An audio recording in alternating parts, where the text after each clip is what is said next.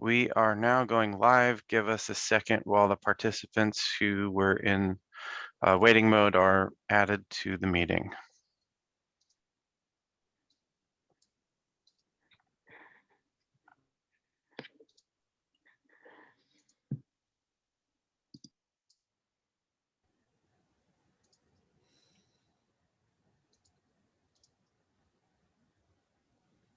All right, Charlie, I think we're getting close to the end of the queue being added. Okay, great. Good morning, everyone, and welcome to the Rocky Habitat Working Group meeting. Today is February 25th, 2021. And I appreciate everyone being here throughout the past, 2 years. It's been a long road now working on this process. And ultimately, the proposals that we're going to be looking over today. So next slide. I just want to kick it off and go do a round robin of introductions and thank all of what I've called our Rocky Habitat rock stars throughout this process. Our working group has really been put in a lot of time, to say the least, on this, and a lot of effort. And I just want to go around and do a quick round of introductions before we turn it over to our facilitator today. And I'll just start. I'm Charlie Plyben. I'm the chair of this working group, and I sit on the Ocean Policy Advisory Council representing non-consumptive recreational users. And I will pass the baton to Tom, and then if you guys just want to go straight down the list, then that would probably be the easiest way to introduce ourselves. So Tom? Yeah, Tom Calvanese here, working for OSU at the Port Orford Field Station, and my focus on this group has been coastal research. And thanks everyone for all your time and those who are joining us. And I'll pass it on to Carrie. Good morning, everyone. I'm Carrie Morgan. I am the Director of Education and Volunteer Services at the Oregon Coast Aquarium in Newport. And I represent education for this working group. Excuse me, I'll pass it to Andrea. Hi, everybody. Andrea Celentano with the Oregon Department of State Lands. I'm a policy and legislative analyst. Good morning, Walter Chuck. I'm a commissioner with the Port of Newport and OPAC member representing ports, marine transportation, and navigation. Dave Fox is next. Yeah, hi, I'm Dave Fox. I'm with the Oregon Department of Fish and Wildlife Marine Resources Program in Newport. And it looks like Laurel's next. Laurel Hillman, Oregon Parks and Recreation Department, Ocean Shore Specialist, and passing it to Dave. Hello, everyone. Dave Lacey with the Oregon Coast Visitors Association representing coastal tourism. I'm on the South Coast. Take it away, Scott.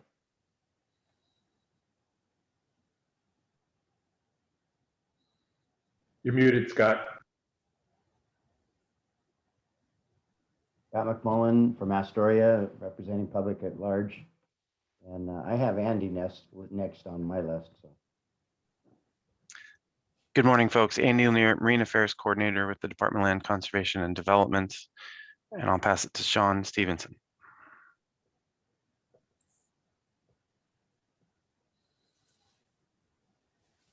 who is actually not with us this morning yet. I don't believe that our federal working group members will be joining us today for a couple of reasons. I'm not positive on that, but I think that's what I've been communicated from Chris, and that may be the case for Sean as well.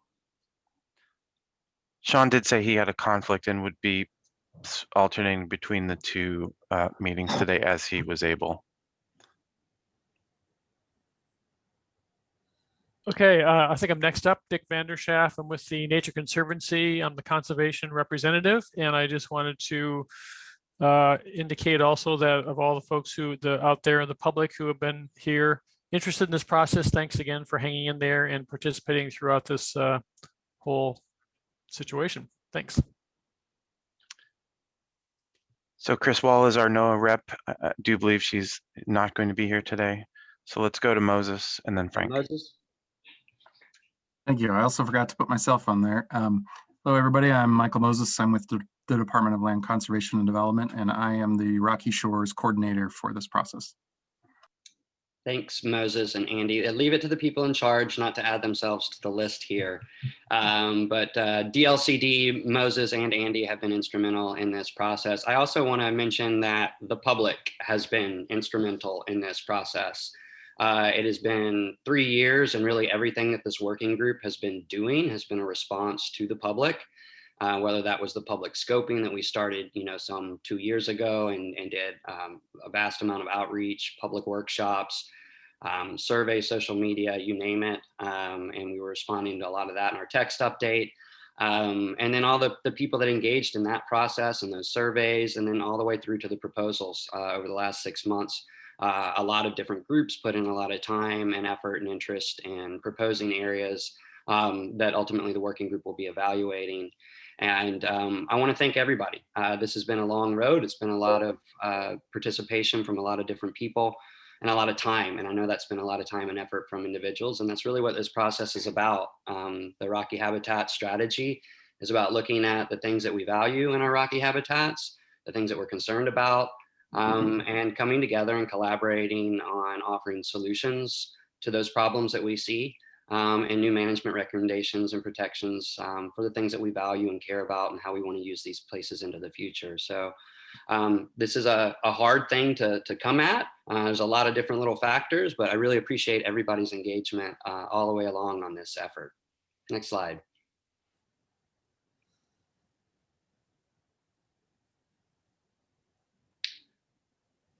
All right, I'm going to turn it over, I think, to Moses here now, who's going to go back over and just remind everyone of our timeline, kind of where we're at.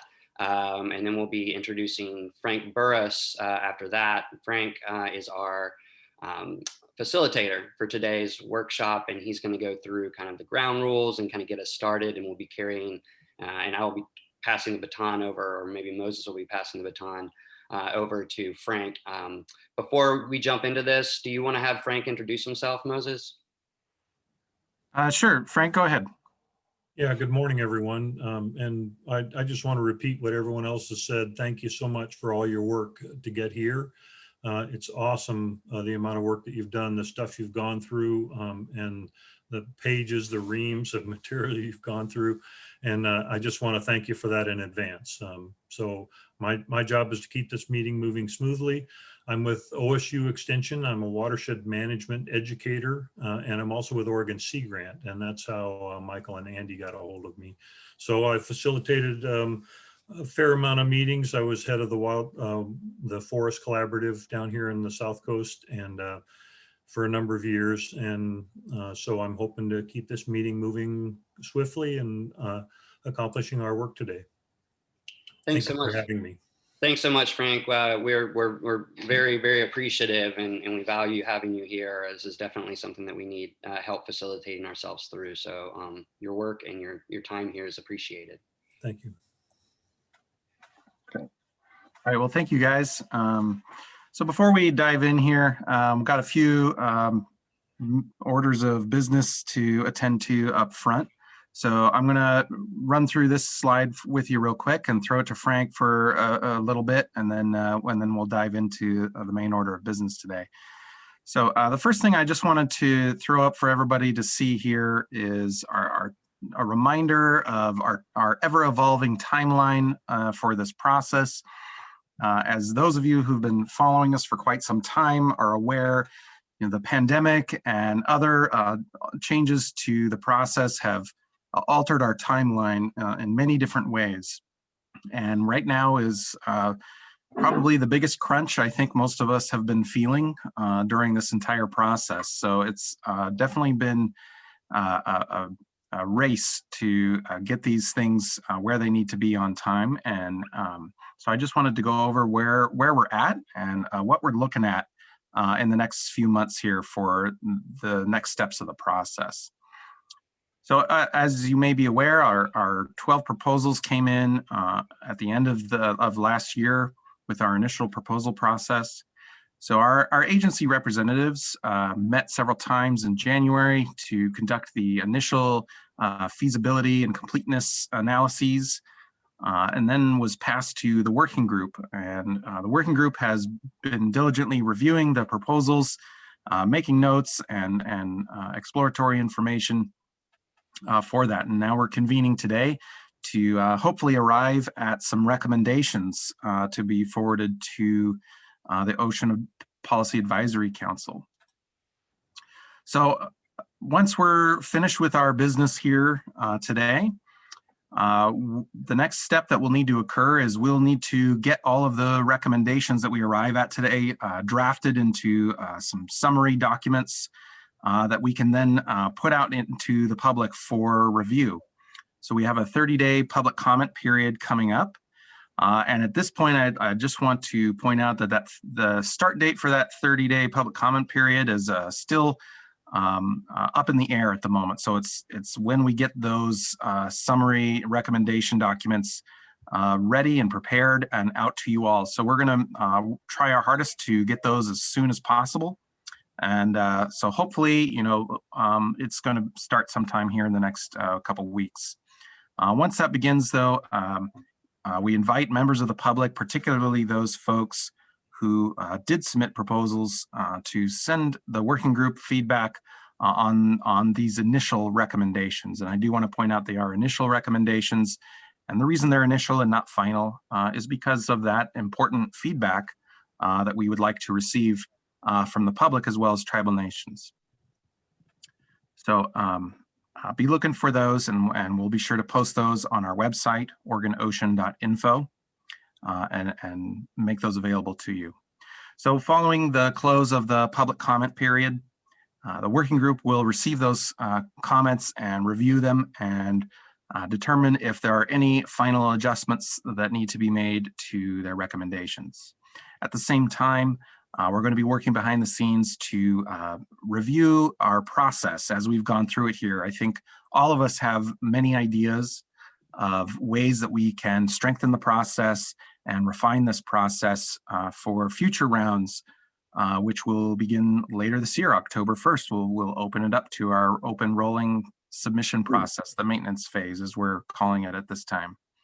So the working group will be working on that, and sometime in April, we'll complete those revisions and those final recommendations and get them forwarded to OPAC for them to begin reviewing and evaluating and shaping their recommendations that they will hopefully make to the Land Conservation and Development Commission.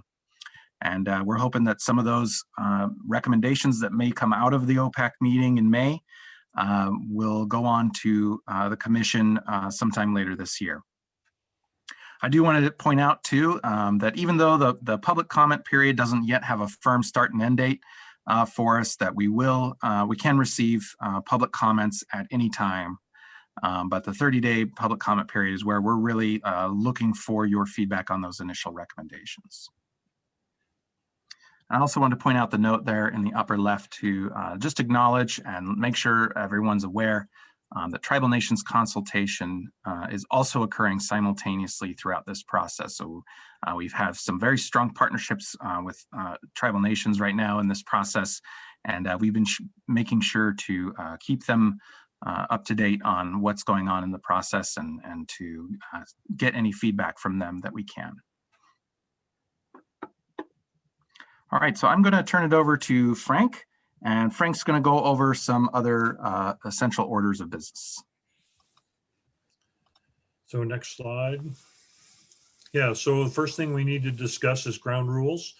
I participated in the last Rocky Habitat Working Group meeting. Didn't participate, I just observed. And you guys work really well together.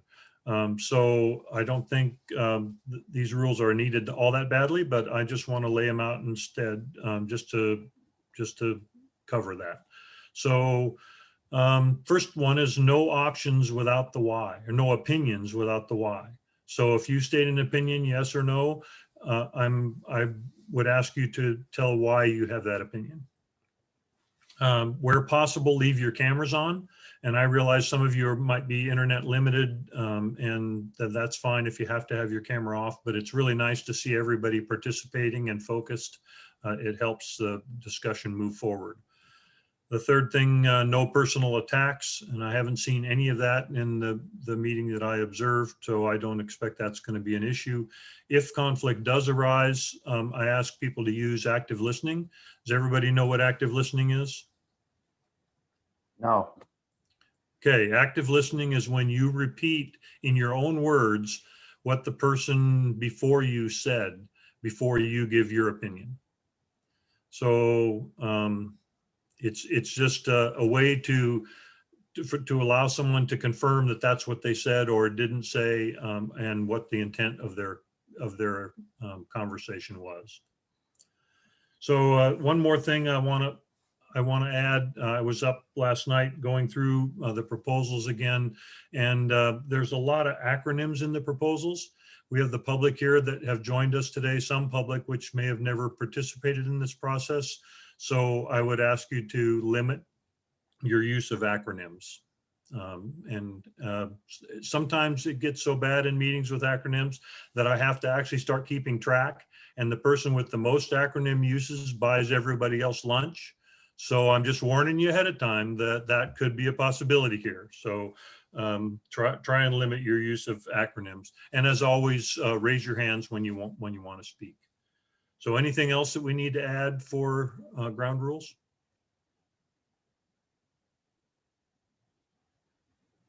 Awesome. Hearing none, we'll use those rules. If we have to add any more along the way, we will. So the next thing we need to do is define consensus. So in voting, how do we vote? In talking to the organizers of these meetings, apparently this group hasn't done that. There's really three ways to do it.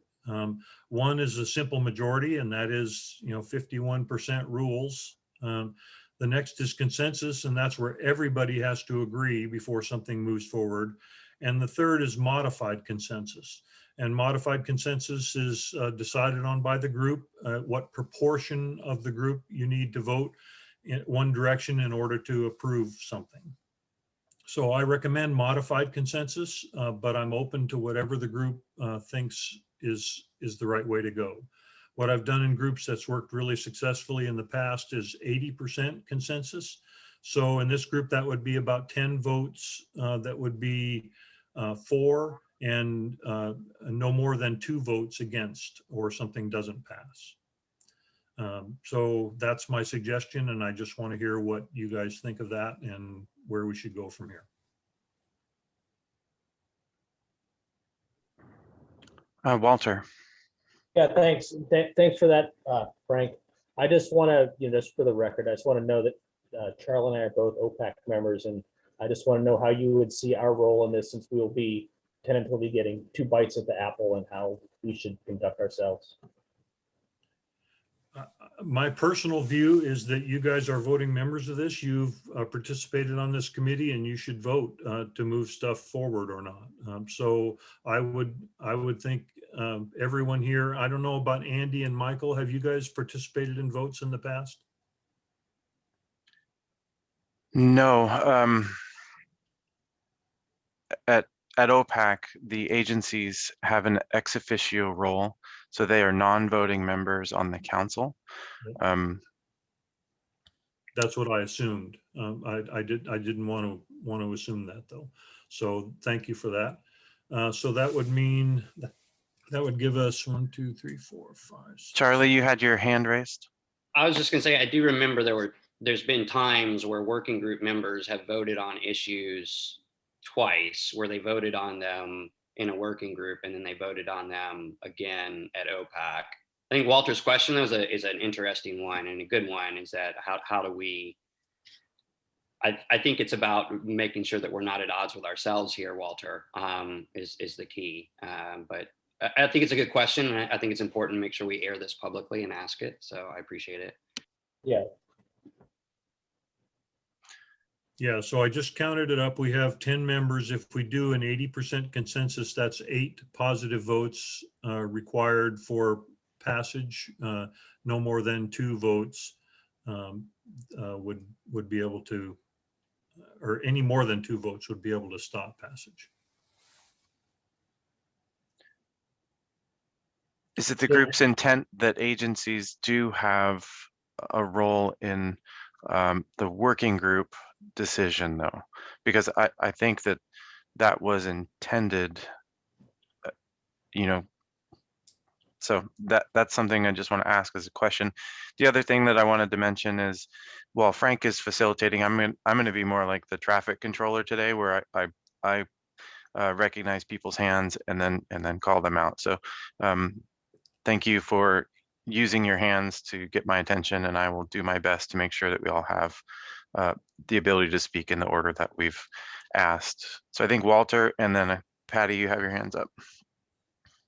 No, I think my intent wasn't to gum this up. I just wanted to clarify that, I didn't want it to come out that, Charlie and I were overstepping our bounds, but I agree that everyone should be able to vote and participate as we have in the past. Yeah. Thank you. And Patty, why don't you introduce yourself? We missed introductions and you joined. Sure, I was labeled as Michael, so Michael Moses. I changed it, but thank you. I'm Patty Snow. I'm the Coastal Program Manager with DLCD, and just wanted to mention that I wouldn't be voting because we've got 3 people, as staff as DLCD here, so I wouldn't be voting, but I did think it was appropriate for the agencies to vote on this working group because we really need to have the participation of ODF&W and Parks and DSL. It's I think pretty crucial, even though the agencies do not vote on OPAC. So that just wanted to mention that. Thank you. Thank you for that clarification, Patty. So does that answer your question, Walter? And is everybody comfortable with that? Can we do a thumbs up if you are responding in the affirmative to Frank's? And that is found in, oh, I don't see the reactions. So maybe just send, okay, yeah. If you're on video, you can send, or you can send a chat, which I'm also monitoring. So we'll be doing a bunch of informal votes today. And so we're going to use the thumb method here for informal votes. Thumbs up means you approve or like the idea. Thumbs sideways means you may have some objections, but you're not going to stop the vote. Thumb down means you don't agree and are voting against it.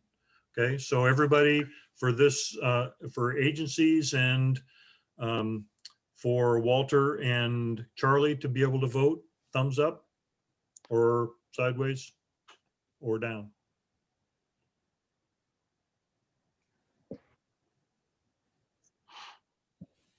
Okay. So it looks like the measure passes. And Dave pointed out that that doesn't work without video. So Dave, just put your result in the chat for me and I will make sure to check there. Perfect. Yeah, good point. Okay, so with that in mind, how does the group feel about majority, simple majority, consensus, or a modified consensus? Comments?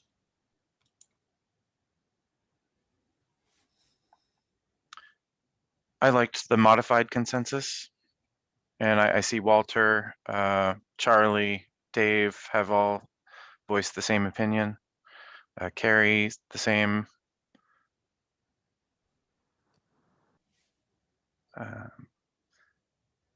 Okay, so we're getting positive responses to a modified consensus in the chat. Okay.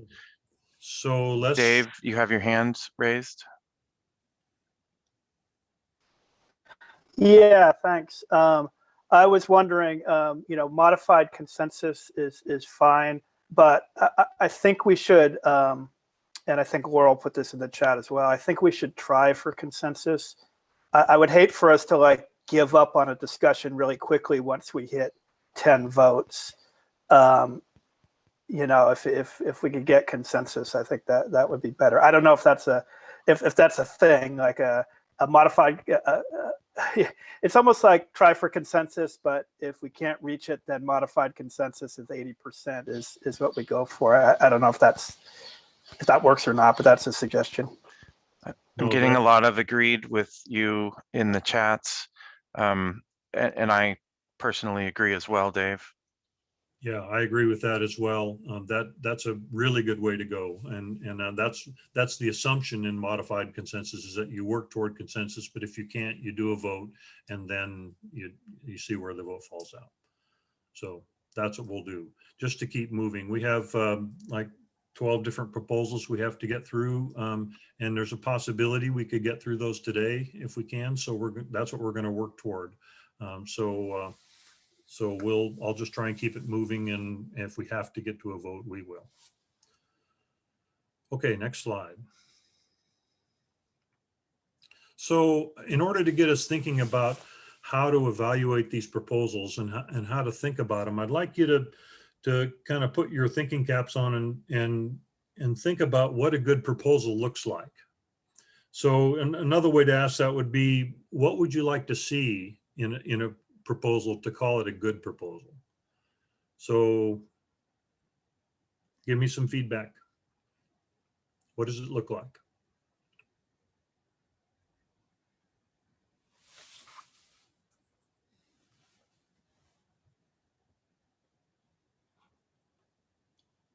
Nobody's awake yet this morning? Dave, you've raised your hand.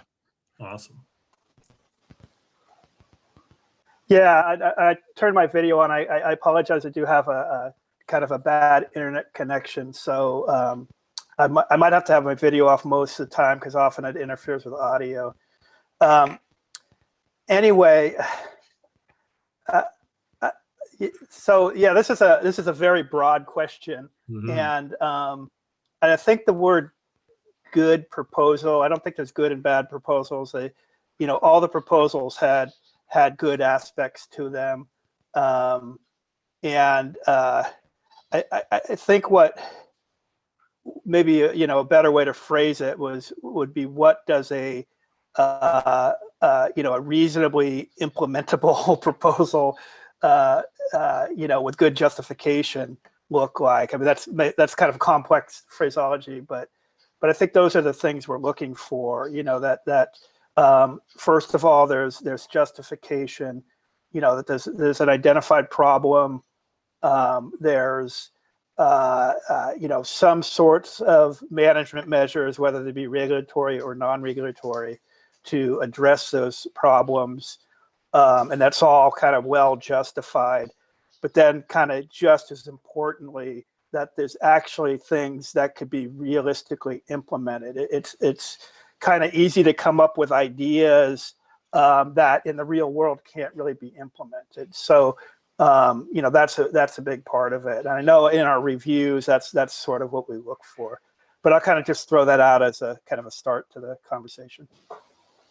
Thank you, Dave. I appreciate that. So that's exactly what I was looking for. So two things he suggested: implementable, and that it be realistic, and justifiable, that it solve an identified problem, and that management measures address that problem. So that's good. That's exactly what I was looking for. Scott McMullen, you're next. Yeah, Frank, I feel like public engagement, adequate indication of public engagement is a very, very important part of this process, and it's born out of the history of OPAC. This group is a subgroup from OPAC, and when OPAC did the Marine Reserves process, it was essential that any Marine Reserve proposal had demonstrable public engagement, not just doing it publicly, but doing it with the stakeholders that use the area. And I think throughout the history of this group, that has been a key deliverable that we have been asking for. So that's probably the most important one for me. Yeah, thank you, Scott. And would you include that engagement to be both prior engagement that led up to the proposal, and engagement in the proposal, so that there be some outreach and education following the proposal as well?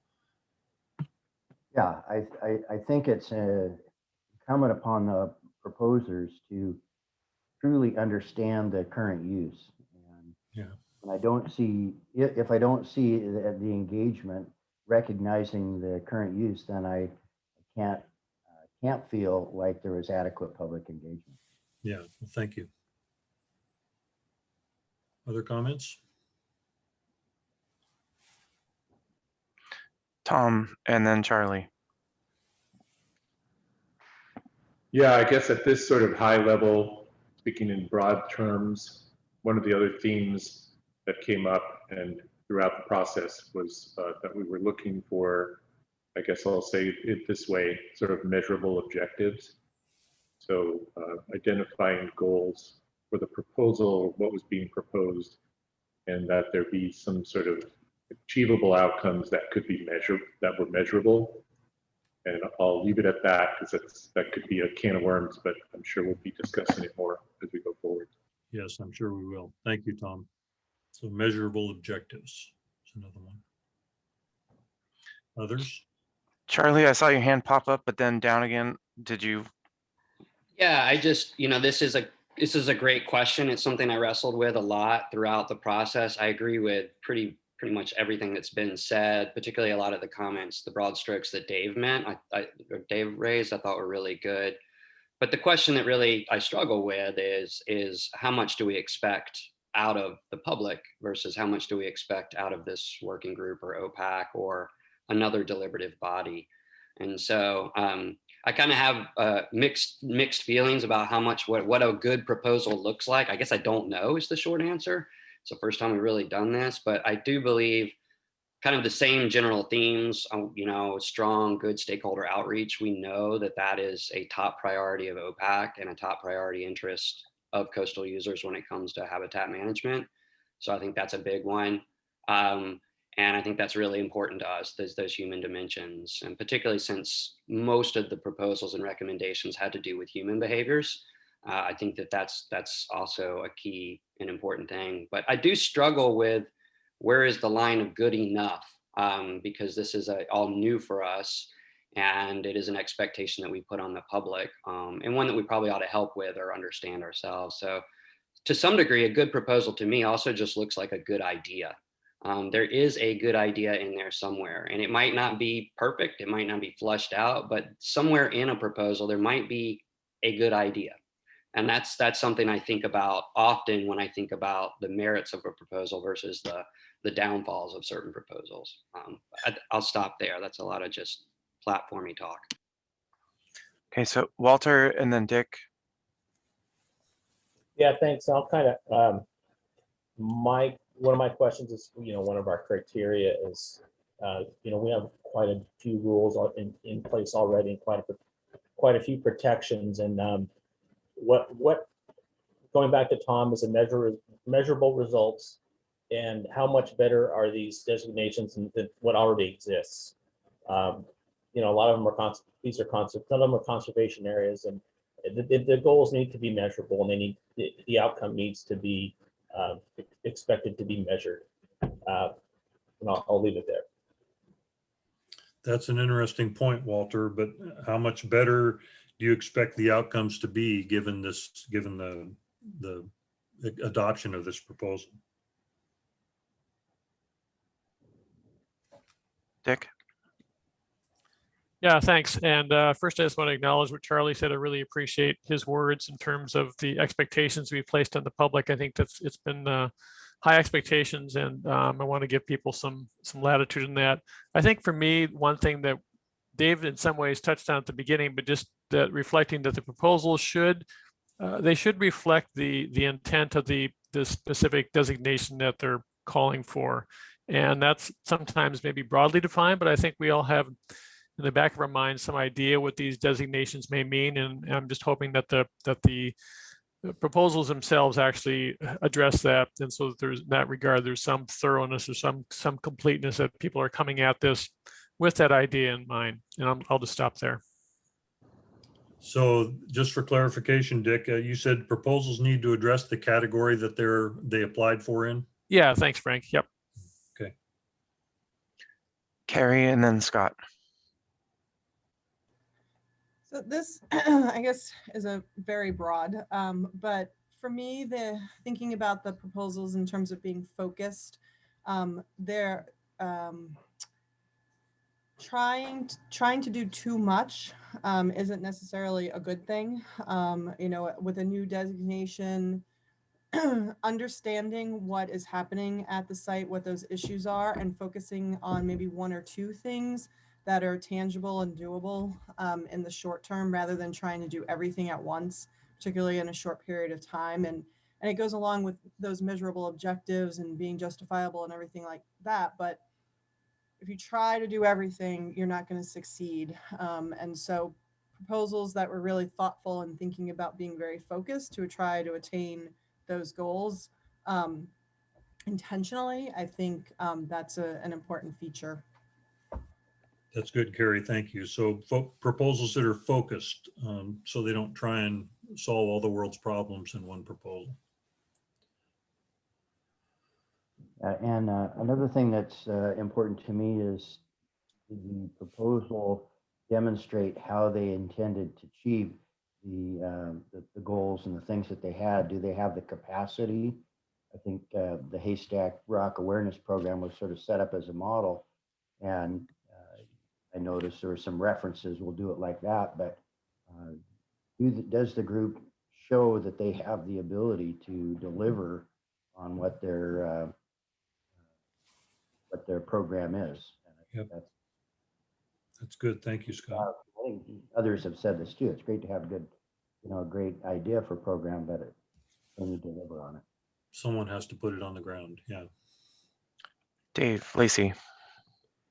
Yeah, I just wanted to reemphasize that all these proposals had good ideas in them, and some were just a little more complete, more focused, but they all had merit. And I just want to thank everybody for putting the time to submit these proposals. And if they didn't pass through this time, then I encourage you to work with the agencies to potentially modify them to make them more palatable or more complete. And then we can take a look at them again, because this will be an ongoing process, I believe. Yeah, great comment. Thank you, Dave. Any others? I really like what you guys have come up with. That's great. And that's really what I wanted to do, was just get the conversation moving about how we should think about these proposals and get us all kind of engaged to start out with. So great job. So there's some issues, and any other comments before we move on? Okay. So there's some issues or themes that have come out from even in the group that I observed that really kind of cross-cut all of the proposals. And so I just want to address those ahead of time and think, are those really expectations? Are those things that you really expect a proposal to address? And if not, is there room for this group to come up with expectations or comments or some ideas to move conditions to move those proposals forward to OPAC? That's the Oregon Policy Advisory Council, Ocean Policy Advisory Council. Sorry, I use an acronym. So the first of those that I heard, it's kind of a cross-cutting theme, is wildlife disturbance. It's covered in the ORS rules.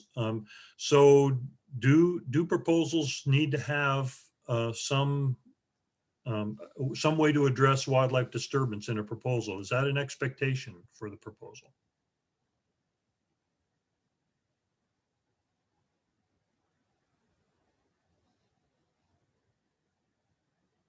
No comments? Walter. Yeah, Frank, I was hoping that Sean would be on here, but the ORS is much different than the disturbance that's in the Marine Mammal Protection Act and the Migratory Bird Treaty Act. Yep. And I think that's where the conflict is going to come up. It's how that's defined and what that actually means. Yeah. Okay. That's a good point. Thank you for that, Walter. Charlie. I think that what I saw with this list that you have here, Frank, is, yeah, these were common themes that we saw in a lot of the proposals. And we know today that site designations and existing rules apparently are not addressing these things. So the new designations likely will not either unless they come with additional management recommendations around these things.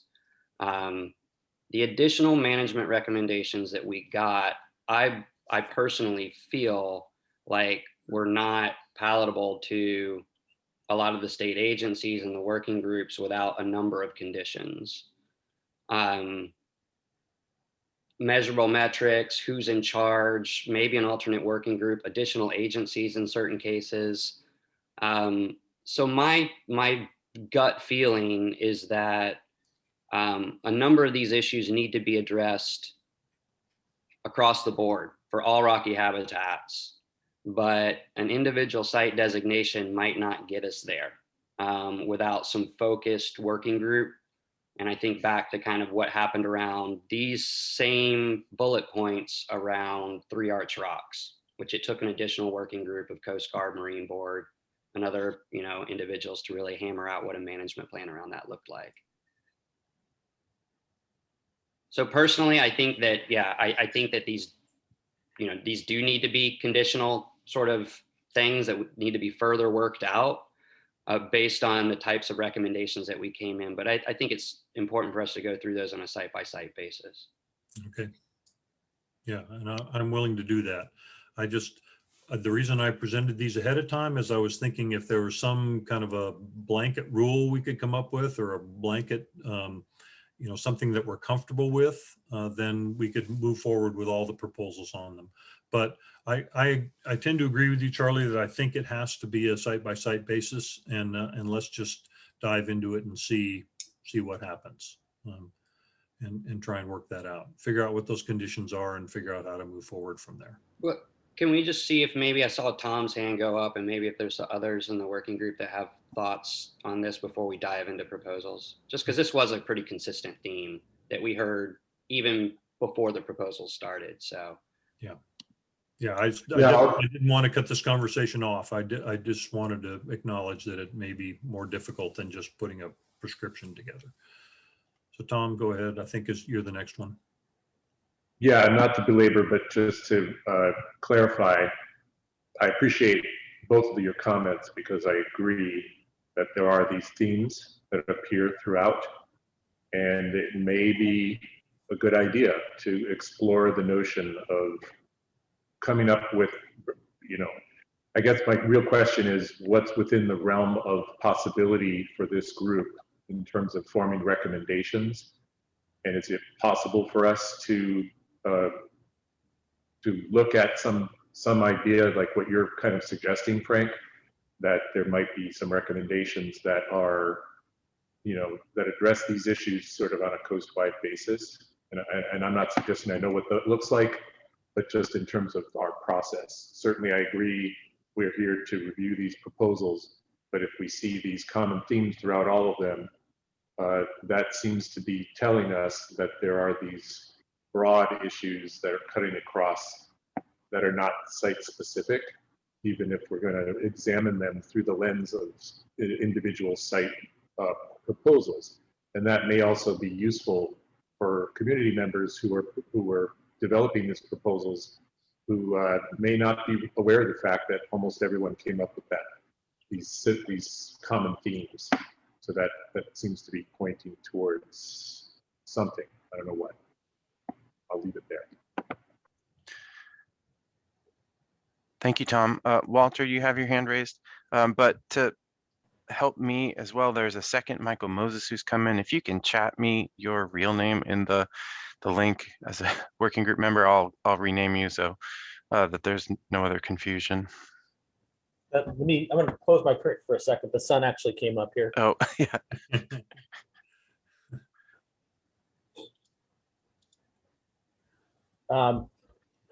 This is the third one, education awareness. Almost every one of these proposals had an education awareness program or part to them. What I would like to find out is what those proposers are proposing, how these will be staffed and funded and go on in the future or started. And like Harry said, the education is a big part, but it's also very, very hard to get all these programs up and running, and to have them on there is very good. And I think we need to have a lot of education out there, but it comes down to who's going to run these programs, and whether the capacity for the state agencies is there to do this. So does everybody agree that there's an expectation for education and awareness, and that it should be pretty clear, staffed, funded, for what they really propose to do? Is that clear to everybody? Yeah, and who is going to staff and fund it, not just that it should be. Okay. It should be clearly noted. And got it.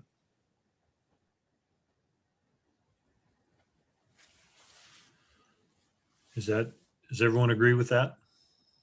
Let's see, thumbs up, thumbs sideways, thumbs down.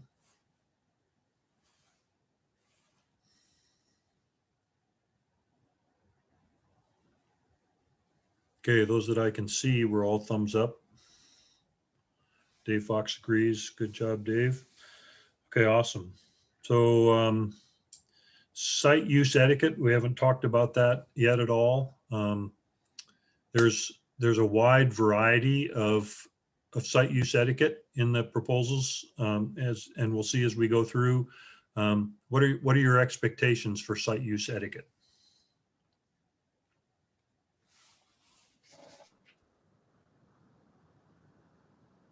Dave Fox, you have your hand raised first, and then Tom. Yeah, thanks. I think site use etiquette, means a lot of different things. A lot of it is, behavior that, for example, would decrease wildlife disturbance. So it's connected to wildlife disturbance in that way. Another aspect of etiquette is, what we call tide pool etiquette. The proper ways to, or at least ways to behave in a rocky intertidal area that minimizes impacts. If you flip over a rock, put it back. Don't pull animals off the rocks. Those types of things, and that's an education awareness, type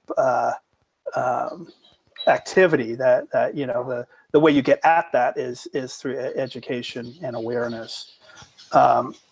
So it's really it's almost not a separate thing. It's kind of connected to the others.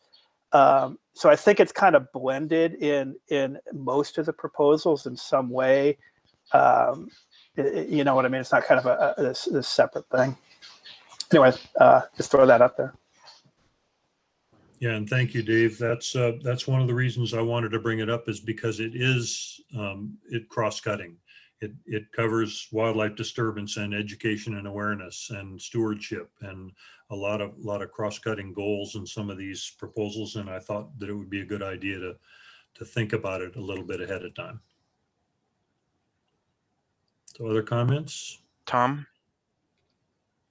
Yeah, I guess I won't repeat everything that Dave Fox just said, but pretty much agree. And the way I'm looking at this is the need for education and awareness is sort of the umbrella that under which there are these sort of topics: wildlife disturbance, site use etiquette, maybe other things, harvest restrictions. You could make a list of topics that are all being sort of called out by users in terms of a need for increased education and awareness.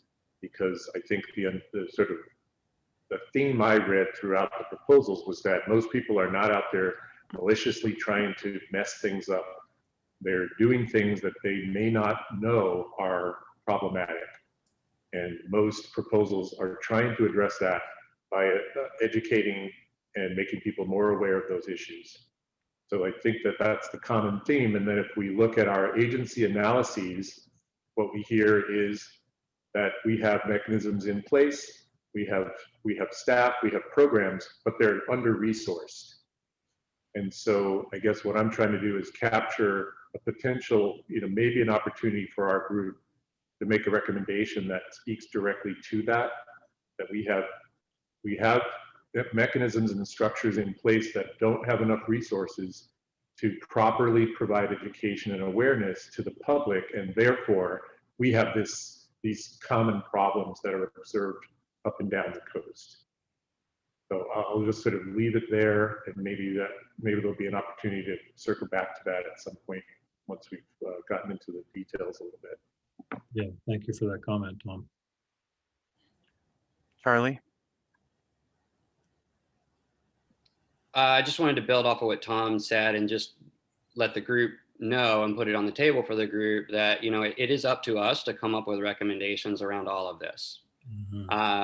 So we can come up with recommendations that are part of the proposals or not part of the proposals, or things that we heard in public scoping. But given that these are thematic issues that deal wholly with visitors and human behavior, all of this, wildlife disturbance, site use etiquette, education and awareness, I feel like there's two ways that the working group can address this in our recommendations.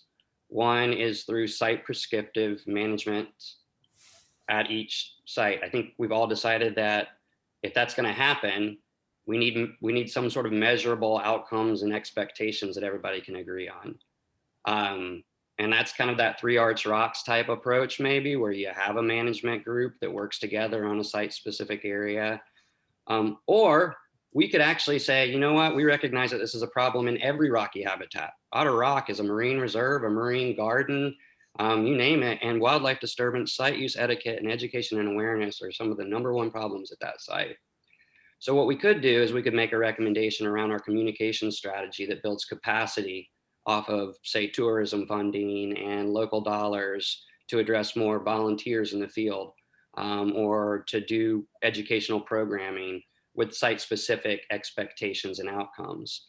So I'm throwing this out there to say that, like, there's other ways that we can get at all of these things across the entire rocky habitat in our recommendation.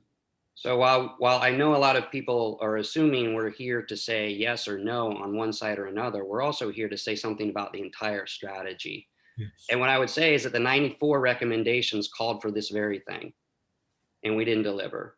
We just heard Tom say that we're low capacity, we're not addressing these things, and we heard from the public all of these things as well. So I would venture to say that there is a recommendation that this group could be making that builds off of the 94 recommendation around intercepting people in the field. And that may come with rules and regulations, it may not. But I do think it's an important part of the 94 strategy that we've missed and needs to be implemented, clearly based on the public scoping and the proposals that I've received. Charlie, can you clarify what the 94 strategy is at 1994? Yeah, so the original TSP recommendations came out in 1994. There were a number of recommendations with that. Part of that was a communications strategy, and that communication strategy recommended a statewide interpretive program. That has been sort of, as Tom stated, on the rocks, more or less, no pun intended. Well, our state agencies are strapped for cash. So it's whatever DLCD and OPRD can bootstrap with US Fish and Wildlife Service and local community groups, but it's never been a fully fleshed out funded effort. And I think that today we have different dollar sources and other things that we can be bringing to the table to talk about those issues that we didn't have in 94. But that's what 1994 said. It said it recognized these issues as a problem. And it said that we'll recommend this as the prescription, and the prescription never really went 100%, in my opinion. Okay, well, thank you for that clarification, Charlie. So I don't want to beat this to death. We need to move on and get to proposal discussions. But I do appreciate everyone thinking about you know, how these things are cross-cutting and how we can make general recommendations or concepts to push forward that might help the Ocean Policy Advisory Council make a decision on these issues once we get it to them. So, and I think that'll be a big part of our day today. So let's go to the next slide, please. So the proposal review process, we're going to start out with a site description, and Michael Moses is going to help us with that, with just a high level overview of what the proposal says. Then we're going to talk about the agency analysis and working group observations that we've had through the meetings that the working group has done. Then we'll talk about what considerations we need to recommend a proposal and have a discussion about that. And then we'll vote on those proposals. So we're going to have 4 voting categories, and you'll be reminded of this for every proposal. Well, first is to approve the proposal without conditions, just total approval. Second is approve with conditions, and those conditions will be specified by the group. Third is if you have reservations about the proposal, even with the conditions, you can vote 3. And number 4, if you do not support the proposal with any conditions, then that would be number 4, or you'd vote 4.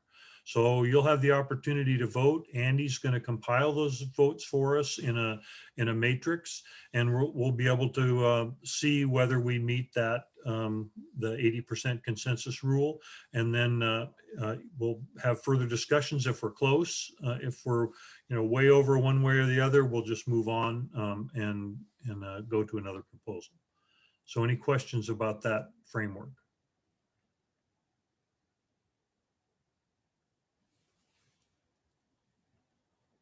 I saw Scott's hand. Yeah, Frank, just to help me to be clear, if our votes are a 4-choice vote, where does the 80% kick in? If it's, is it only 80% if people vote in the category 4, absolutely no way? Is that the only one that counts as? I guess I kind of understand how you. Seems like should be a yes or no, and we've got 4 choices. So how do we determine what 80% is? Yeah, well, my way of looking at it is that if you have reservations, it means that you're willing to let the proposal move forward, but it's not a no vote. So 4 would be the only no vote in this case. So reservations mean you've got reservations, but you still think the proposal has enough merit to move forward. Is that clear? And Dave Fox, you have your hand raised.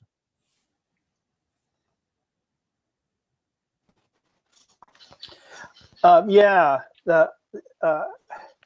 I guess I have a number of questions. I'm trying to frame them and hopefully not, kind of slow the meeting down any. But I guess one thing is we're making a recommendation to OPAC for them to adopt something. So when we do that, in all the at least experience I've had with OPAC, which is since the beginning of OPAC. That recommendation comes in the form of some kind of like text document that here's what we're recommending. There's some pages of material, and I don't think we're recommending that OPAC adopt proposals. I don't think we're going to tell OPAC, hey, adopt this 60-page document. So we're going to tell them to adopt something. It's going to be some sort of description of a site with the the management measures. And I'm trying to wrap my head around what that looks like. And so, for example, if we say approve with conditions, are we going to then formulate a site description that has the description and the management measures and such kind of are consistent with the conditions that we're proposing? And is that what we're going to put in front of OPAC? Anyway, I can't quite wrap my head around that, and thought, I don't know if there's a quick answer, but if people have ideas, that would be great to hear.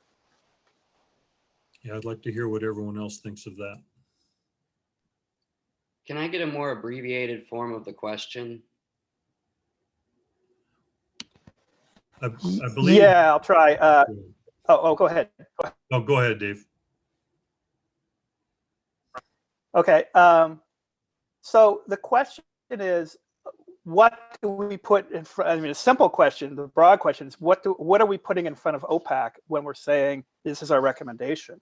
And what triggered that is the kind of approve with conditions. Because My guess is that anyone we approve is going to be approved with conditions. That's my guess right now. Maybe I shouldn't even have said that, but that's my guess. So do we just say to OPAC, we approve a site and here's a list of conditions? But that doesn't really give OPAC anything to adopt. They need to adopt some kind of text, something that gets inserted as pages in the strategy. So what's on those pages? And I guess I'm not abbreviating it very much. I'm just repeating it. But if we're if we're approving with conditions, do we then generate a site description, that gets inserted into the strategy, a site description that has kind of the full description, the full list of management measures and all other components of the site in the, consistent with what we're saying the conditions are. In other words, we're kind of modifying the proposal and molding it into, a description that OPAC could adopt and insert into the strategy.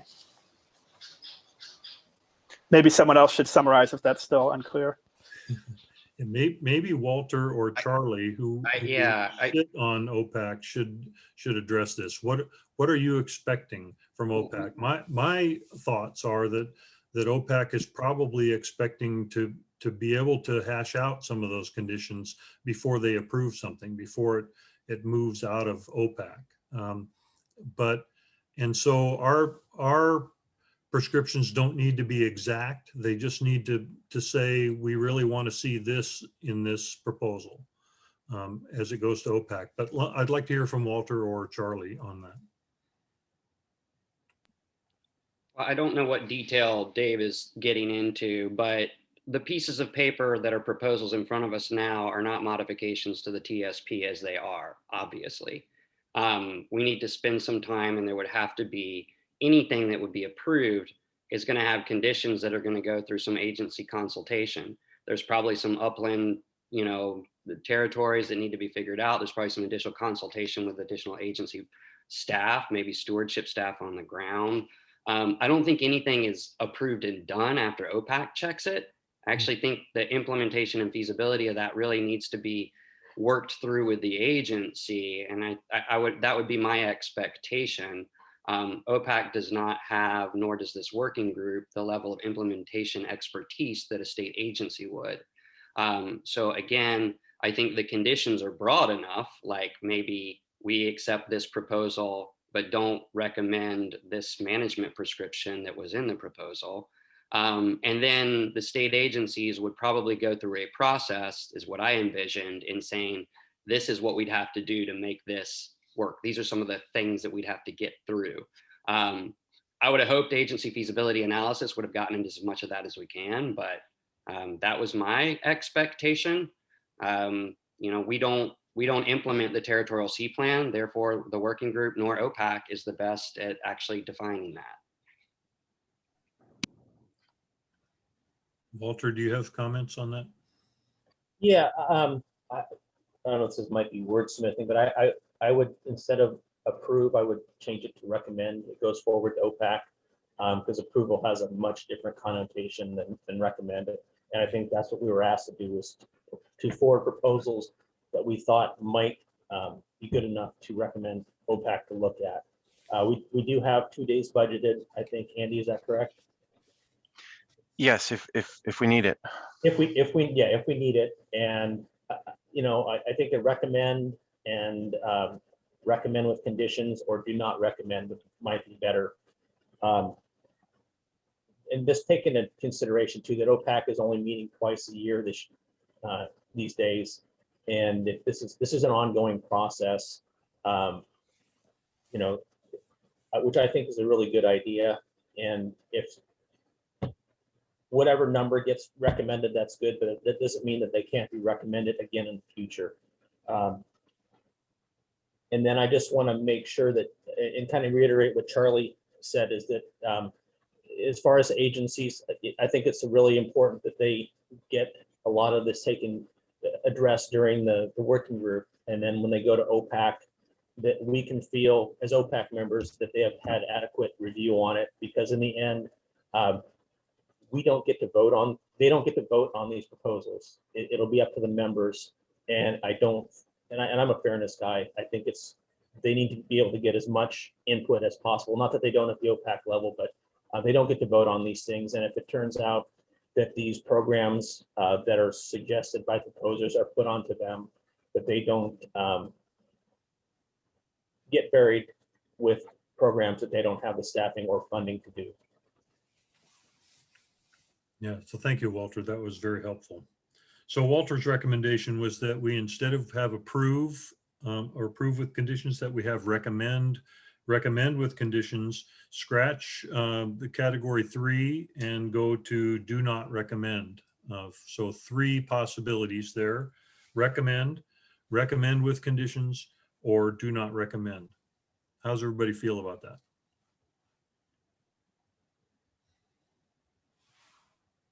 Thumbs up, thumbs down. I see Laurel has her hand up.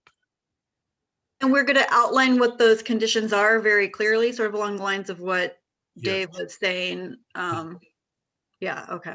As clearly as we can all agree within the consensus rules that we've established. So the conditions would be the things in the proposal that would need tweaking? Is that what these conditions Yes. are? Okay. Or things that to improve the proposal. If there are glaring things that you see to improve a proposal to go forward, I would assume conditions could fill that as well. Okay, Frank, I saw a number of hands pop up right in a row. So I think Dick, Charlie, and then Dave. Yeah, thanks. My question about this issue of conditions versus, and then throwing away number 3, reservations even with conditions, is, are we assuming that this means that sites that proposals that have conditions, that those can be typically rectified during the 1 month or the time period before the final recommendations go to OPAC? Is that the idea, or are they going to be such that conditions are going to be, I'll say, onerous, or just be so challenging that they may be pushing any given proposal out to the October timeline? See, I guess it's a timing question in my mind. I was kind of dividing the original 4-part voting determinations or proposal determinations, thinking that the 3rd one would be a reservation one, would mean maybe that would end up being delayed to say, yeah, some good ideas here, but maybe you need to think about redrafting to a point that you would be submitting in October. So I'm just curious if we think conditions means that they can be fixed before things go to OPAC is the primary question. That's the assumption? Walter, can you address that? Do you want to take a shot at that? I don't know if I can answer all of those. I think we just need to realize that this is an ongoing process, and if the conditions at this time are too onerous, that they can always apply again in a year or 2 years. I think that we need to have good proposals, and if they're not complete, and if the proposers find it too onerous at this time, there's nothing preventing them from doing it in the next round of proposals. I don't hope that answered Dick's question, but I think that we need to realize that this is an ongoing process. And with the conditions, we also need to make sure that it's okay for the proposers for us to put those recommendations on there also. If they're really set to what's in there and they don't want it tinkered with, that they need to be able to say that also. Yeah, so my idea was that those conditions would be, when we started out this discussion, we started out that, I mean, the very first thing that was said is that the whole proposal needs to be implementable. So if we put conditions on that are not solvable, then we haven't done our jobs as a committee. So I think that if we can't put conditions on that are both implementable or acceptable, or could potentially be acceptable with the agencies, then we move something forward, then that's just kicking the ball down the road, and it's not making the decisions that we have to make as a working group. So I think we need to put reasonable, implementable conditions on proposals if those are needed. And if it doesn't pass with those conditions, then people realize that those conditions are not implementable and not realistic. And therefore the proposal will not move forward.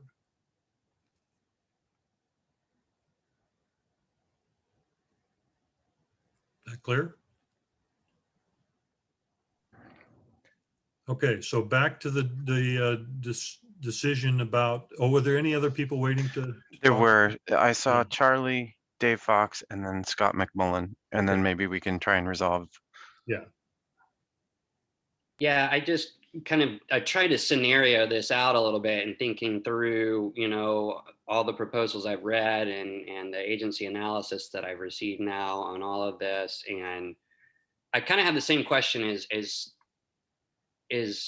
Dick a little bit here, which is to say, number one, I don't believe that we have any proposals maybe that we can't, based on the agency analysis, that we could just recommend without some conditions. I think they all are either, I mean, no matter what. So that just would even eliminate that as even being an option. Number two, to me, says that, yeah, there's implementable conditions that can be met and we could recommend this. Number three tells me is that space with, well, there's probably some good ideas here, but the conditions are far beyond the ability of us to figure out in a month and a half, or for OPAC to figure out here right now. And this proposal needs work in the future. Or this proposal is just, this is a do not support it, you know? And so that third category to me was like the space of yeah, but this is beyond the ability of this working group to figure this out right now. And that's that was the only, or you know, we have reservations because it's too much there's too many conditions to consider and it's not implementable at this time. That's what I kind of felt like those categories would mean and why I thought that third category would be important. But, you know, I'm amenable to what the group wants to do here on this. Thank you, Charlie. Next was Andy. Next was Dave and then Scott. Okay, Dave and then Scott. Yeah.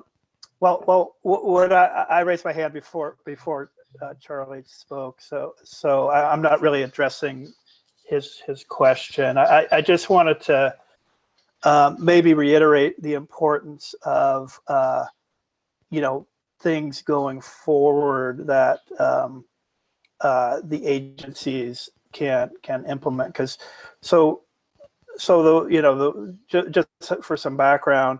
So the way this works is, you know, once OPAC adopts something, you know, that goes forward to LCDC and they adopt it. And once LCDC adopts it, state statute dictates that the state agencies have to implement it. They don't have a choice. And at least as far as kind of the regulatory aspects of the proposals or the designations. And so, you know, we want to make sure, and realistically, there's really three main agencies that have to do the implementing, and that's, you know, ODF and W, or Oregon Department of Fish and Wildlife, Department of State Lands, and Department of Parks and Recreation. So, you know, and those three agencies, as stated, don't have a vote at OPAC. So it's pretty important that you know, we make sure that at least the regulatory aspects of these proposals, that it's really clearly, you know, stated in our recommendation to OPAC. The other piece of that is if you know, as we go through these, you know, to me, the conditions aren't something that I thought got worked out between, you know, by the proposer. I would think that the conditions are, you know, statements we make to OPAC, and OPAC decides, you know, whether or not to accept those. And there really isn't a kind of a working out stage. Maybe I'm unclear as to, what some of those previous questions were. But as an example, say a proposal has a proposal to, regulate harvest in the, in the intertidal area, and also a proposal to regulate subtidal harvest. And we decide that, okay, this proposal is justified for regulating intertidal, but not for subtidal. I think we would just state that, and then OPAC would make a decision on that. There wouldn't be, there isn't something to work out, I guess. But maybe I'm kind of misconstruing what others said. Anyway, I'll leave it at that. Yeah, that was my assumption as well, Dave. But I'm willing to hear what the rest of the group thinks as well.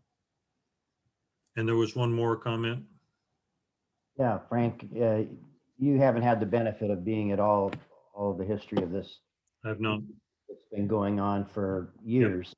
But one of the things the group decided long ago was that it wasn't up to us to fix proposals. It isn't our job to make a proposal a good proposal. And there's always opportunity for people to come back. So I know there seems to be a real reluctance from this committee and others just to say no, to say this doesn't meet the standards. At the beginning of this meeting, I think you did a great job laying out what a good proposal is. And so I think we just have to man up to, if a proposal deserves a no at this time, there's nothing that says that they can't fix things and come back in October or 2 years from now or 3 years from now. I have a big problem. We've already spent years and years getting to this point, and I don't think it's up to us to try to make proposals that aren't quite there yet to make them work. That's just, we agreed that wasn't our job and wasn't our responsibility. Thank you. So I hear two things that we need to separate. One is that it's valuable to have that third option, reservations even without or even with conditions, or that we should have it be recommended with conditions, or reservations even without conditions, or do not recommend. So what's the group want to do? Do you want to have that third category in there? Frank, Walter has his hand raised. Walter, go ahead. You're on mute, Walter. You're muted, Walter. Yep. Yeah, I just want to further support what Dave said, and that about how things work at OPAC, that they don't get a vote. And one of the things that OPAC did ask the working group was to send forth good proposals that are fleshed out. I don't think it's fair for the agencies to be sitting at the table at OPAC and still have reservations about these. So I think this is the time where if the agencies have reservations about it, we really need to respect their opinions, whether it's feasible and whether or not they can put forward these programs that are produced if there is no designation and then who's going to do them. I'm going to assume that these programs are to be carried out by the agencies. And I don't think it's fair to them at this point to saddle them with, say, we put 5 or 6 proposals with large programs that they will need to staff and fund if they don't have the staffing or funding to do. So it is up to the working group to listen to the agencies where they do have a say. And if they have an issue with it or they don't have the staffing or funding, we have to seriously consider that, because they don't get to vote at it at OPAC. And once OPAC agrees to set it forward, it more than likely will be done. And then it becomes an unfunded mandate. Thank you for that clarification, Walter. So back to my previous comment. We have 2 ideas on the table here. One is to have our voting be recommended with conditions, and do not recommend. So a 3-part vote. The other possibility is to have recommended with conditions, reservations even with conditions, and do not recommend. So let's vote here and decide which one of those we want to do. So I want you to put in the chat, please, whether you support number one. Number one is the four-part voting. And number two, if you put two in the chat, two is just to have three-part voting, recommended with conditions, and do not recommend. Is that clear to everybody? So put in the chat which you prefer.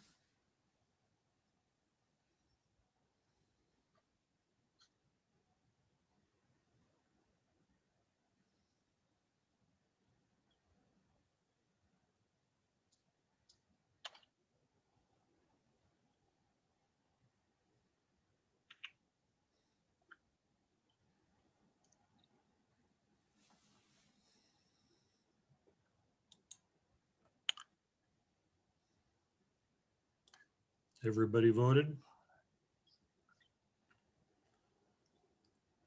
Okay, we've got 3, 4, 6. We've got 6 number 2s and 4 number 3s. Or yeah, 6. That's how I count them. 6 number 2s, 4 number 1s, excuse me. So we haven't had a clear majority. So let's just go with what I proposed at the beginning. We will do recommend with conditions, reservations, even with conditions, and do not recommend. Okay, next slide, please. And I'm just going to put that in the chat.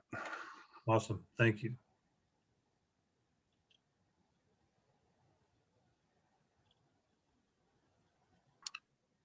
All right, so I'm gonna step in here real quick, and before we dived into proposal reviews, just wanted to provide a brief look at one of the things that's been guiding us through this process that the working group established quite some time ago. So this is Table 1 in Section D from the Rocky Habitat Management Strategy. So that part of the territorial sea plan that we've been tasked with updating and revising. So the table looks a little different if you're familiar with it.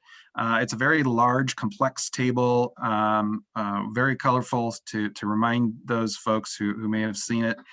So I've simplified it here for everyone to really focus on kind of the guidelines, the sideboards of this process here while we're thinking about these different designations.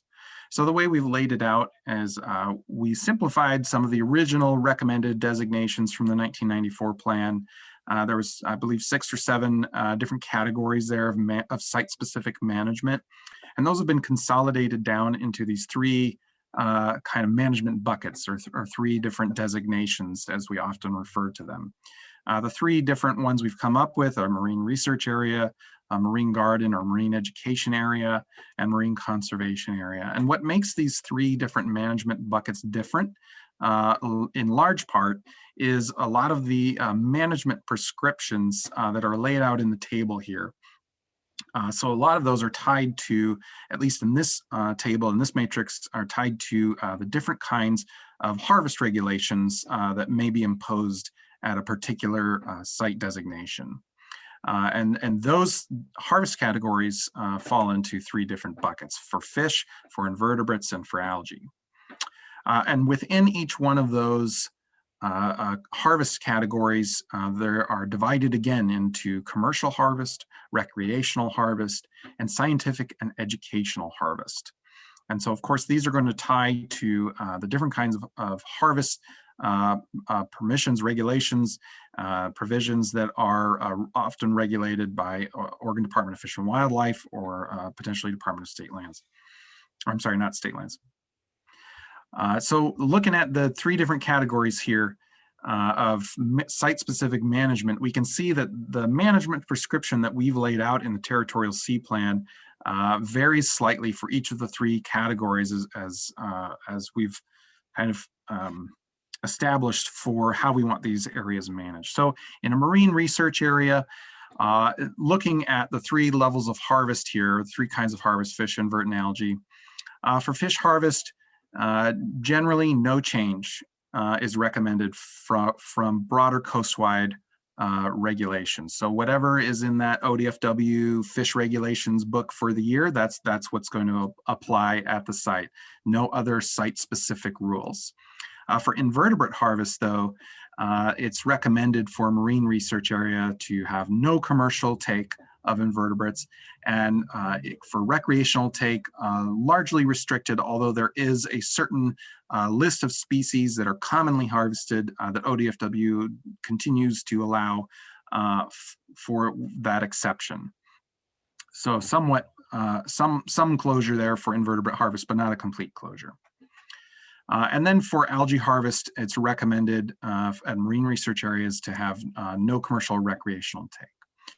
In all categories, though, scientific and educational harvest is still permitted, still allowed via permit that you'd have to apply for. For marine gardens, it's a little bit different. Fish harvest is still the same, so the coastwide regulations apply in marine gardens. No special conditions or provisions there. For invertebrate harvest, however, commercial invertebrate harvest again is no take prescription. For recreational invertebrates is generally no take, although there is an allowance in the marine gardens for a single mussel for bait, because we are aware that some of that does occur. And then for algae harvest, again, commercial and recreational take is restricted. For our marine conservation areas, though, the management prescription was a bit different for those. It was to have variable harvest in all categories depending on what the site goals are and whether the justification for those any sort of provisions or restrictions on harvest is strong enough to warrant it. So this is how we've laid out the landscape, so to speak, of site management prescriptions. So these are really the expectations then in reviewing these proposals that they're going to align with these management prescriptions. That's not to say that it's impossible for a variation from this table to be implemented, but you know, the prescriptions here laid out in the table are really the baseline expectations for how a site is going to be managed and regulated moving forward, at least with respect to harvest. So I'll leave it at that and open it up to any other members of the working group to help qualify any of my statements or provide further explanation.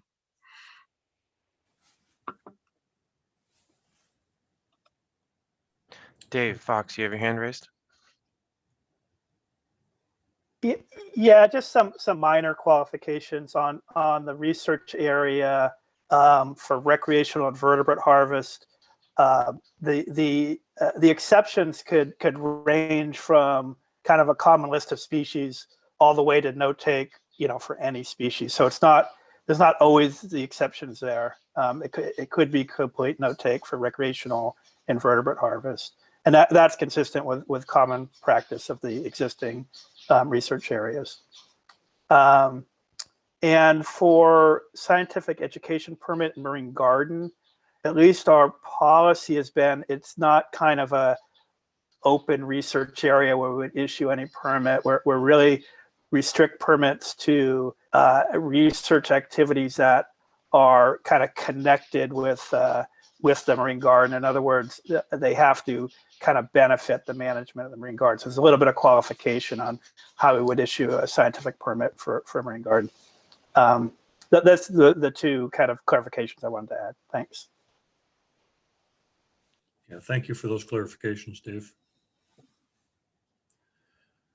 Anything else? Okay, I believe our next slide, would you go to the next slide, please?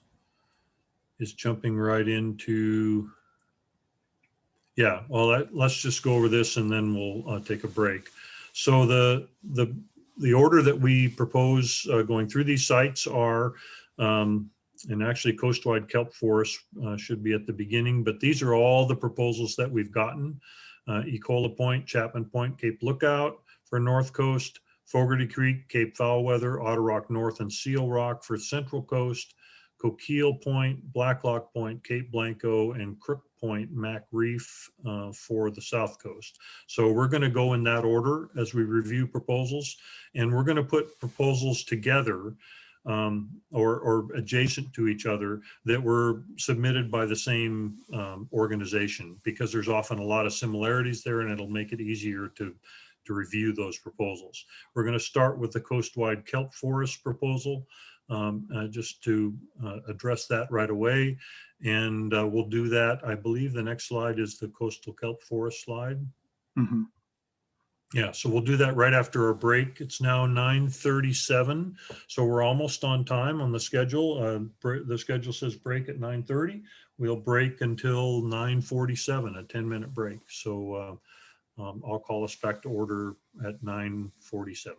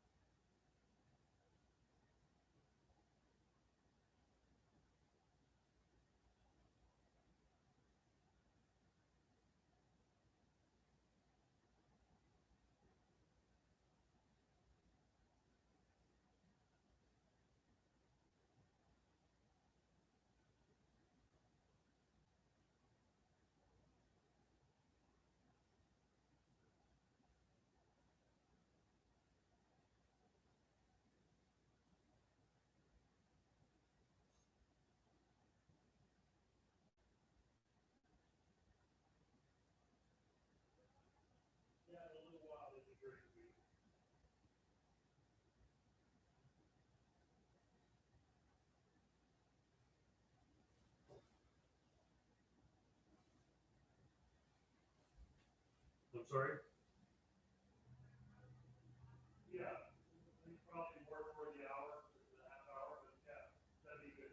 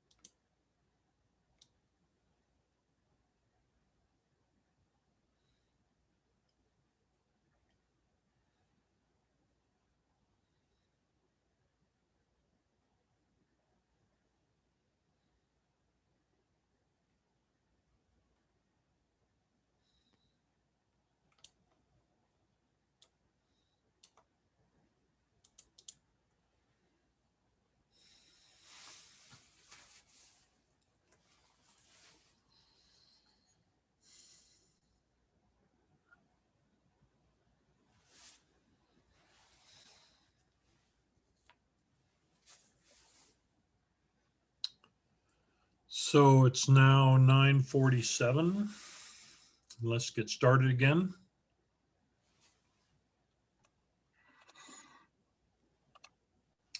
There was a question in the chat from Laurel, and I'd like to address that question. Laurel had said, can someone please explain modified consensus to me again? Still not clear, especially in relation to what happened, what just happened. And I just wanted to say that the modified consensus is 80% vote is approval, and with no more than 2 outliers. So we didn't have clear consensus either way on which way to go for our voting. And so rather than have the discussion go any further, I just decided that we should go with what was proposed originally, and that is the 4 level voting.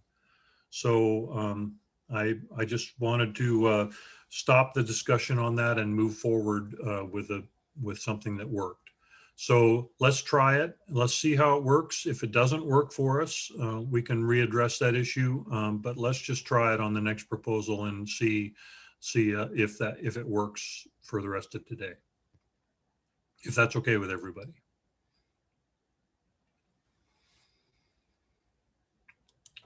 Okay. Laurel, you have your hand raised?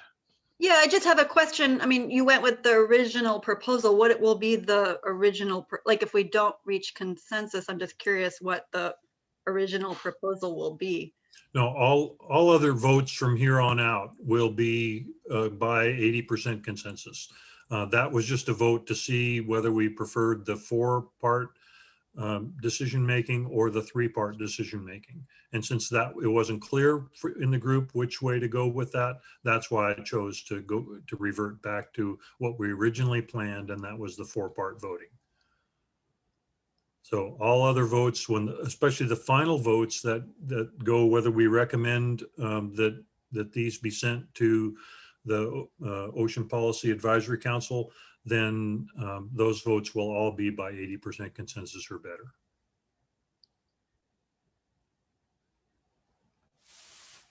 If we don't reach 80% consensus, they won't go forward. Okay, so let's go to the next slide. Sure thing. Before we dive in here, I just wanted to finish kind of our overview here real quick. And so you did a great job, Frank. Really appreciate everything you're doing for us. I think this is moving along quite well. And so I just wanted to acknowledge the tremendous and significant efforts by all of the folks out there in the public who worked on these proposals, reviewed these proposals, submitted these proposals, and have been engaged with the working group all along in our meetings and making sure to submit public comments and given Andy and myself and everyone else plenty of interaction, calls, communication, emails. You've been instrumental in shaping this process, and I just really wanted to make sure that gets acknowledged, as well as the fact that we received 12 proposals in total for this initial period, which was during unprecedented conditions in society for various reasons, and folks were still able to put in the level of effort that they did, and that we received 12 proposals. To me, speaks to the high degree of interest and investment that folks have in these habitats and these resources and these special places along the Oregon coast. So we did receive 12 proposals, and with all the proposals, the letters of support, the supporting materials, it was over 1,300 pages of materials for the working group to review, to analyze, to synthesize, to evaluate. So it's been a tremendous lift given the current circumstances, especially, and the timeline getting crunched more than one time. So I would also like to acknowledge the tremendous effort on behalf of the working group to get us to this place. Among those 1,300 pages of material, it was a near three-way split between pages of material for the proposals themselves, nearly 450 pages of proposals, and then split between letters of support from the public, the local communities and organizations who were invested in this, and then just the other supporting materials to provide the very important context that we need to properly evaluate and assess these proposals. So that represents the efforts of countless individuals and countless hours of effort. So in these 12 proposals we received, you can see the breakdown here of kind of the geographic distribution along the coast. There were 9 marine conservation areas proposed, 2 marine research areas proposed, and 1 marine garden proposed. So just thinking back to that table of regulations, the management prescriptions, kind of gives you a sense there of where the focus is presently, or is in 2020, 2021 for managing these areas. And so again, I just wanted to point out the tremendous amount of effort and investment here. So with that said, let's go ahead and dive into our overview and discussion process here.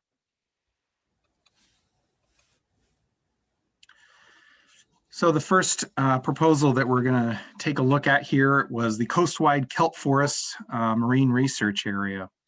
So this proposal, it was a little different than the others. For those of you who are familiar with it, already are aware. It was submitted on behalf of a coalition of recreational diving groups, primarily organized via social media. What makes this proposal particularly unique is that it's not a site-based proposal, and consequently it covers the majority of the Oregon's territorial sea.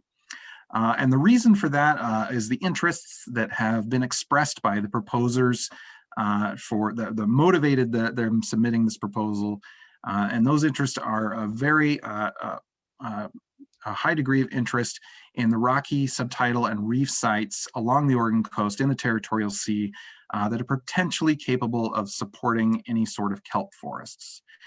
So the submitter's intent here was really to get the attention of the Rocky Habitat Working Group and the Ocean Policy Advisory Council on a very important issue, which is management of kelp forests in the territorial sea.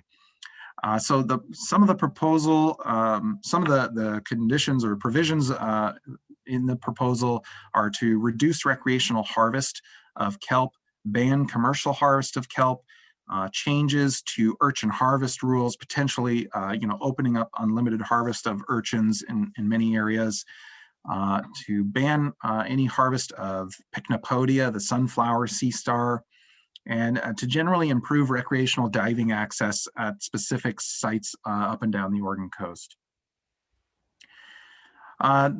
They also propose monitoring efforts, which would include efforts to establish a baseline of urchin counts via volunteer diver transect surveys, which would be followed up by urchin counts done annually to sort of track the progress of urchin populations along the coast. They also propose drone aerial photography of kelp areas to establish a baseline of kelp distribution there. For educational programs and other stewardship activities, they propose coastwide stewardship efforts focused on kelp forests and educating the public about the importance of kelp forests and the condition that they're in at the moment.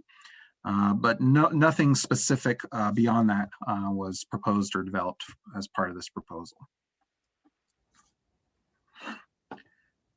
So now let's get into the summary of where we're at so far in analyzing, assessing, evaluating this proposal.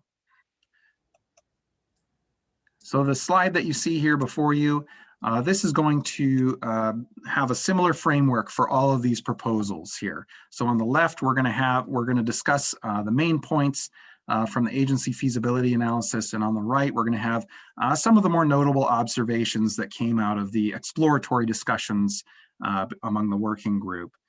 So I want to point out that neither of these bullet point lists are comprehensive by any means, but it is generally going to be the things that may be potentially relevant for any sort of recommendation making.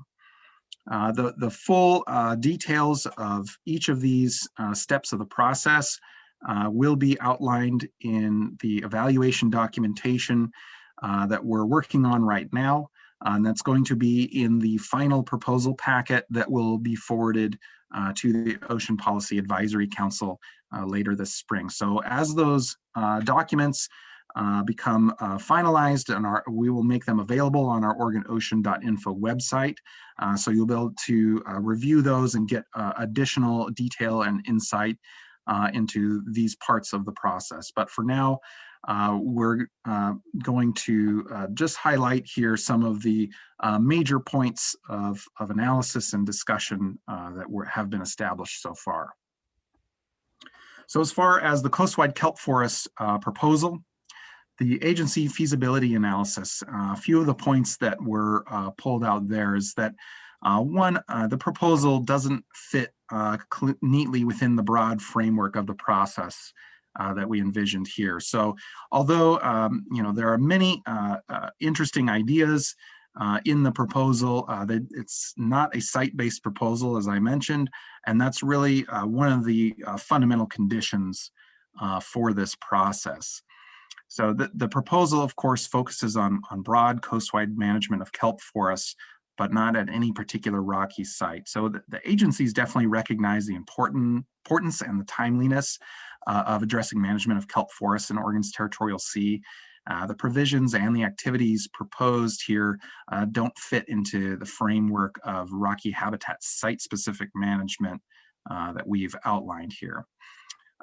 That said, the proposers do understand this framework and have indicated that they will be writing a letter to OPAC to address some of their concerns.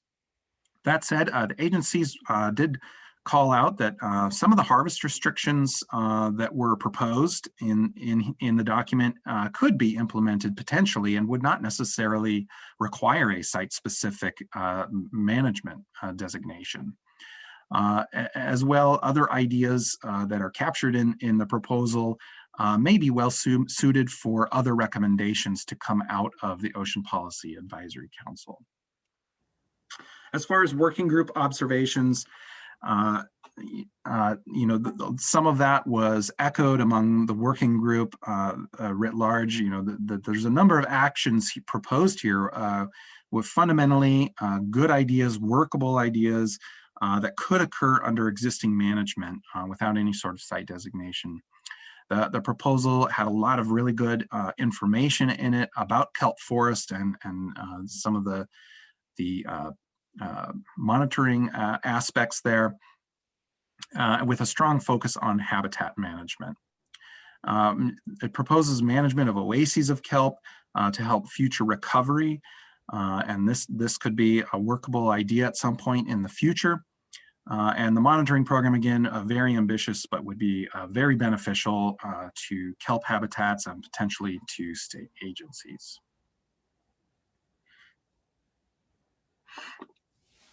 So I'd like to pause there for just a quick minute to see if there was any other context or comments from the working group about either of those steps in the process there. Tom, you have your hand raised.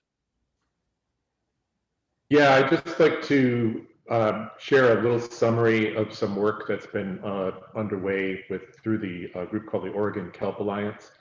Working group members heard this when we last met, but just to make sure everybody's heard this as well from folks that submitted proposals and others.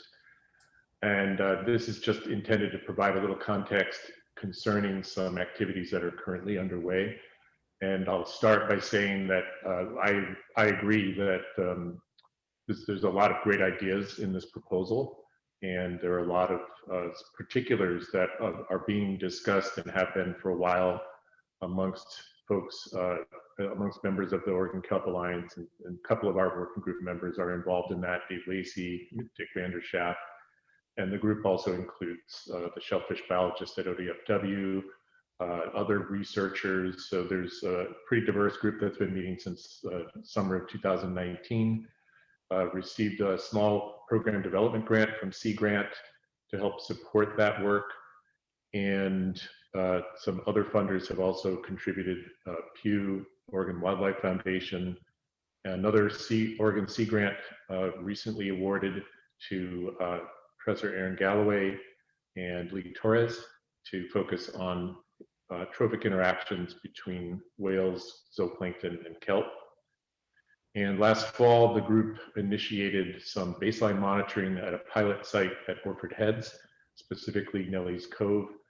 And that has now led to sort of a 4-site initiative that will include sites at Cape Lookout, Pacific City, at Cape Arago, and at Port Orford and at Brookings, with organized groups at each site, including many of the individuals that were involved in developing this proposal, who have now sort of joined the team and started to work on that proposal, particularly the one up on the North Coast, and working with tribal members at the on the Cape Arago site from the Coquel and CT Clusie tribe.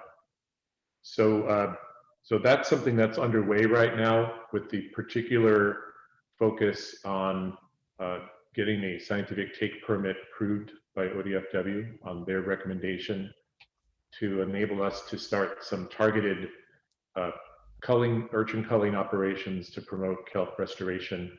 And right now also working with Sarah Graham out of the Bruce Mengy lab on another Sea Grant proposal to bring some scientific rigor to that process, so we can investigate some of the more sort of nuanced questions about that, how it works, some of the details about how that might be successful or not, with the goal, as Moses pointed out, of promoting this idea of maintaining these oases of kelp.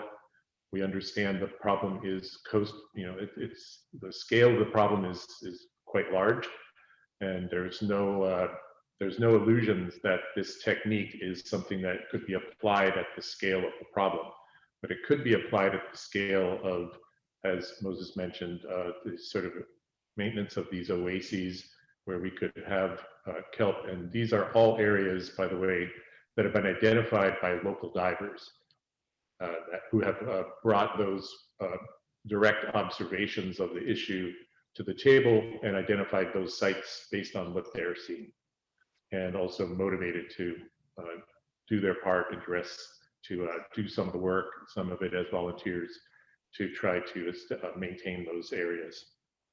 And I guess the last thing I'll say there, we're also working with Reef Check, which has now begun to establish sites in Oregon in collaboration with the group.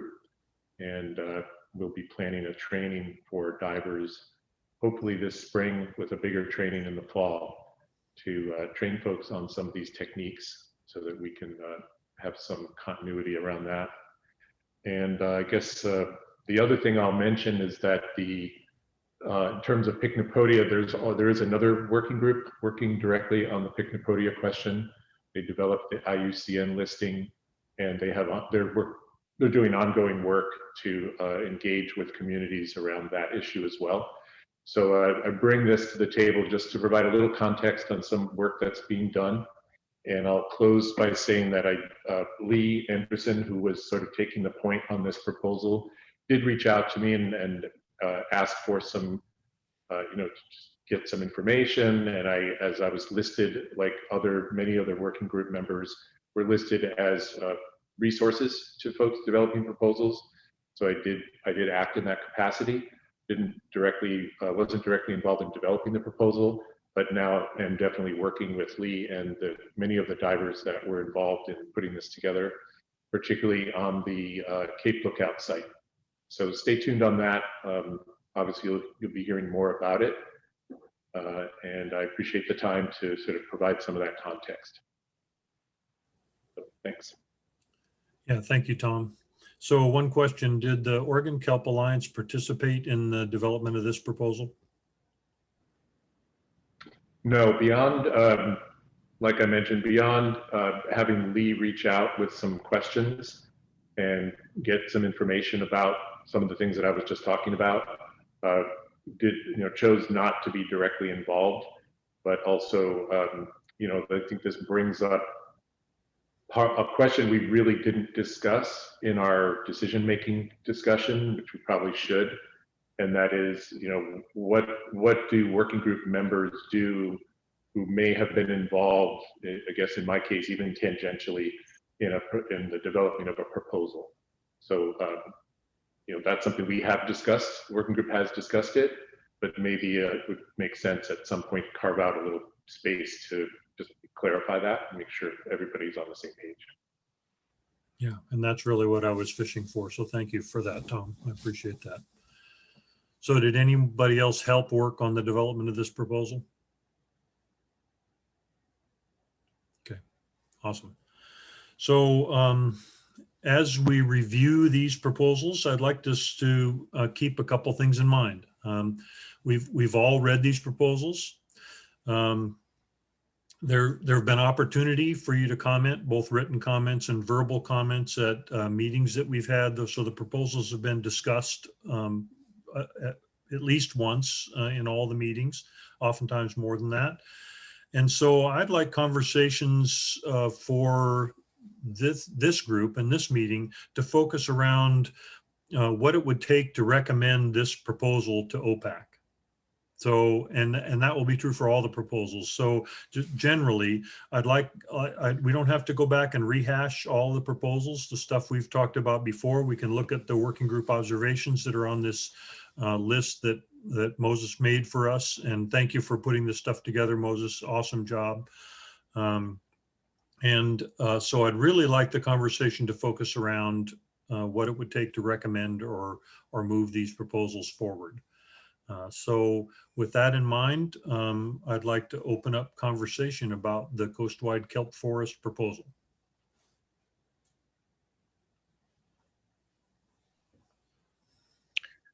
Charlie Fiben. I'd just like to start as the non-consumptive recreational user individual and say that this was really a pleasure to read this proposal in a number of ways. It is a audience that's near and dear to my heart, an ocean user that looked at a habitat issue coastwide and proposed some solutions and ideas for monitoring and engaging that user group. So if I'm to look at this through the lens of everything I could support and like about it, I really liked, it was a pleasure to read. And I just enjoyed the approach. It was a little outside of the box. That was another thing that I liked. We kind of hear the same thing over and over again. And so like hearing new ideas, and there's a lot of just refreshing parts of this proposal. I feel like the proposal has some flaws that may be unfortunately fatal. And I don't want to get into that now since we're trying to speak on merit, but from a recreational standpoint, those were some of the things that I really liked. Was that it was a recreational user identifying an issue and then proposing how to engage their audience in a creative way around some management, both regulatory and non-regulatory. That was just new to me, and it's a coastwide issue. So I'll stop there and say that's the merits that I can speak to. I do have other thoughts on some of the flaws of the proposal, but I won't share that now since you've asked for just the merit. Thank you. Other comments?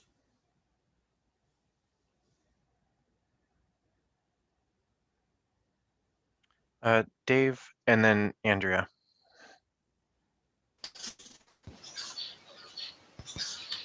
Yeah, I think, although, Frank, the way I heard your question was, what would it take to be able to, recommend this proposal to OPAC?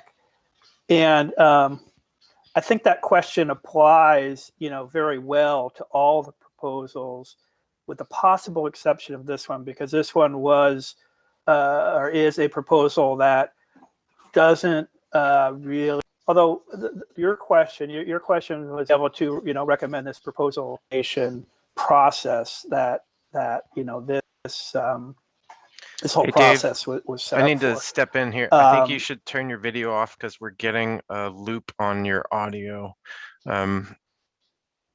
At least I don't know if others were hearing that Okay. as well, but Or is a proposal that really fit the kind of intent designation process.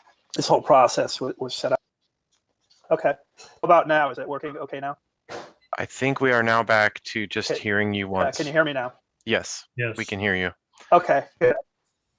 Okay. Well, just to repeat maybe a little bit quickly what I just said is that the question on the table is what would it take to propose or recommend this proposal to OPAC. And as I was saying, that I think that question fits well for all the proposals with the possible exception of this one. We're kind of starting out with the outlier here, which makes it a little bit hard. I think the whole process was set up for site-specific kind of management designations, and this one doesn't really, as Charlie said, doesn't really fit that. It isn't a site-specific proposal. The other aspect is something that Charlie said earlier, where we're maybe not limiting to just recommending proposals, where we can do other types of recommendations to OPAC.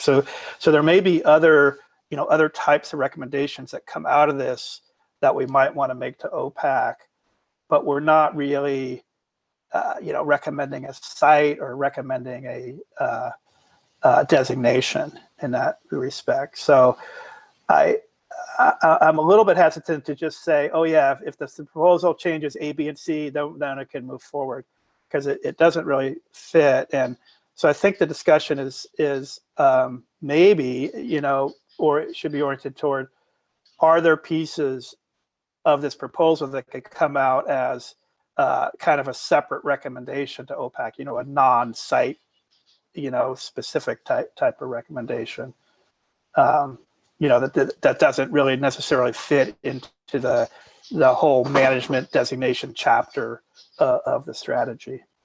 So I'll just leave it at that and kind of see what the discussion is from there. Thanks, Dave. Andrea. Thanks. And thanks, Dave, for saying that. What I want to say kind of dovetails with that. While even the proposer that submitted this proposal admits that it doesn't fit into the boxes that we have created, speaking to the merit of the proposal just in general and what the goals and what it's trying to do, and actually thinking back to the 1994 designations and some of them being unimplementable, and conversations that we had, what was it, like 2 years ago, about trying to create a really streamlined process to make it easier to digest from the public, like consistent regulations. So yes, we say site specific, but if the word reserve means something different, and this is why we created all of the new buckets, and then things get confusing if you can do something at one side and not at another, and making sure that it's easy for people to understand, and that way we can ensure better protection of the resource and all of the things that comes with more consistency in terms of actually defining designations. And that was like a goal of what we intended to do, at least in the beginning, from what I remember, and something that this proposal does really well in terms of feasibility of implementation, at least from DSL's perspective. It applies consistent kelp regulations on the entire coast. So that's really easy to understand. And just as a theme from the other proposals that we'll get into, almost all of them wanted additional kelp restrictions. And maybe just as a thought in terms of like OPAC recommendations, maybe it is better for the regulatory process to have a more consistent approach, at least for that one aspect, which this proposal does, although it doesn't fit into the boxes that we have created. It would be easier for the public to know that there is these kelp restrictions coast-wide, as opposed to different restrictions at each site that we're talking about. So just a thought. Frank, you were on mute. Sure. Yep. Thank you, Andrea. Good comment. Others? I have Walter and then Dick. Okay. Yeah, just a short comment. I appreciated the fact that they've identified a problem and come up with a solution that's practicable and feasible. It might not fit within the parameters that we have for Rocky Habitat, but I think that they should be applauded for identifying a problem and coming up with a solution. Thank you. And that is one of those values that we talked about at the very beginning. So that's good, Walter. Thanks. Next.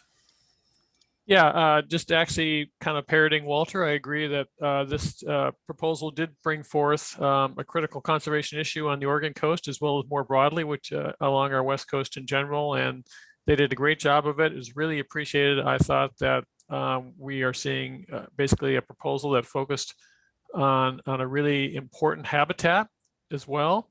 And I like, just as Andrea noted, that there are some solutions were put forward that can be put into, I mean, with the proper means put into play with some realistic views in terms of timing, in terms of regulations and things like that to protect kelp better. And I think what was important too is that this proposal, even though it isn't specifically site-based, it does reflect on, it does touch down in a number of existing managed and protected areas that within the Rocky Habitat strategy, as well as other proposals. So it actually does have a lot of bearing on a number of proposals that are actively in front of us, as well as existing sites. Just thought it was pretty important to note just these, again, this important from a conservation standpoint.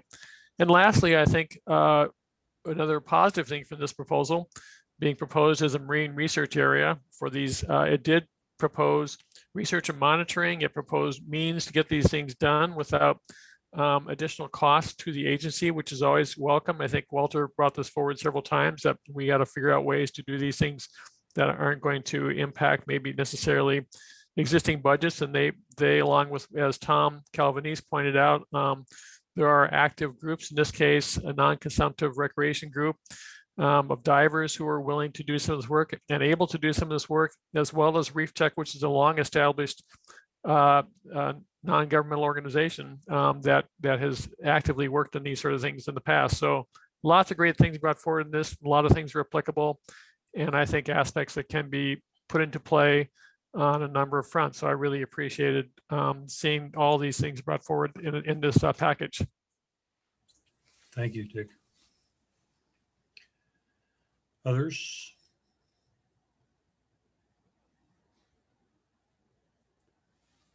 Okay, so we've kind of danced around the flaws. Let's talk about those fatal flaws and if they're and what people think we ought to do about them.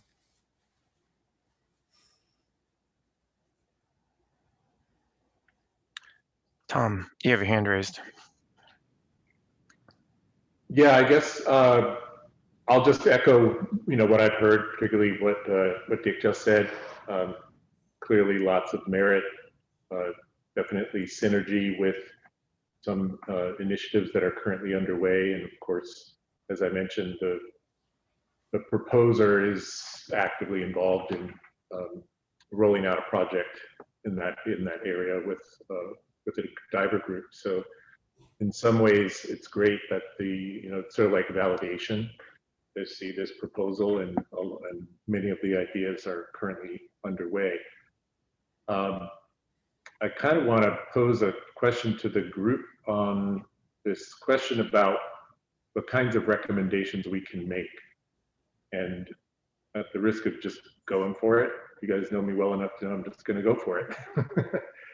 So one very specific issue that has kind of risen to the surface has to do with current take regulations on urchins. And you probably read that in the proposal. It's being discussed, has been discussed for a while. We're discussing it right now with shellfish biologists at ODFW. And my question for us is more of a sort of a process question, and it has to do with whether or not could a recommendation from us go to OPAC, and could OPAC make a recommendation or support an initiative out of ODFW to implement a rule change on that particular issue? And I don't want to go down a rabbit hole here, but I just want to clarify where those lines are and who talks to who, and whether that's even a reasonable thing for this group to consider. Because it is one of the things we're sort of working through right now. We're working through it in terms of scientific take permits, but I think there are some internal discussions happening at ODFW about that rule. And I don't know if it's just going to muddy the water for this group to engage on that. But since it's sitting before us right now, I figured I'd just bring it up and see, as a group, how do we feel about that? Does that make sense, or should we just stick with the process we're in? It does make sense. I want to be real careful here to realize that that's something that's kind of beyond the proposal review part of this. So if there's some brief discussion on that and something that will move this proposal forward, I'm all for it. If it gets us off into discussing regulations, I don't want to do that. I want to stick to whether we want to recommend this proposal or not. Fair enough. Thank you. So I saw Charlie's hand go up and then Dave Lacey's. Yeah, I think OPAC's purview around making recommendations on specific fisheries is limited. In fact, I think it's outside of the purview of OPAC. If this group wanted to take some habitat recommendations around kelp and make some broader recommendations, I think that's something that it sounds like could come out of this group. But species specific stuff, I think I agree with Frank, that's going to take us away from this. We could really mire in the weeds of a lot of species in all of these proposals, and I think that's outside of our purview. But broader habitat recommendations and habitat management recommendations, as that pertains to kelp, I think is certainly within the purview of this group. Yeah, and I also want to acknowledge that we did establish some submerged aquatic vegetation policies that are in the plan. So I don't want to ignore that. Yeah. And I also want to point out that all the conversations that happen here will ultimately be dissolved or compiled into a comment about each proposal or you know what the group talked about for each proposal. So these ideas are not going to go wasted. I mean, they're not just going to die here. So if you've presented ideas here, somebody's going to read those up the chain, and they're going to review or talk about the importance of dealing with those issues. So don't feel like your comments are lost just because we don't make some kind of a recommendation or conclusion on them here. They are going to move forward from here. So Dave Lacey and then Dave Fox. Thanks. I guess my point has kind of been addressed already. I just feel like there's a lot of merit in this proposal and a lot doesn't maybe fit the design of this process. There's some very important things that were brought up, and I just didn't want that those to get lost. So it sounds like we're doing good. Sorry, I didn't need to speak. No, that's okay, Dave. Thank you.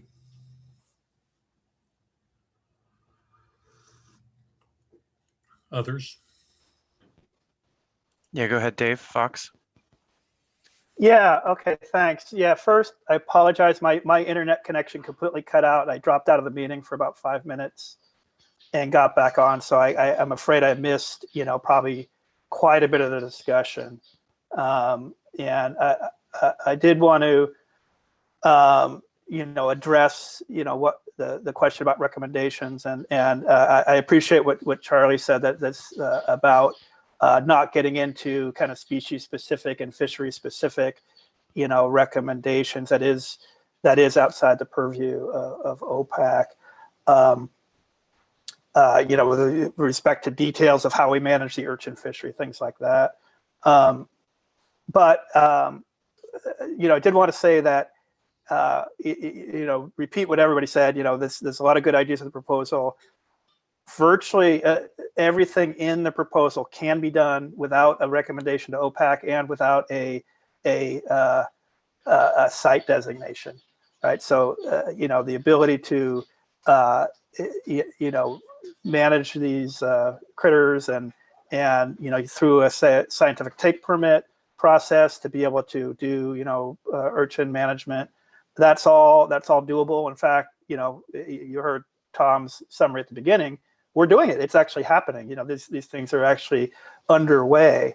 They're not done yet, obviously, but they're underway. And so,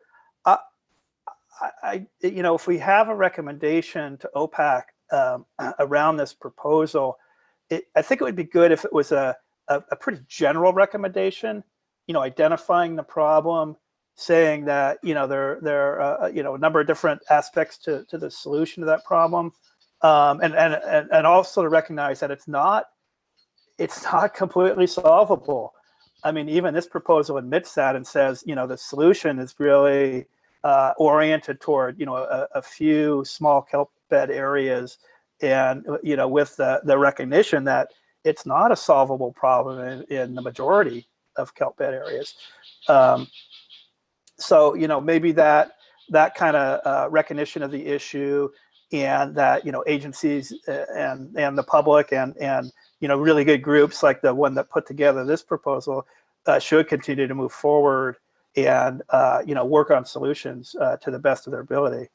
And rather than having a whole bunch of detailed recommendations about changing this regulation or doing this at some specific area, I think I'd like to keep it more general if others agree.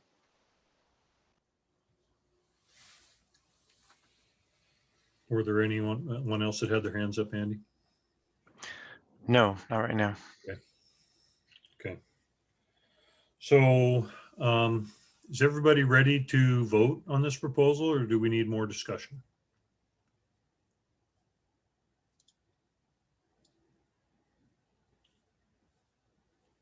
Okay, hearing no discussion or no moved for discussion, let's go ahead and vote. So Andy, would you remind us the categories and how to vote in the chat? Yes, and Charlie has his hand up. I do want to remind everyone to, as we are voting, make sure that you are putting your answer in the chat, and that your chat is visible to all panelists and attendees, please. That will help to ensure that we keep everything above board. And Moses, are you or I sharing our screen for this? You are sharing your screen. I will help to call out the results as I see them, and the ranking numbers as they stand are: number 1, recommend; number 2, recommend with conditions; number 3, reservation even with conditions; and number 4, do not recommend. And with that, Charlie. I just want to make sure we understand what we're voting on right now, and also acknowledge the conversation that we just had. So number 1, I don't believe we're voting on any recommendations that we might have outside of the proposal, separate from the proposal. I believe that we're voting right now on the proposal itself. 2, I don't want that to be lost, the discussion we just had, which it sounds like there's merit in some recommendations, and it sounded like we were landing kind of more generally on those recommendations coming. So I want to know how that decision is going to be made, and how it is going to go into our recommendation. And we can go ahead and vote on this now, but I just don't want that to be lost, I guess, is all. Yeah. And so let me review what the kind of merits that we came up with from this project. Not recommendations, they're merits.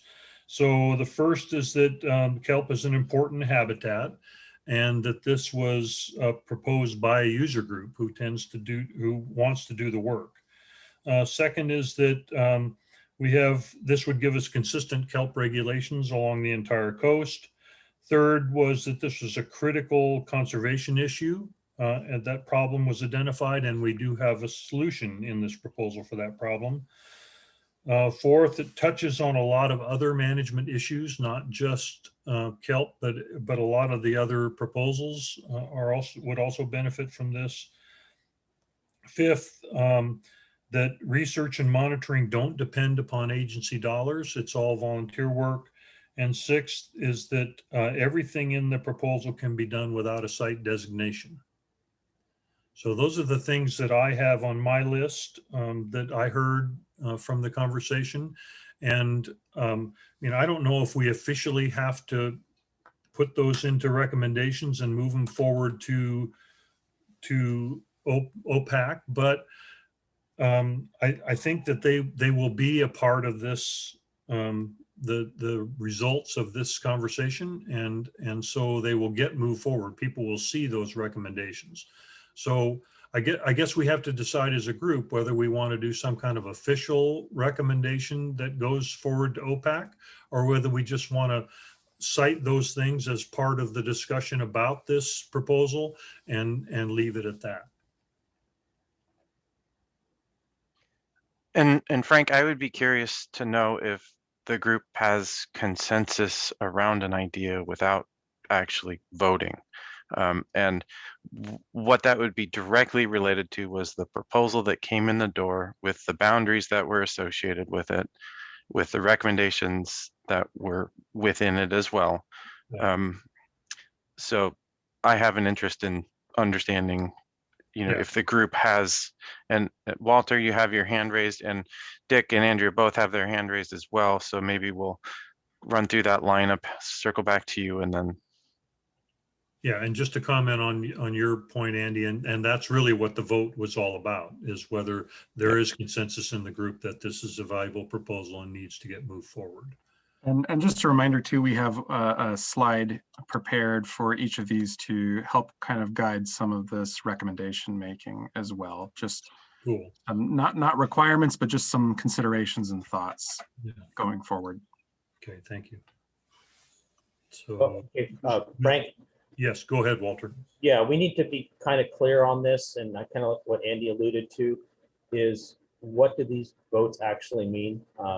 Whether or not they're going, we need to make a decision where OPAC will be seeing all the recommendations and a summary of the discussion that happened on them, but we need to make clear when we're voting what goes to OPAC to be considered at the meeting and what just goes into the packet as just not recommended or whatever. Because it's, we conceivably have 12 going to OPAC, but we need to be very clear when we're voting. What does that vote mean? Does it go to OPAC for full talk, or just in the packet as it was looked at, but not to be discussed at the OPAC meeting? Yeah. So that's what the vote, in my mind, that's what the vote means. The vote means that we recommend that this goes to OPAC for approval by OPAC as a part of a new rocky habitat designation on the coast. So is that clear? Is that, am I using the right terms, and is that clear in the vote? So that would mean a preponderance of 1s, 2s, and 3s. If there was 8 of them, that means it goes to OPAC. So the only way it does not go to OPAC is to be not recommended. Yes, that's correct. Okay. Dick and then Andrea. Yeah, just quickly, I was going to recommend that we probably should have a parking lot for things like this. I don't think we'll have so many that we will have a huge multi-layer parking lot necessarily, but I think we'll probably just have a very few that should not be lost just in the discussion, which will be voluminous as it seems to be for this process of evaluating the proposal. So a separate parking lot that is addressed as recommendations go to OPAC over these sites, as we've noted, is most important. But I think that there should be something that will be easily found in the summary as well. I'm not the facilitator, but it just seems like that'd be called. We're running into that right now. So Dick, are you proposing that we have, that during this meeting, we have follow-up discussion on this, even if we vote no, that it should not go to OPAC? For this case, yes, just because of the number of considerations that were proposed in the overall proposal, there's been at least some discussion seemingly like, well, there's some good ideas here, these things. I think we should at least recognize that was one positive thing that came from this process overall. And again, I don't think we'll see that over very many of these, but this one is just, I'll say it's a special case, and so it should be called out that way and not just relegated to the broad minutes from the entire day plus that we're going to be doing this. That's all. Just someplace that can be noted quickly and easily. I'm amenable to that, but I don't anticipate that we'll have that time to discuss it. But I'm amenable to that idea if people want to take that time. Andrea? Yeah, thanks. I just wanted to make a few clarifying points. So yeah, just the way that I understand it is that we are going to be voting on the proposals as they fit into the boxes that we have created in terms of how we've defined this process. And I would also just like for the record and for the public and for everybody that's on this call, that I'm not comfortable right now actually having additional conversations on making a statewide restriction to even recreational kelp harvest or even making that recommendation. I don't think, as good as this proposal was, that there was statewide comprehensive outreach for who that might impact. And outside of the designation process, like when DSL made its rules for restricting commercial kelp harvest, like that goes to the land board. There's a whole other rulemaking process that involves extensive public engagement and opportunities for public comment that this process doesn't necessarily afford. And I wouldn't want to have conversations and make any sort of a determination right now in this group and then make some sort of recommendation to OPAC that would exclude people from doing something and recreating on the coast without a broader, more comprehensive conversation. Thank you for that comment, Andrea. So let's move for a vote. I think everybody, it's clear, and if not, I'll lay it out. The vote is whether we want to move this proposal to OPAC. We want to recommend this proposal to OPAC for approval as a Rocky Habitat designation for the Oregon coast. So is that clear to everybody? Frank, there was a chat from Laurel, and I think that we should ask the question if there is consensus, because we have heard and identified kind of fatal flaws in the way that the proposal fits within our system. We should ask everyone if they agree that it should not be recommended to move forward. I think that's what the vote's for, isn't it? I believe if everyone agreed with that statement, then we wouldn't necessarily have to take a vote, although I see, we do need to have all of our opinions written down. So whether or not that happens in the form of our quantitative processing, I think that's part of the discussion. As I was thinking about these, the submission of each of our kind of votes on this issue, if we come to a circumstance where we have a split in the numbers, really what that initial input is going to give us is a sense of how much consensus we have on the issue, which will then lead us to further discussion, which may be able to drive the group towards a consensus on that action. So is this immediate vote the final, or is this leading us to understand the level of consensus within the group that then allows us to move forward on any particular proposal? And I see Charlie's hand going up. So just a minute, Charlie, and let me clarify that from my point of view. My point of view is that the vote is really to give us an overall view of how everyone is feeling about a proposal. So if the proposal falls in the one vote short of being approved by everybody, then there's probably room for more further discussion. If it falls, one vote short of not being approved by everybody, then there's probably no reason to have any further discussion. So the discussion ones will be the ones where where it's close to one way or the other. Anything that falls clearly in the recommend or clearly in the do not recommend, I don't think there's any, it would be a final vote in that case, and I don't think there's any reason for any further discussion. That's my view of the vote and why we're voting. Okay, thank you. Charlie?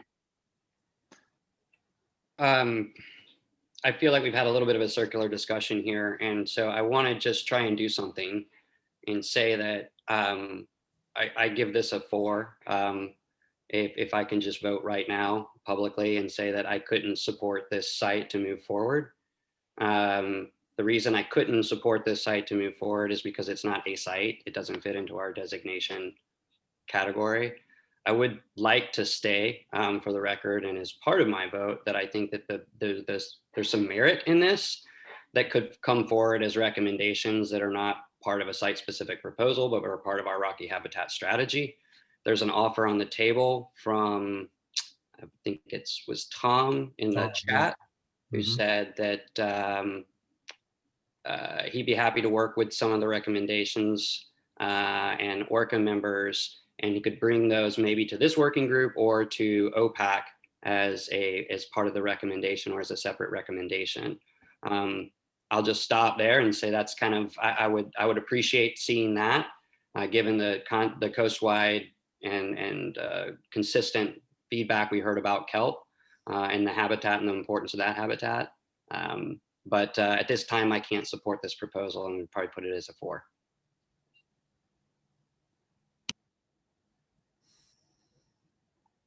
Okay, so has everybody got their comments out on the table?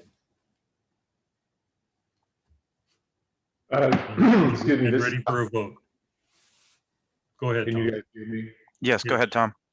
Yeah, I just want to echo what Charlie just said and share what I'm not sure everybody saw what was in the chat, which was that I did offer to help work with this group and of course with the members of the Oregon Kelp Alliance, which include the proposers of this proposal.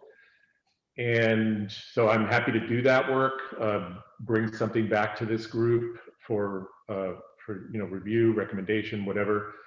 And my last question, I guess, for Frank and the group is, since we're about to actually do this vote, do I vote on this? Do I recuse myself? It's a little bit muddy to me, just in terms of this whole, that whole issue. I don't want to, I want to be transparent, and I want to not, inappropriately bias the outcome or anything. I think you were transparent, Tom, and I don't think you have a direct enough connection to this proposal to justify you not voting on it. That's my opinion. Okay. Andy, do you have? I agree. Yeah. Okay. Thank you. Michael, you're good with that?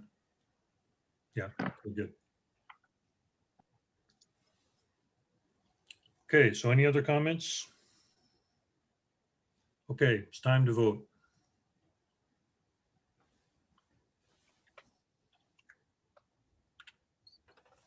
I've recorded Charlie's vote here as a 4, but I'm just going to walk across, or you can, Frank, if you want to do that as well, and I'll just fill things in. Yep, so 4 for DLCD. I see 4 for DSL, 4 for Dick Vanderschaff, 4 for Carrie, 4 for Walter, 4 from ODFW,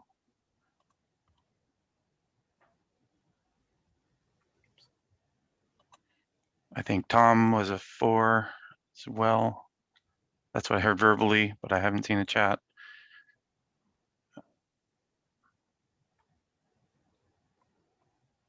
Dave was 4 as well. Oh no, Dave's Yes. U.S. Fish and Wildlife. Sorry, that's. Yep. So we do go ahead and put an NA for U.S. Fish Wildlife. Yeah, good. And I just want to point out too, we as panelists, we have the option to share our chats with only the panelists or panelists and attendees. So it looks from the chat, some are in one category, some are in another at the moment. Pointing that out. So this spreadsheet will be the record, the official record, Yeah. and speak up if that is wrong in our representation of your vote here. Yeah. Awesome. So that's pretty clear result. I don't think we need to have any further discussion on this.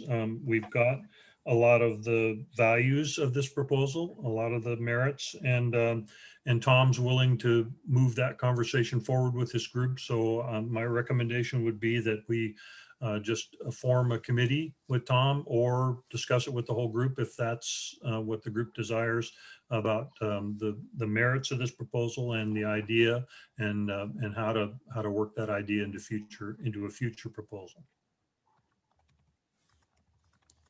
Okay, Walter, you have your hand up. Yeah, so we're all switching to all panelists and attendees, correct? Correct. Okay, Yes, thanks. that's correct. Yeah. Yep. Sorry, I didn't make that clear. Yeah. Yeah, panelists need to, or the attendees need to see the votes as well. Okay, so let's move on to our second proposal. And I realized that, you know, that took a little bit of time. That took actually about 30 some minutes, 37 minutes. And we have about 30 minutes per proposal. And I think we had to work through a few things on that one. I anticipate that we can probably get these done in less time in the future. So let's try and follow the process, keep the conversation moving. And we need to get through as many of these as we can.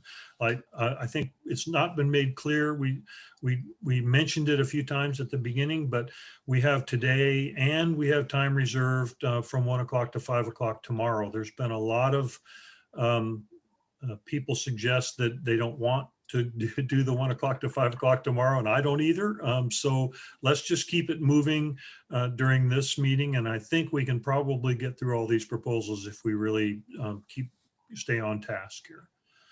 So let's move forward to the next proposal. All right, thank you, Frank.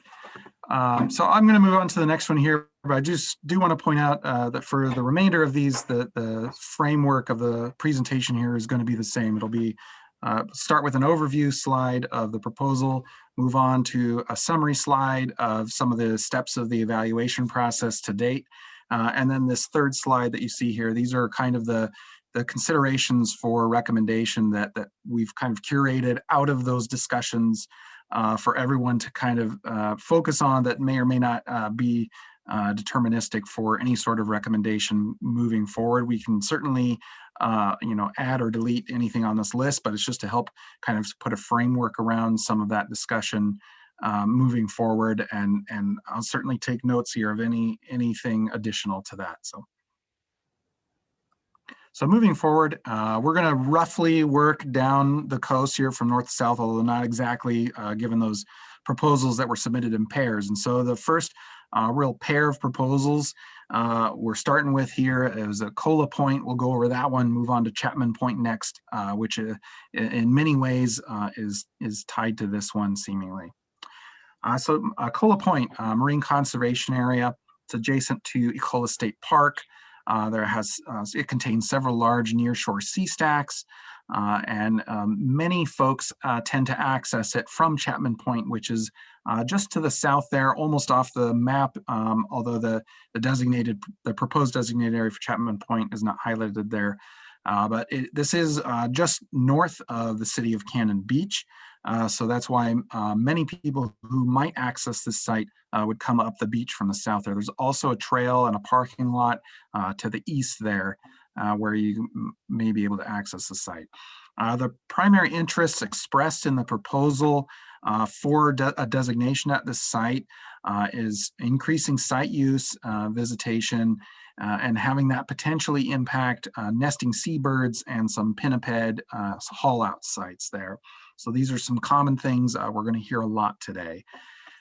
So the proposal recommendations for this site, there's quite a number of provisions contained here.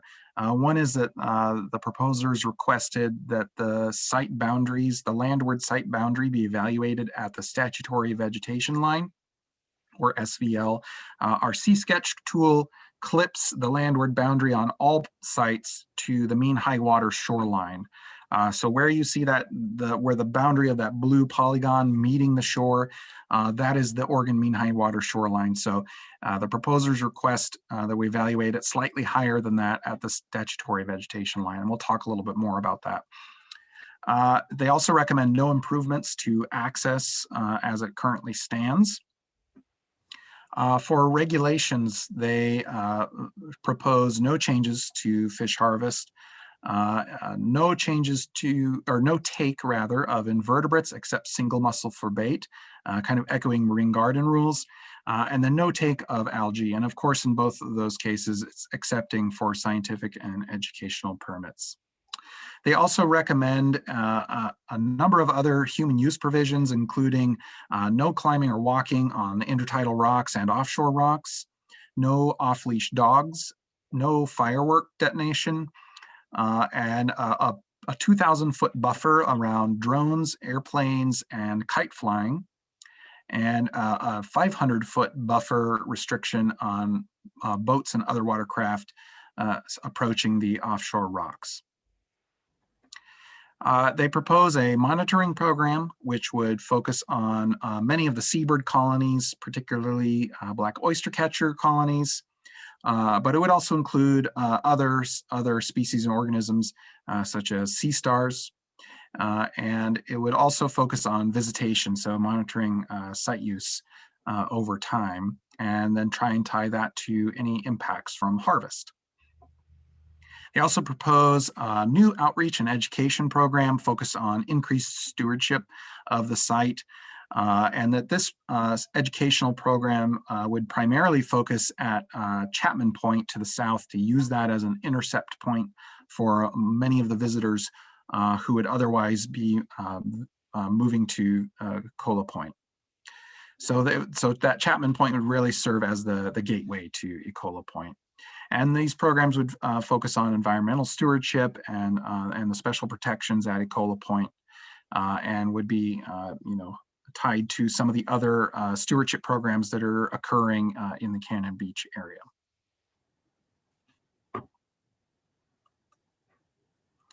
All right, so summary observations from the agency feasibility analysis and the working group.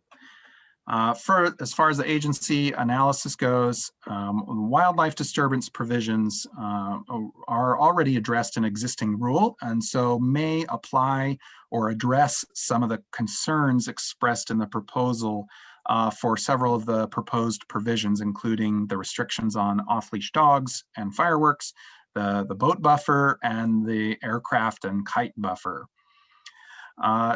Other provisions are potentially problematic for implementation, and this includes the restriction on climbing or walking over intertidal rocks, and again, that 2,000-foot buffer on airplanes and drones. Also, there was questions raised about the site boundaries and their nexus with that 500-foot boat buffer, and whether it seems as though the site boundaries do not include the 500-foot boat buffer, and so in reality, the seaward boundaries the seaward extent of the designation is greater than what it may appear on the map. And then that landward boundary that I mentioned and the consideration for the statutory vegetation line, this occurs not just in this proposal, but in several others. So I'm going to call it out here. Anywhere that has been requested to evaluate at the statutory vegetation line where it overlaps with parks and recreation properties such as the state park here. The state OPRD does not establish a statutory vegetation line for state park lands. So there is no statutory vegetation line in this instance to consider. So whatever the landward boundary would be for this site or others in this situation, that would have to be reconciled with OPRD at some point. That's not to say that it can't be, a higher landward boundary can't be considered. So some observations from working group, the exploratory discussions. There's very strong stakeholder and community engagement presented in this proposal. They did a great job demonstrating their concerns for the uses at the site, particularly with respect to the wildlife disturbance, and also did a great job demonstrating the high ecological value of this site. The proposed seabird protections were reasonable, and the seasonal closures that were discussed could potentially work. There is some short angling that occurs at the site, hence the provision accepting single mussel collection for bait use. There's also on-site education the proposed on-site education as well, along with that short angling, is something that could be impacted by the proposed restrictions on climbing or walking over the intertidal rocks. So that was a consideration and concern that came up. There's a high degree of value in connecting what's going on at Ecola State Park and with what's proposed here as far as habitat protections and management.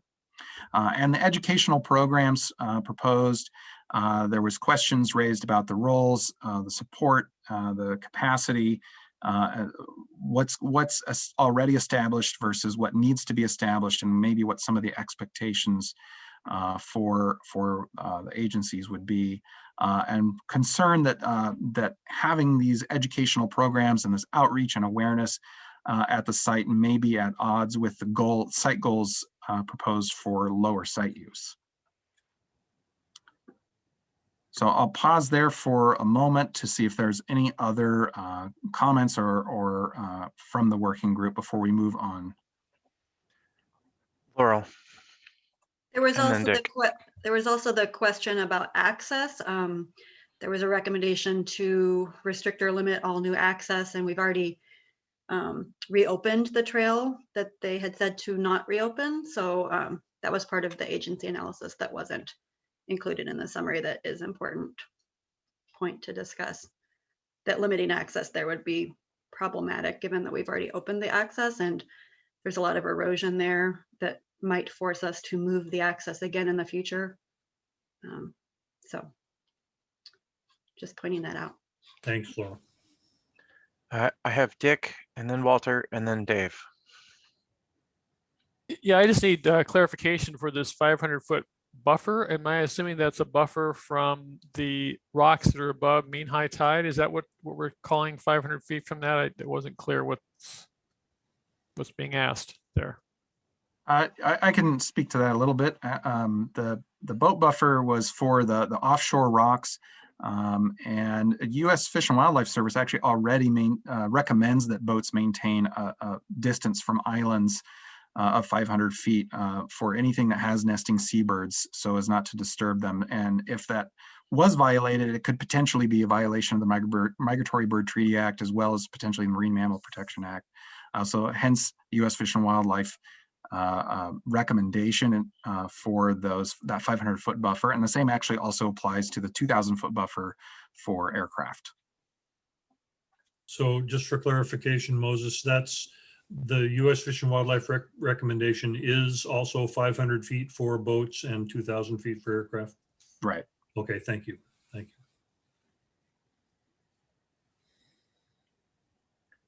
Walter. Walter. Yeah, so it was my understanding that they're not recommending, they're asking for a 500-foot. Is that correct? Yes. That's much different than a recommendation than actually having that there. And if it is, they want it enforced, that would actually mean a great loss of access and would make fishing regulations. And if we can just talk about about whether that's enforceable also. I think we've had many discussions about whether the staffing, whether it be OSP, Coast Guard, or Fish and Wildlife Service, the staff is available to enforce that. So Walter, can you clarify for me what the difference is between recommending a 500-foot buffer versus just having a 500-foot buffer through U.S. Fish and Wildlife Service? Yeah, there's a 500-foot recommendation between all offshore rocks, and what they're asking for is a restriction. And if they want a restriction, that would have to mean buoys put out, such as they have at 3 Arch Rocks, and then that would essentially mean that area would be close to boating, whether that be recreational fishing, commercial fishing, or even paddle boards and kayaks. Okay, thank you. I appreciate that, Walter. Thanks. So Dave and then Scott. Yeah, thanks. I think I have a lot to say about the 500-foot buffer too, but I think there's going to be a lot of discussion on that, so I'll leave that for now. But I wanted to comment on under working group observations that third bullet, seabird protections are reasonable and seasonal closures could work. I don't think they recommended any kind of seasonal closure. And then a lot of the recommendations for seabird protections are things like not allowing people to walk on any of the rocks, like the intertidal rocks, and the 500-foot buffer is a recommendation. So I don't think the working group said that the seabird protections were necessarily reasonable. I just wanted to point that out just for the record.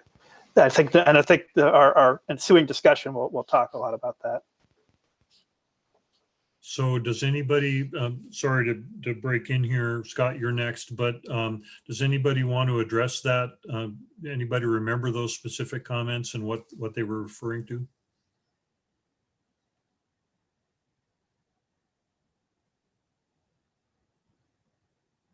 Okay, well, that's okay. It doesn't matter. I mean, it's just a difference in what showed up on the chart here. So Scott, why don't you move ahead? Go ahead. Thank you, Frank.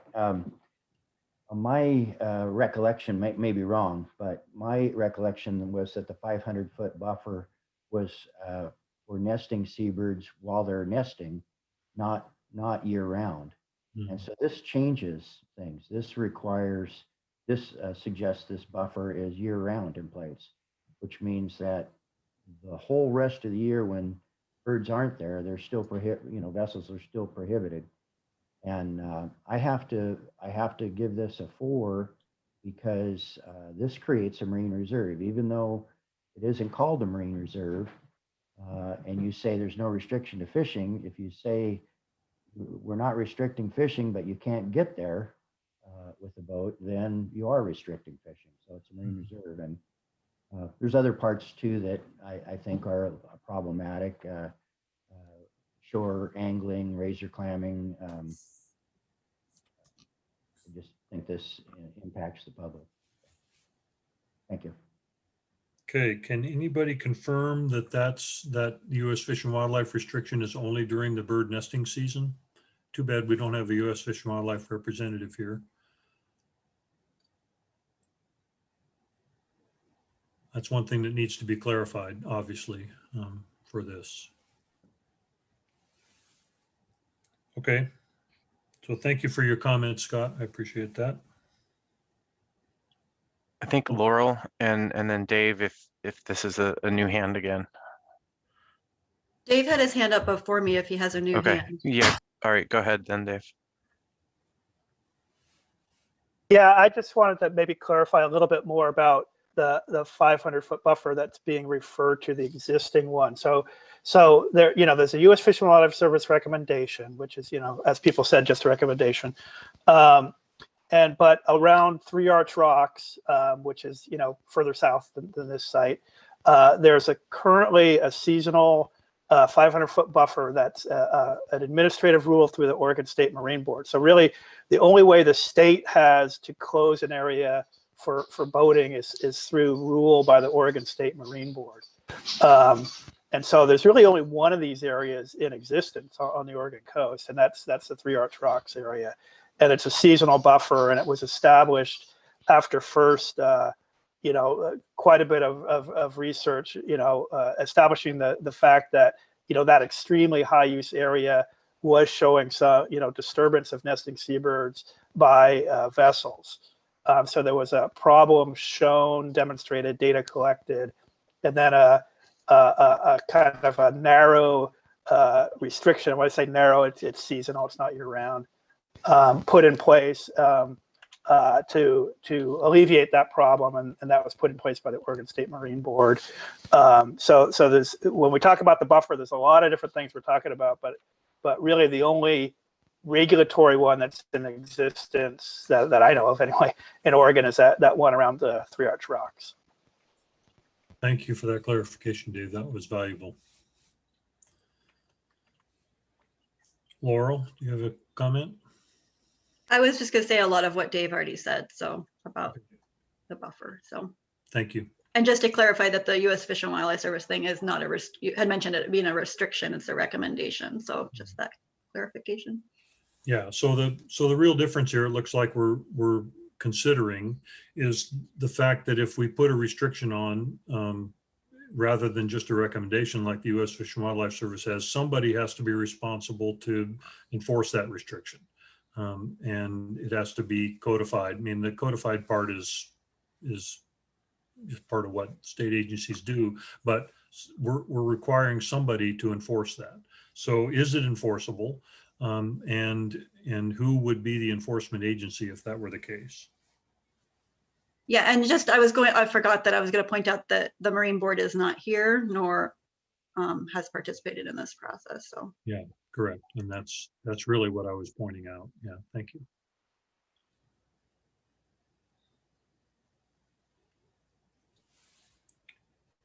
So other comments? Charlie and Walter. Yeah, okay, go ahead, and then I'll ask a question after that. We may be able to move on to the next slide. I think that we could get really hung up, and we've had a lot of conversations about the difference between rules and recommendations. And I think that this kind of gets to some of those coast-wide issues that we've heard around wildlife disturbances, and what's beyond the ability of an individual proposal. So I think when I look at this 500-foot buffer and restrictions on dogs, I think that's a consistent theme coastwide. That's the wildlife disturbance theme. So I think, what are management prescriptions that work for that or could work, and how do we creatively think on those things? I would appreciate like thinking about this proposal in the absence of kind of the problematic areas, and like, what are all the other things about this, which I think maybe is a conditional kind of conversation. But I think it's, the 500-foot buffer is obviously kind of like a non-starter, but what happens to the proposal if you take away the non-starter? So I just offer that to the facilitator and for further discussion. Yeah, and that's really, Charlie, that's really the question I was going to ask. So you just beat me to it, but it was the same idea. Is that, kind of what are the merits of this proposal? What's valuable about this that we would be throwing out if we got caught up on the 500-foot buffer? So. And Walter, and then Dave Lacey. Go ahead, Walter, and then we'll address those questions as well. Yeah, I'm just going to reiterate that there's a difference between a recommendation and a restriction. The recommendations are already in the Migratory Bird Treaty Act and the Marine Mammal Protection Act. And if they wish to have a hard restriction, that would also mean that we need to acknowledge that those are creating quite a few regulations in asking for that hard restriction.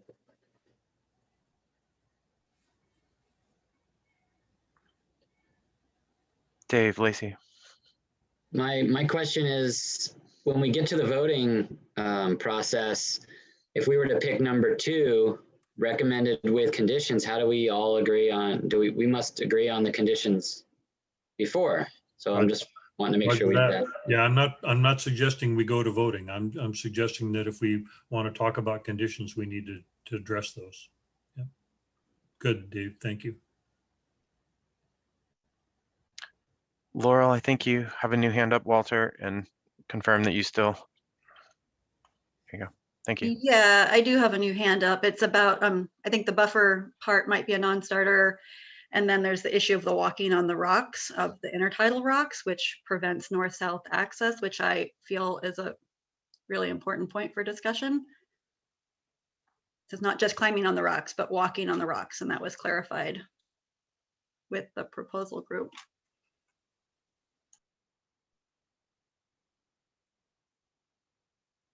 Any other comments? So I want to point out that when they started out, that it was made pretty clear by the group that proposed this that their interest really was in reducing human impact on the site. So I want to.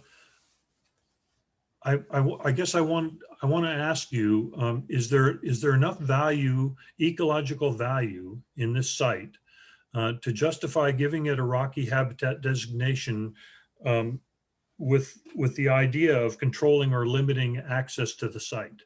Or would controlling or limiting access to the site enhance the ecological aspects of this proposal?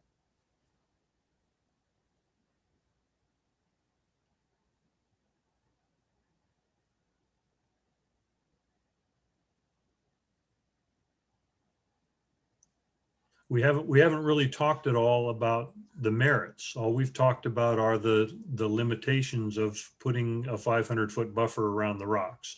And that may be something we can address in conditions, but what about all the other stuff at this site? So I'm unfamiliar with the site. Convince me that this site, the ecological values of the site are worth putting a designation on so that we can limit human disturbance at this site.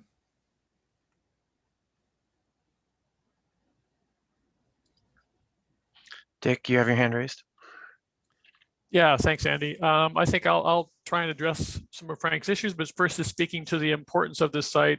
This site is basically the northernmost rocky intertidal site, rocky habitat site in Oregon. I mean, it's a part of the Tillamooked complex, if you will. It's the area that people can somewhat readily access for rocky intertidal. Tillamooked itself is vertical, pretty impossible to get to, as well as the offshore rock, obviously. But so this is important ecologically as the northernmost extent of our rocky intertidal, rocky shore, rocky habitat areas.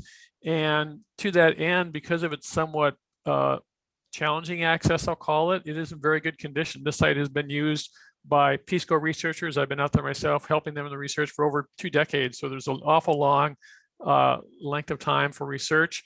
I think the concept that Frank was speaking to of limiting access is maybe somewhat of a misnomer. I'm not going to hold him to that misstatement per se, but I think that people aren't calling to limit access, but just recognizing that it's currently access is self-limited because it's a long ways away from easy trail access. And we're not going to say people can't go there, but rather just as they go there with a little bit of education at the trailheads that this is an important area. Not only for birds, but also for the intertidal creatures, and certainly for the diversity of algal species there too. So it has all these elements all in one place, is ecologically important, and thus has high conservation value from my perspective. Thanks. Thank you, Dick.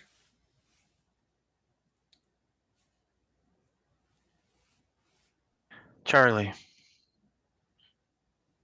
I've visited and been in the water in and around this site many times, and would also agree with Dick in that it's not an easy access spot. Not a lot of people get to it or go to it. I think the proposers, what I see is they see what's coming, the impending use growing and the growth of use. But currently it's an outstanding ecological area. And speaking on the merits of that spot, it is would be the most northern extent of rocky intertidal opportunities for designation. And it's adjacent to a major recreational area, 2 major recreational areas. So it suits nicely. It kind of gets to me as like one of those wild spaces that we want to preserve, but Oregon's not quite sure how we do that yet. We haven't figured out how we best share our spaces with other people while still preserving them. And so this site really represents that for me in a lot of ways. I have a lot of concerns and kind of deal breakers around certain management recommendations that are in this proposal. I think they're at odds with other activities that the proposal and the proposer intended to happen. And so I think that there's work that could be done here to make this a great site. Under the current human management restrictions, though, I am challenged with how that would improve the site today, right now. Thank you, Charlie. So, I hate to just call for a vote on this. I don't think that'll get us where we need to go. But what if we were to establish a condition on this? The condition being that there's seems like two real objections to this proposal that I'm hearing from the group. One is that that there's a mandatory 500-foot buffer around the offshore islands, and number two, that there's no walking on intertidal rocks. So, anybody willing to propose a condition that might address those, that might make this proposal more palatable to this group? And real quick, I'm just going to remove those objections. I'm sorry, go ahead. Go ahead, butt in here real quick. If we're transitioning this portion of the conversation, I'm just going to move the slide ahead where we thank you. kind of curated some of those thoughts. Yep. Laurel, you have your hand up. Oh, some of it's resolved by switching to this next slide, because I was just going to point out that there are other regulatory things that were summarized on the previous slide as things that are already existing in regulations that we just need to talk through each of those points, because there are other issues besides the walking on rocks.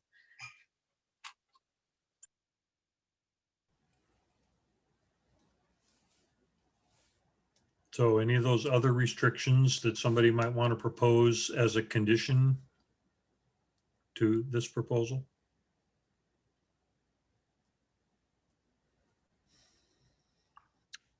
I saw Walter's hand, and then Dave's, and then Laurel's. Yeah, one of my concerns with this would be if we put on the conditions and say OPAC accepted them, what is the next steps? If they weren't seeing the protections that are there being met, would that mean that they would ask again for these harder restrictions to come back? And what would be the process for that to happen? Like I said, the proposals are all are good, but there are no next steps about if their goals aren't being met, especially with the marine conservation area. So I don't know the answer to that question. Does anybody know the answer to that, and how the proposal would move forward from there with conditions? Well, I'd like to respond to that. I guess my first thought would be, if a site were to be recommended with conditions, one, the proposer would have an opportunity to provide comment to us as a working group about whether or not they supported those conditions as a part of a recommendation. If they did, and if the site moved forward and was eventually supported by OPAC and LCDC and implemented, but that there were on-ground conditions that the proposers or the community around there were observing, then they would again bring a proposal back to amend the area based upon the observations, and we would basically go through another round of the discussion like we're having now to see whether or not the existing site was meeting the goals and whether or not there would be support for amendment of those goals. So that is my best take on how I would view that to happen. And just for clarification, Andy, who would remand it back to further review? And would that review go to the Rocky Habitat Working Group, or would that review go to OPAC? Or is that? It would come in the door as a new proposal from the community group. Okay. That would then come to OPAC, and OPAC may stand up another group that was focused on that proposal itself, which could then bring recommendations back to the council. Okay. Okay. Thank you for that clarification. So Walter, does that answer your question? For the time being. Yes, okay, thank you.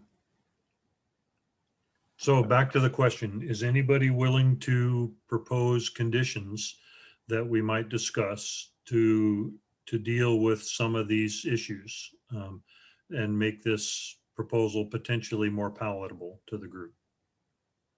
Well, I see Dave's hand up, and then maybe we'll ask the group to think about that while Dave's talking and then respond. Yeah, thank you. So I assume that's Dave. Yeah, the only other part of the proposal that might be a little bit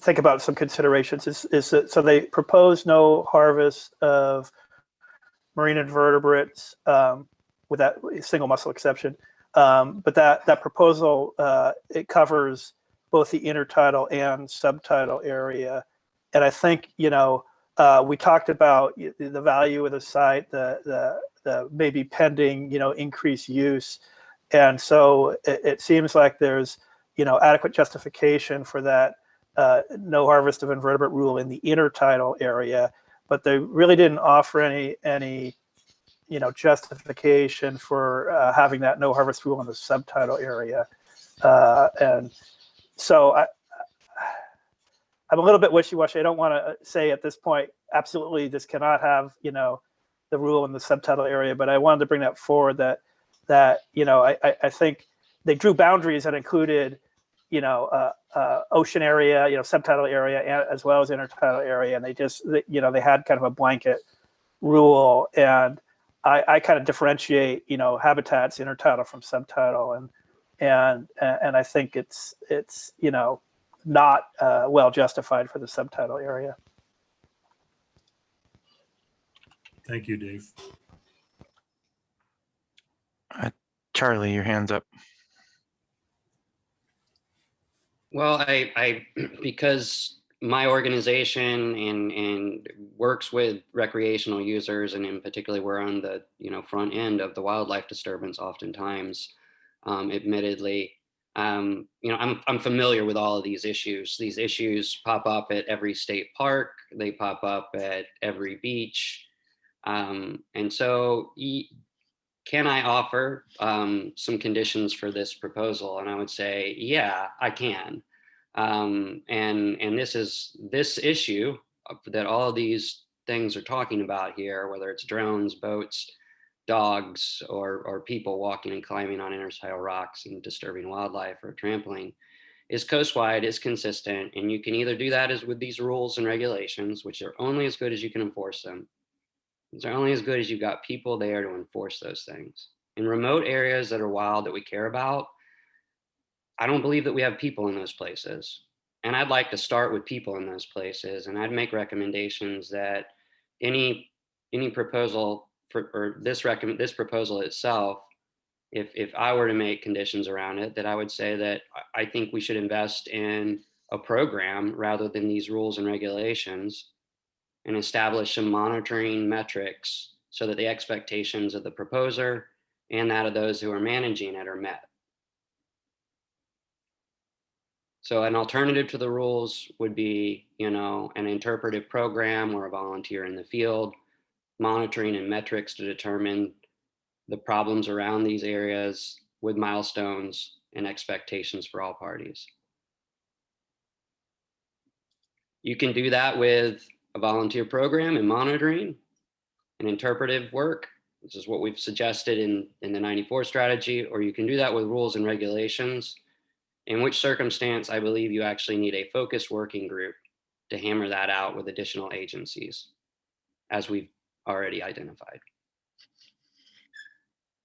So those are the two conditions I would say that I could support this proposal, is that one, there's a further management recommendation working group to work around rules that they've proposed, if that's warm to the working group, or two, that we don't move forward with the rule recommendations here around some of this stuff as described, and instead make some recommendations around monitoring metrics and volunteer interception in the field.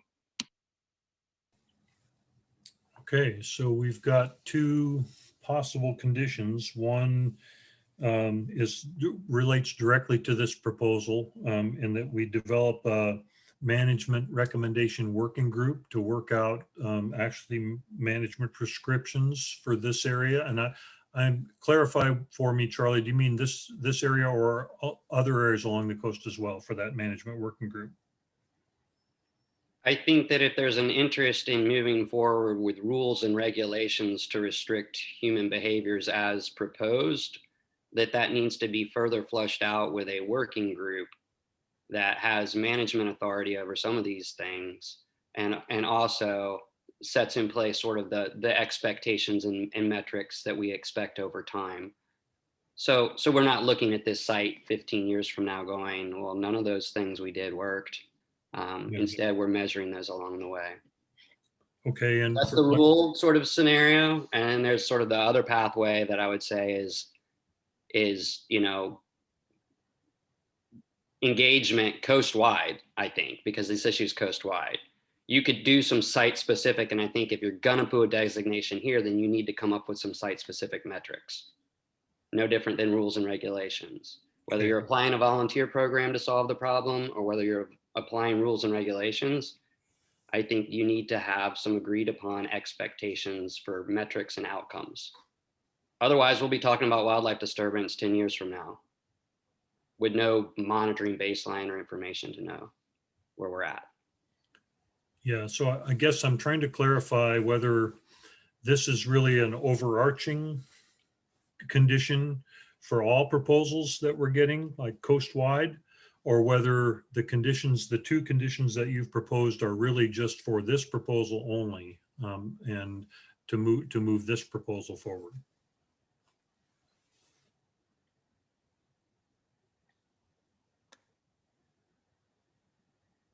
While Charlie's thinking about that, maybe.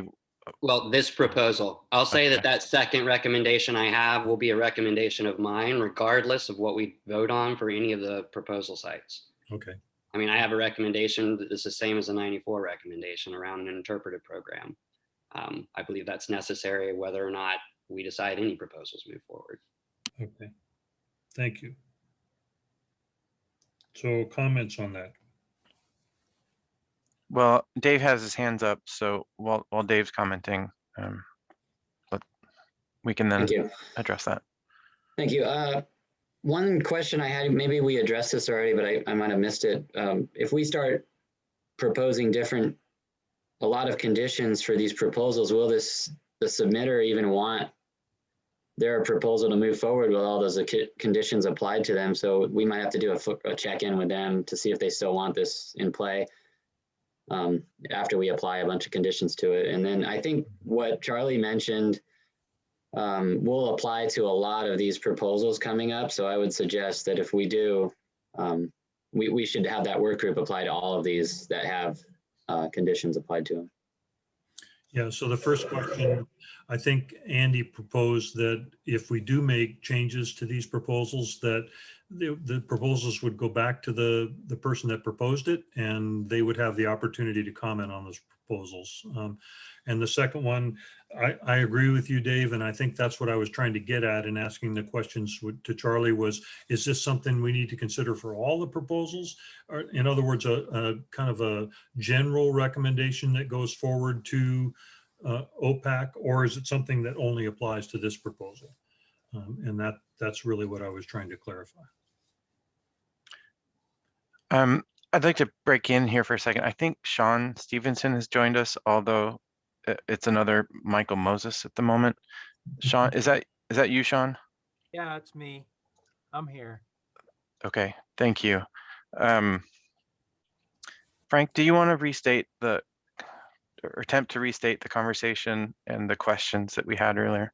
Yes, I'll restate them as I understand them. So clarify for me, Charlie, if I'm saying something that you didn't say. So Charlie is proposing two conditions for this to move forward. One is to propose a coast-wide program to determine monitoring and milestones to figure out whether that the site attributes are getting better or worsening. And he's also proposing to develop a management recommendation working group that works with this proposal to come up with ways to implement those restrictions that or resolve those restrictions that we've mentioned on our the potential recommendations here, and also some of those other things that Laurel brought up earlier, that there are more than just these restrictions as well. So Charlie, is that, did I represent what you said? Sort of. I think that coastwide recommendation around, the volunteer interpretive program or putting people in the field, I think could apply to these same management recommendations without rule on a site by site basis. So I think I meant to say that could be a consideration around this site, is that none of these rules or recommendations would be around, maybe these human uses would move forward, but instead there would be non-regulatory recommendations that would come from the working group. Okay, so clarify for me what the two different, I mean, it sounds like you're saying the same thing in both of those conditions. So clarify for me what the difference really is between those two conditions that you're proposing. One condition says, okay, we should restrict people, dogs, we should put a buffer in place, we should come up with a regulatory management framework. And to get there, as we're hearing from our state agencies, we need to bring more people to the table. We need to sit down and we need to do a 3 Arch Rocks kind of scenario where we clearly come up with management prescriptions, because these aren't the right ones and we don't have the right people in play. So that's one sort of scenario. Another scenario, as you say, we're not going to use the regulatory tools. We're going to use non-regulatory tools, and we're going to come up with a site-specific sort of program around that may be more volunteer and interpretive based. And we're going to come up with some metrics and expectations that we can measure that over time. Is that clear, or am I speaking Greek right now? No, it's clear what you want to do. I still don't see the difference between one or the other. Okay, one says that you can't let your dogs go off leash. Yeah, the other one says your dogs can go off leash, but instead we're going to have a volunteer there in the field that's going to tell them, hey, it might not be a great idea to let your dog run and chase those birds. Oh, I'll be more responsible and put my dog in a leash. So it's the difference between recommendation and rule. Kind of getting back to what we were talking about before with the 500-foot buffer.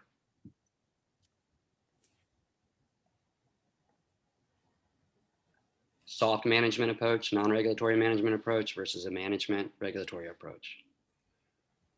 So could both of those, the recommendation versus the rule, all be addressed by the larger group to develop those management restrictions?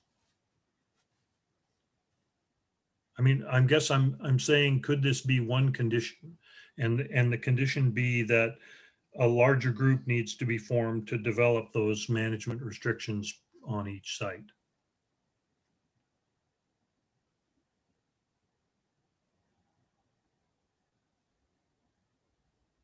I think I'm going to stop trying to communicate my point at this point. I'm sorry, Charlie. So let me try, Frank.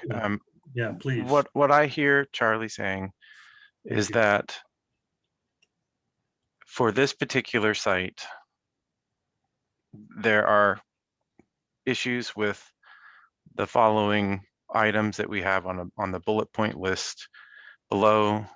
Dave Fox identified one other with potential need for subtitle or justification for subtitle rules to be applied. Instead of these conditions being allowed to move forward, or these would be modifications to the proposal that our group would agree to as considerations before we kind of make a vote on it.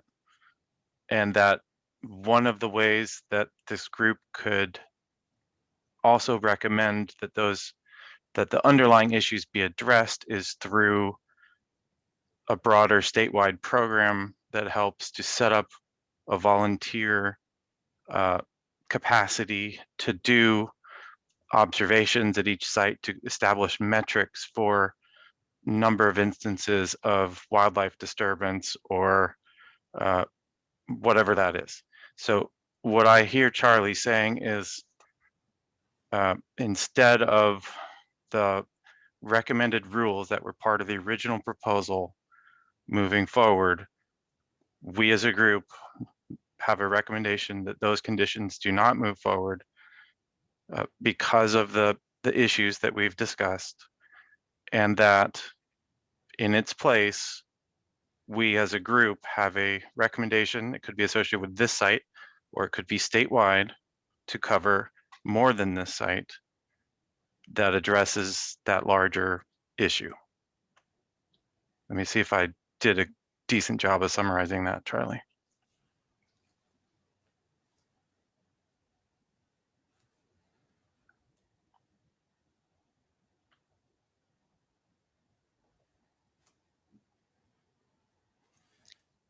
Okay, I'm writing here.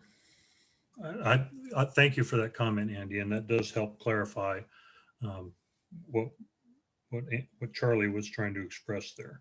So the first recommendation is that we recommend that the restrictions that are proposed in this proposal don't move forward, but the whole idea of establishing an Ecola Point Marine Conservation Area is valuable.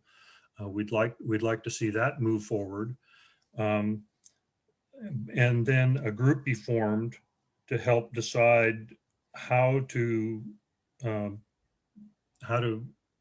balance the need for restrictions versus rules that might need to be put in place for both this proposal and statewide.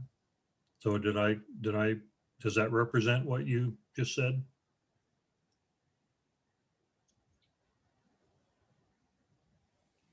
I think so, yes. Okay. And Charlie, does that represent what you said? Yes. Thank you. So I see a number of hands up, and I want to get to them. So and in focusing on the discussion, I did not maybe get the order right. So I see Tom, Scott, Laurel, and Walter, and maybe we'll just go in that order. Okay, well, I'm going to keep it short because I really want to hear what Laurel has to say. And the reason is that a lot of this is sort of pointing back to one of our running themes, which is the lack of capacity for these sort of interhuman interactions to influence human behavior.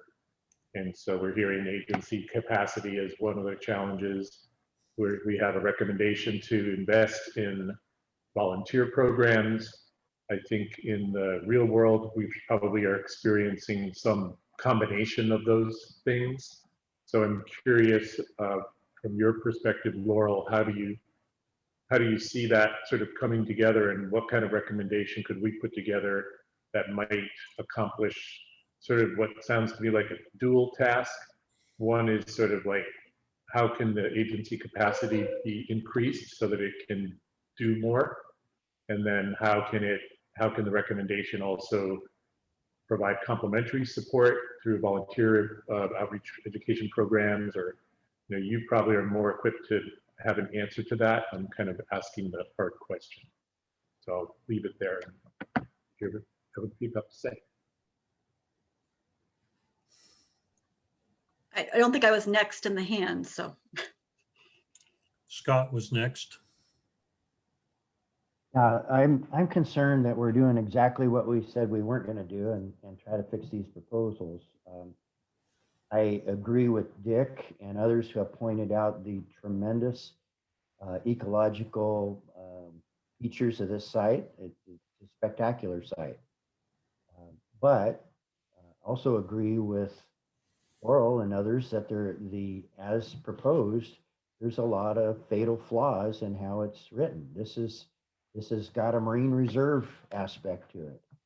And that's what we want to send to OPAC as a marine reserve, even though that's not what we're supposed to be doing. I think we're dooming this thing. So it's 7 months till October and when this thing could be resubmitted.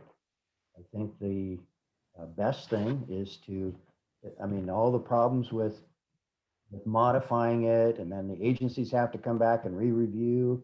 The proponent has to re-review if they're acceptable to the changes. We just need to say, okay, some great points here. It doesn't work now. Try it again in 7 months.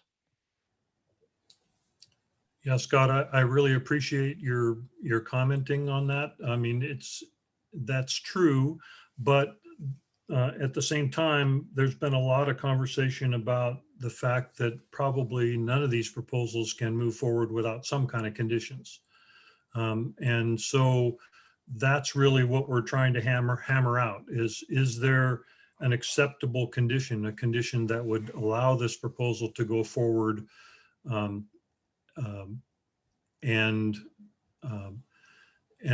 not have, I mean, to value what the proposal does and allow that part to move forward, and then to work out the rest of it with agency consultations and a larger working group to establish what those management plans should be. So there's been no analysis on a modified plan because we haven't, we don't have a modified plan. Yeah, well, that's true.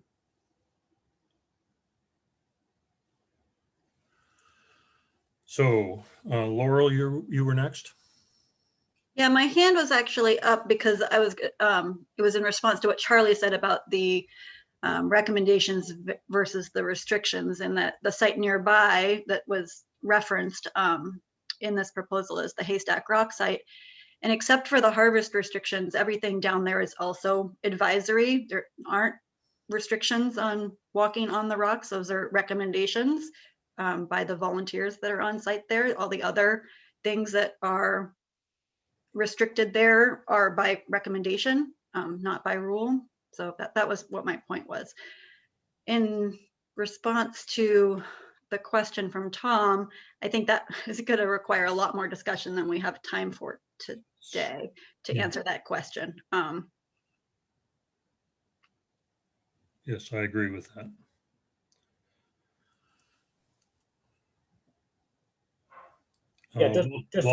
Yeah, just to be quick, I agree with what Dave said in the comments that we should be addressing these as presented. And just a comment that one of the things we heard loud and clear during our outreach with the public at the beginning of the process was that there was not a desire to have a lot of new restrictions and regulations put in as part of this process. So thanks. Okay, so given that, let's vote on whether we think, I mean, Charlie put on the table that there were two possible conditions. One, that he recommends that restrictions proposed from this proposal be removed. And second, that a group be formed to develop management and develop a balance between management restrictions and management rules. So let's just vote on those conditions. If those conditions don't pass, then we'll vote on the proposal as it's written with no other conditions. So Frank, can you say that one more time? So yes. You want to separate, do we want to apply conditions to this site as one decision? And I think that could either be kind of a thumbs up or a thumbs down. Yes, that's what I'm thinking. Yep. Okay. And then following that, it would actually be a decision about the site moving forward, either with or without those recommended modifications. Yeah. Well, if we vote those modifications down, then we would just have to vote on the proposal as it stands without conditions at all. Okay. Okay, is that clear to everybody? Okay, so thumbs up or thumbs down. The first possible condition was that we recommend that restrictions from this proposal be removed from this proposal. Well, yeah, so let's just vote on that one first. Those bullets on the screen. Yes, correct. Yep. And including some of those bullets that other people have mentioned as well. The subtitle harvest. Yeah, subtitle rules. Yep, exactly. Okay, everybody clear with that? So there's a question before. Yeah. Laurel. Go ahead, Laura. There's also some other things that we had in another bullet section in the agency analysis of things that are already in rule. So we're assuming that those aren't needing new rules. Like, for example, fireworks are already prohibited. That would be one of the things that would not need additional rules. Yes, that's my understanding. Yes. Okay, and Andrew did point out thumbs up would be by video or in the chat, yes or no. And please make sure that you have all attendees included in your chat. Exactly. Okay, so thumbs up, thumbs neutral, or thumbs down on that possible condition. And Carrie has her hand up. Is this question about the conditions that are being applied? Yes. So can I reframe it? Yeah, sure.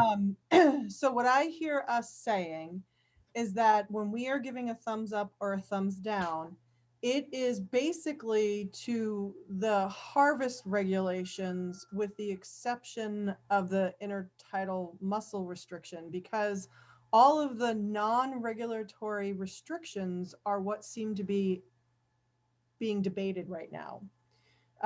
Because when you look at the list that is here, we're talking the rules for human activities are dogs, climbing on rocks, fireworks, disturbances, airplanes, and these buffers.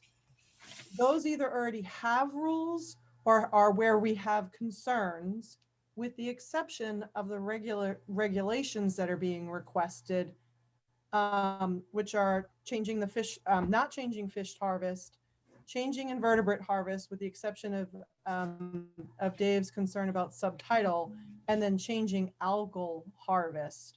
I mean, that's what I basically hear us saying is there's a lot of concerns around the non-regulatory recommendations, and the regulatory recommendations nobody has brought up concerns about, with the exception of that mussel question.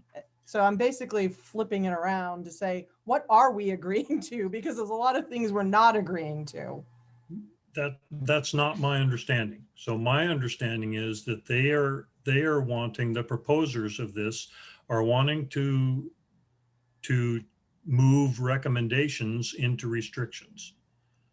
And those recommendations are restrictions on off-leash dogs, which are already covered in recommendations. The 500-foot buffer for boats already covered under recommendations. 2,000-foot buffer for airplanes, drones, and kites already in recommendations. And they want to move those into restrictions, so rules for those. Okay. So we're voting on whether that should be a part of this proposal. Okay. So we're voting on whether those rules should be allowed, or we should move this forward, not allowed. We should move this proposal forward to OPAC with those rules removed. Got it. So this is with the exception of the thing about the mussels, we are not talking about the harvest regulations at this point. This is strictly looking at those non-harvest regulation activities and whether or not they should be allowed to move forward from recommendations to restrictions, because that's a really long list that we're looking at all at once. Yes, it is. Yeah, I agree with that. Okay, so I wanted to make sure that's what we were clarifying. Okay, thank you. Yep. So Everybody go ahead and vote. Thumbs up, thumbs neutral, thumbs down. Hold on, before we vote, sorry, I have my hand up, but I didn't get called on. Could I, and I think that there's just been so many questions and clarifications. Can I ask for one additional clarification, and can we actually back up and can we talk about what the proposal looks like without all of the things that we're removing? Like, I think that's the question that we're asking if we don't approve the conditions. Yeah. So let's work on the conditions first. If we don't approve the conditions, then we can go on to looking at the proposal and saying, you know, what does it look like and are we willing to move this forward to OPAC or not? I think that was my question, Andrea. So yes, thank you. yeah, I think that it's helpful before we vote on whether or not to remove them to look at what the site still does once we remove them. But that maybe that's just me. Okay, I'll be neutral, I guess, if I don't understand what I'm voting for. Sorry. I'm willing to have that conversation, but I think we need to have that conversation after we talk about whether we approve these conditions or not.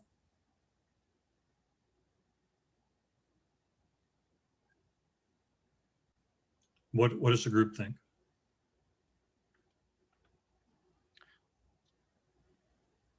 I feel like we should get the group's feeling for whether or not conditions are going to be applied. That's it. Okay, so let's go ahead with a vote.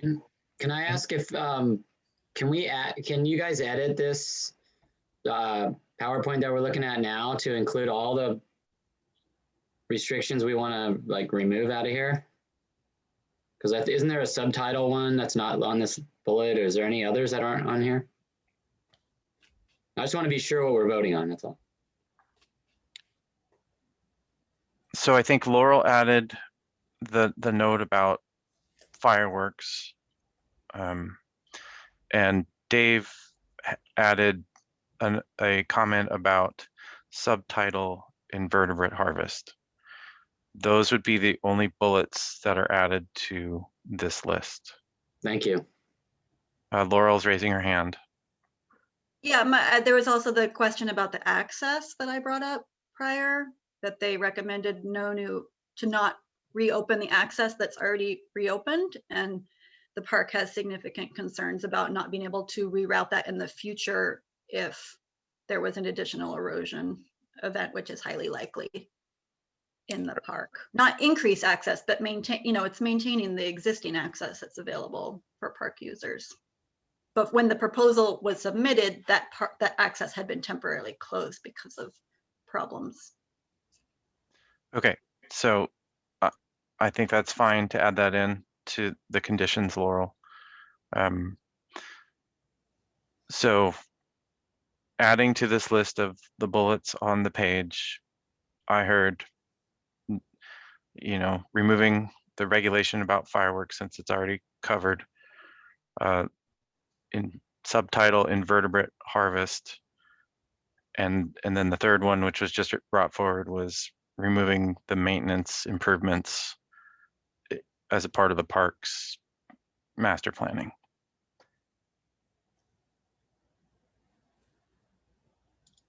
Okay, thank you for that clarification, Laurel and Andy. So is that clear to everybody what we're voting on? Okay. Thumbs up, thumbs neutral, thumbs down. Thank you for modifying that, Moses or Andy, whoever did that. Good, I'm glad you can see it. Yeah, thank you. So keep them up there. I'm seeing one down, one maybe, 1, 2, 3, up, 3 maybes. I think we have a solid mix of comfort there. Okay, so what's, I wasn't following the total count there. I was writing. So what's the total count one way or the other? So I think we had 3 ups, 3 maybes, 1 down. And Sean Stevenson is a neutral. I think a thumbs up from Dave Fox, so that would make it 4. Charlie's an up, which would make it. Laurel? Yeah, we weren't voting on what to do with the recommendations afterwards, just that we were removing them. That's why I was sort of not sure what we're doing exactly. We're just saying we're not going to put them as restrictions if We're this gonna- were to move forward. We're going to say not- that they would be our recommended modifications to the proposal, which we would then all vote on as to our comfort level with moving it forward to OPAC.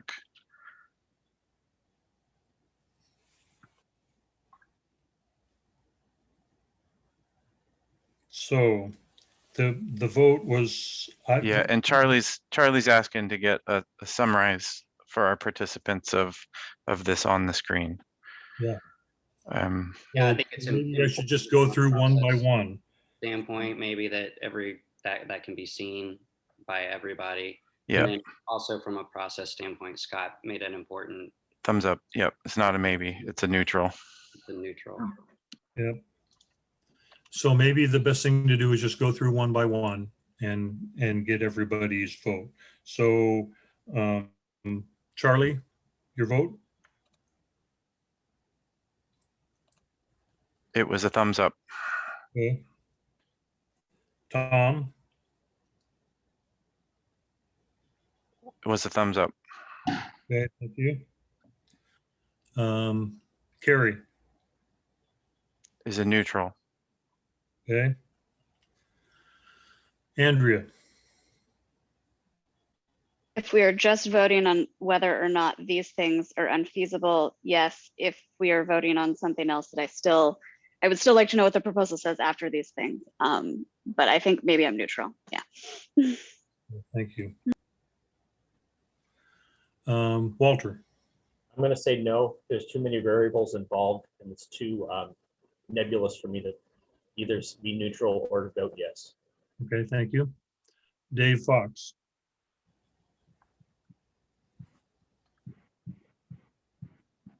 Thumbs up. Yep, thank you. Laurel? I guess it's thumbs up. I think we need to discuss it more, but.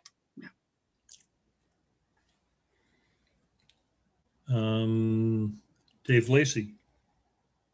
Thumbs up, and then I just want to make sure that, or find out if we're going to be discussing this with the proposal before we go to OPAC, because that'd be important.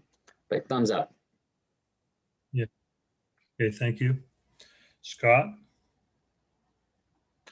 I see a neutral, Scott. Neutral. Okay. Sean Stevenson? Neutral. Dick? I see a thumbs up from Dick. And that's it, I believe. So that gives us a final vote of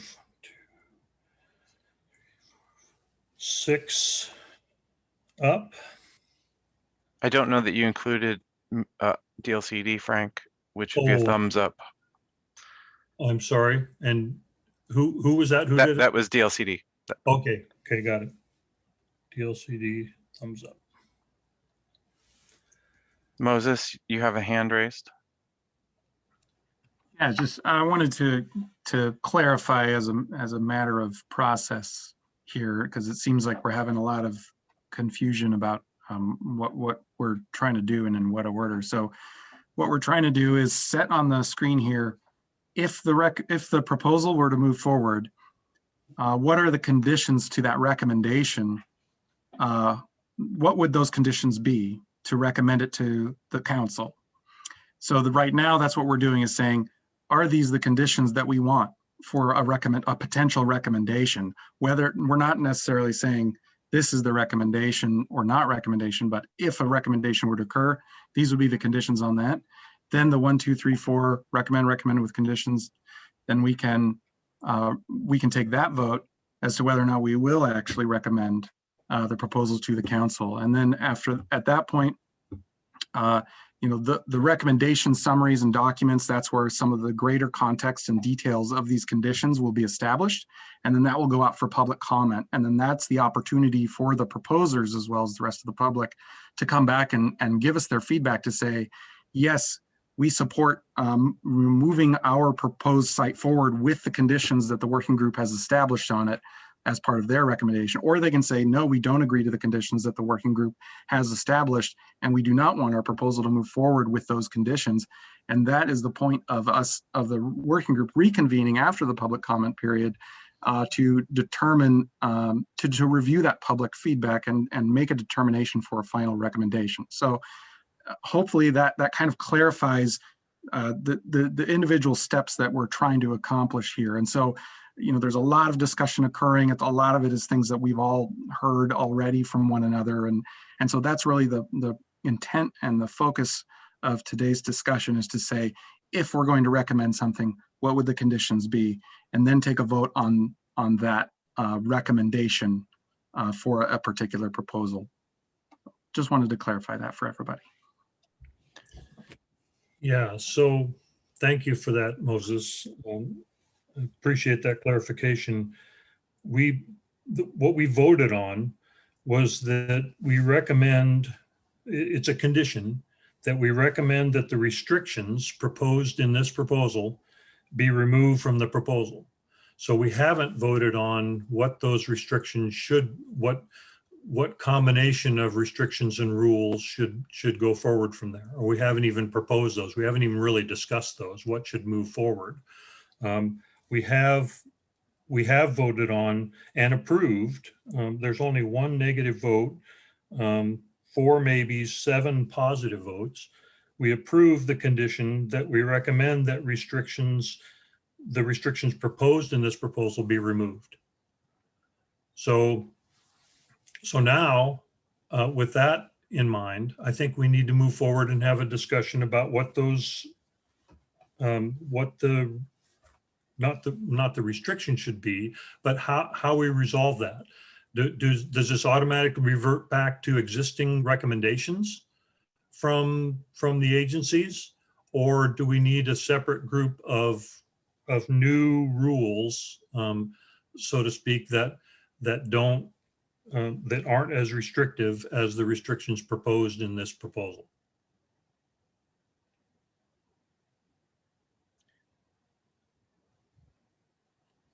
I'm not sure that I understood that, Frank. And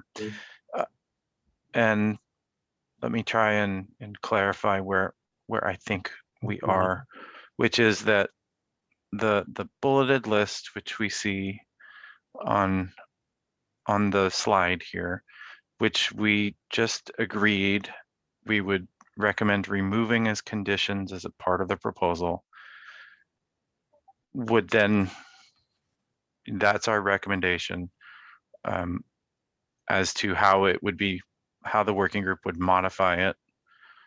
And then we need to vote as to our overall comfort level as a group, as to then the remaining parts of the proposal that would move forward.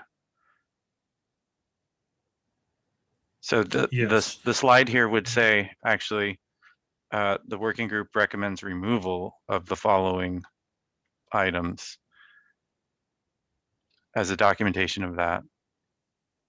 Yes. And then yeah, go ahead.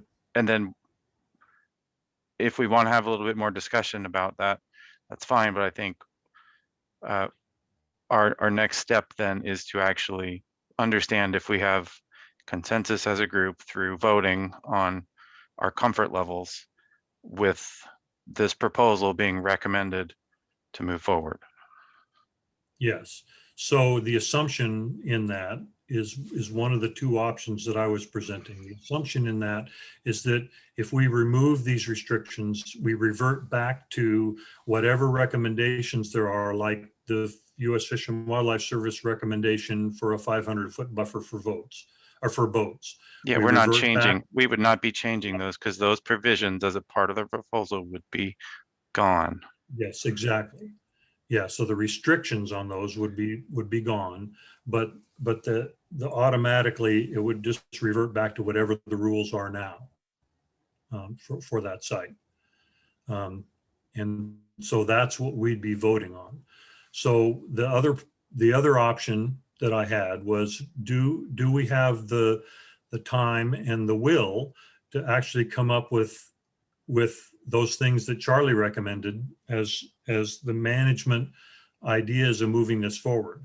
And what I was hoping to get at was to realize that no, I don't think we have the will to move those, to have the discussion that would be complete enough to decide separate rules or separate ways to balance the management restrictions here. What we really need to do, I think, is what you just proposed, and that is drop back to whatever existing rules are there and vote on this, to whether we want to move this forward without these restrictions. So is that clear to everybody? I see questions here. Walter and then Tom. Okay, Dave had a statement in the chat about 20 minutes ago that said, due to the need for agency review, I think we need to vote on these as is. Are there conditions needed to support when we have to allow time for agency review? And I would just say we need to respect these people's time and proposals, and for us to pick them apart before we vote on them is kind of backwards. I fully support what Dave said. I think we should, going forward, we should vote on whether or not we should go forward with them. And if the vote is no, then we should then come up with the conditions instead of discussing the conditions before we think they should go forward. Because to me, it's disrespectful for us to sit here and pick apart their evaluations and their proposals without letting them know whether we think it should go forward in the first part.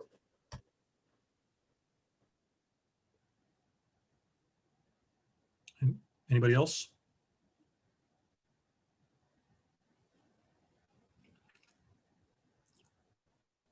I'm willing to do that if that's what the group wants to do.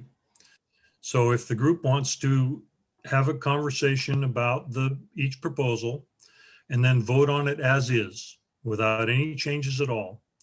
If the vote is close, one way or the other, then we can have a discussion about maybe ways that we could make the vote go one way or the other with the group, and then and see if we can move a proposal forward.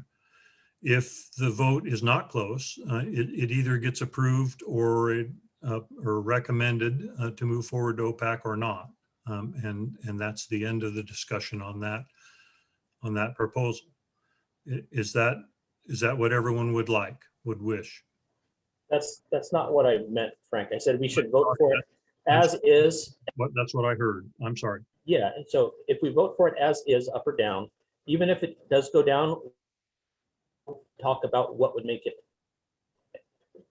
give some suggestions to it. And that's what I was understood to be a review and for us to look at it, and not just up or down and then it goes away. It goes up or down and then we discuss what changes could be made, because we shouldn't be making changes to these people's proposals without their input in the first place.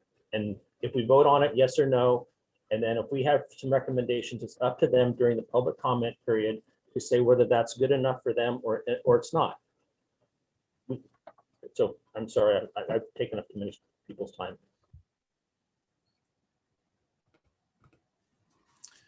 So Walter, let me clarify with you. So if we vote on a proposal before we have a discussion about conditions, and the vote is no, that we don't move that proposal forward, then how do we go about from there adding any conditions to it that will make that proposal go forward without having a conversation with the proposer, given what you just said? We would basically be doing what we're doing in reverse, Frank. We would vote up or down, and then go into what would make it palatable. Does that make sense? Yes, but We can scratch the whole, I'm sorry for bringing it up if we don't think we can go forward with that. I was just trying to support what David said 20 minutes ago, that we just do a vote on them as is. And that was Dave's suggestion at 11:37.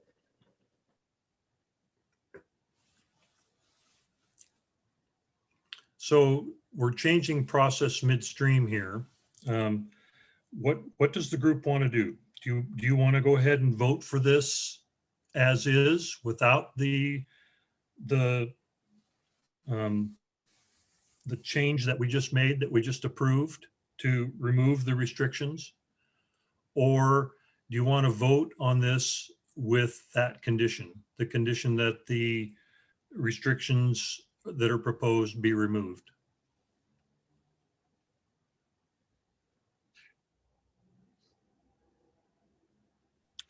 There are still folks with hands in the air. So I want to allow them the ability to make a comment or provide some perspective. Thank you. Tom and Andrea. I'm literally right now reformulating what I was going to say based on the most recent comments, particularly what Walter just said and what was said earlier. Yeah, I guess it's just tricky because to be honest, I feel like we're kind of winging it right now. So I'm going to join in the winging and just make one observation and then give it back to the group. What I was hearing earlier in Charlie's recommendation to consider some conditions was, I feel like at the high level, what it was a difference between a punitive approach and an educational approach. Some agreement that there are some behaviors that we want to change. And there's two ways to do that. One is to have regulations and rules with consequences, and the other way is to educate people. And so when we were presented with this opportunity to make choices and decisions about conditions, we started with the condition of whether you want the punitive approach or not. But that only makes sense if you're going to replace it with an educational approach. So we kind of got stuck a little bit in a loop because we were missing the what replaces this if we don't do it question. So I would suggest if we do go forward with this kind of approach, that we should talk about what we're going to replace it with first before we talk about removing it, if that makes sense. Because if you're going to say we already have these rules, but we also know the rules aren't working. So what are we going to do in place of more rules? And so I would suggest that if we want to go this way, and I'm not saying we have to, but if we do, then I think we should think first about what we would put in place of rules that aren't doing a good job before we talk about taking those rules away, or not really taking them away, but not adding them or duplicating them. And I think what we're really talking about here is duplicating rules that exist because the rules aren't working the way they are. And I'm not convinced personally that making a copy of a rule and laying it on top of the one you have is the answer. And so what I'm hearing from Charlie and others is what we need is more capacity to convey good information to people, and that's more likely to change their behavior than just adding more rules. So in terms of just approach to the question, that's kind of my take on it. In terms of the process, again, I'm feeling a little bit lost in it right now, and I'm inclined to retract a bit, go back to what Walter was just saying, or some version of that, where we maybe do, I take that, that's a good point, Walter, like, you know, we don't have the time to fully investigate, invest, and understand the implications of all of these on-the-fly changes we're suggesting. So that's making me a little bit uneasy. And the only reason I said okay to the first agreement was that I understood that the next conversation was going to be about what we replace that with. So we got to either commit to the swapping or say, you know what, we like this. There's some things that need to be worked out, and we can agree to that without knowing what those resolutions are going to look like, but acknowledge they're needed. So that's my take on it. And back to you, Frank. Yeah, and thank you, Tom. And the reason it is confusing is because we're trying to build the process while we're moving here. And that's a challenge. So I'm going to propose a new process.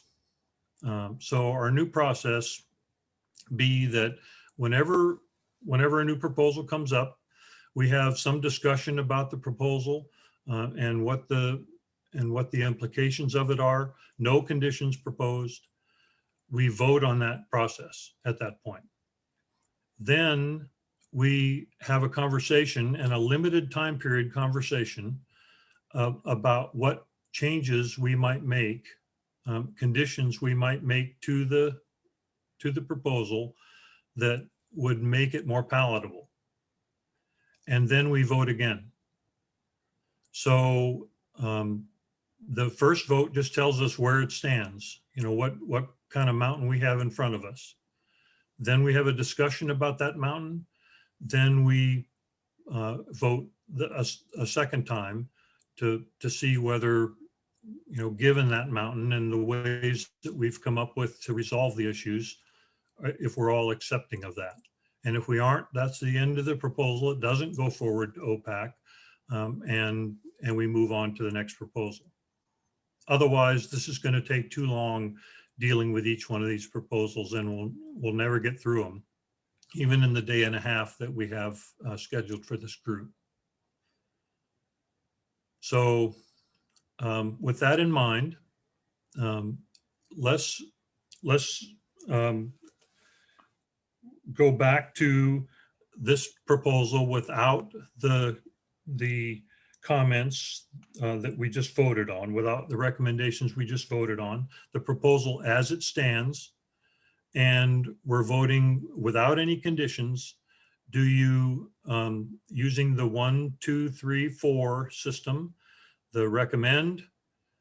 Doesn't make any sense. 2 and 3 both have conditions. That was the whole point of 2. And that's why I was working toward conditions. So we almost have to go recommend, if we're going to do that, we have to go recommend, reservations, and don't recommend. So let's do our first vote as recommend as 1, reservations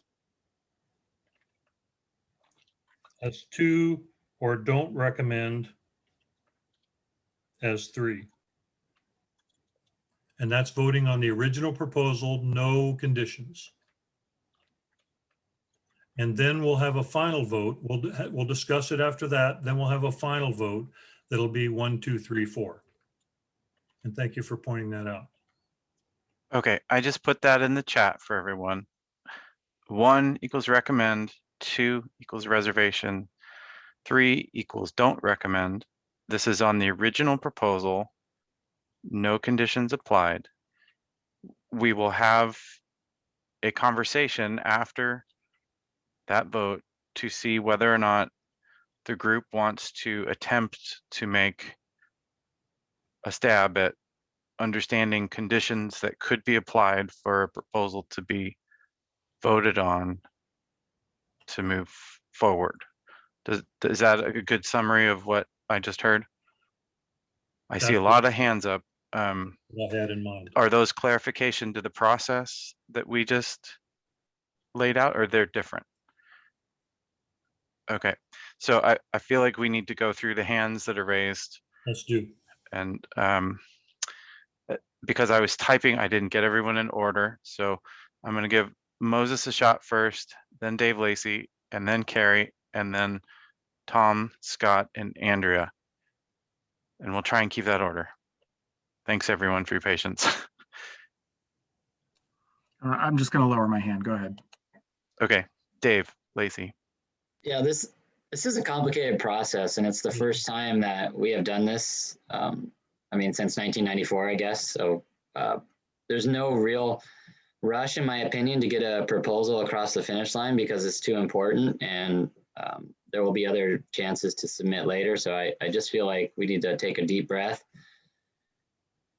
and think about how we're doing this. And the reason I had proposed that earlier is because I feel like we're never going to get through this, even with a day and a half. And then I'm also a little bit leery of changing the process since we already did a vote on one of the proposals. So I just feel like I'm a little confused and unsure on the direction we should go at this point. But I kind of think our job is to address these proposals as they were written.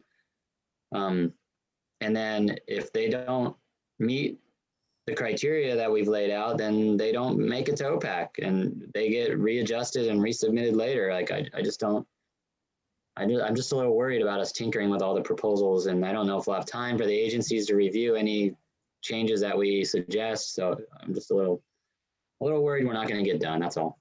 I'm done. Thank you, Dave. Carrie.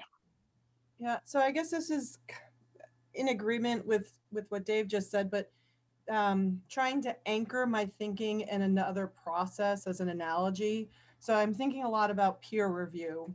When you submit an article for peer review, and I get that this is a little bit different. I mean, when you get an article and you peer review it, you basically send it back and say, it's approved as is, it's approved with minor revisions, it's approved with major revisions, go back to the drawing board, right? And so, but the peer reviewers don't make the changes. They say, this is what meets our standards or doesn't. And then they send it back to the person who wrote the article and ask them to address those.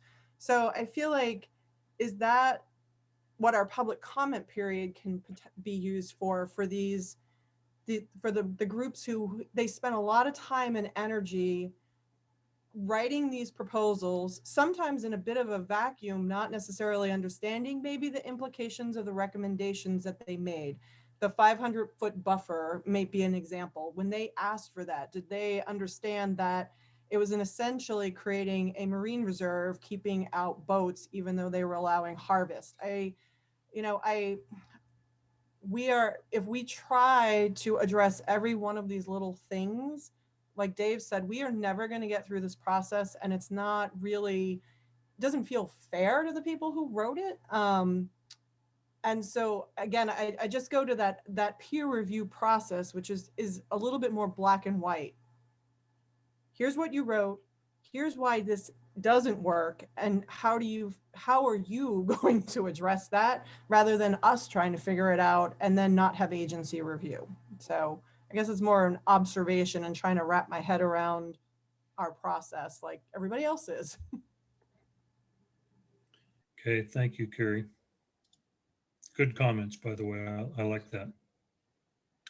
Tom, Scott, and then Andrea. Yeah, I'll just keep it quick and just echo what Carrie just said. That sort of was my thinking going into this, that we would end up in this place where we really have three buckets, and one is easy to say yes to, one's easy to say no to, and there's the ones in the middle that are like some good ideas, needs improvement. And I think we sort of slid into that idea in a way, but it didn't get concrete, made concrete. And so here we are now. So I guess I'll just echo what Carrie said, what Dave said as well, in terms of time.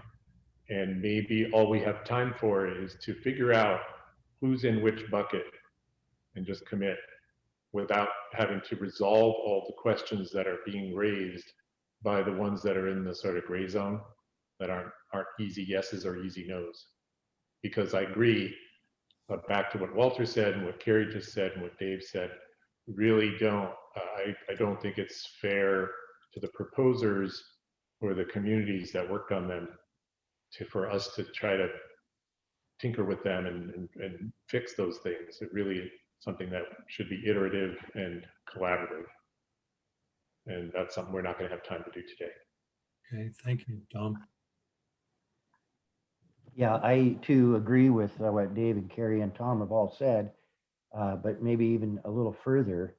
I feel like our changing the proposals do disservice and disrespect all the work that the proposers made. The North Coast Rocky Habitat Coalition did a tremendous job in getting a lot of information about this really spectacular site.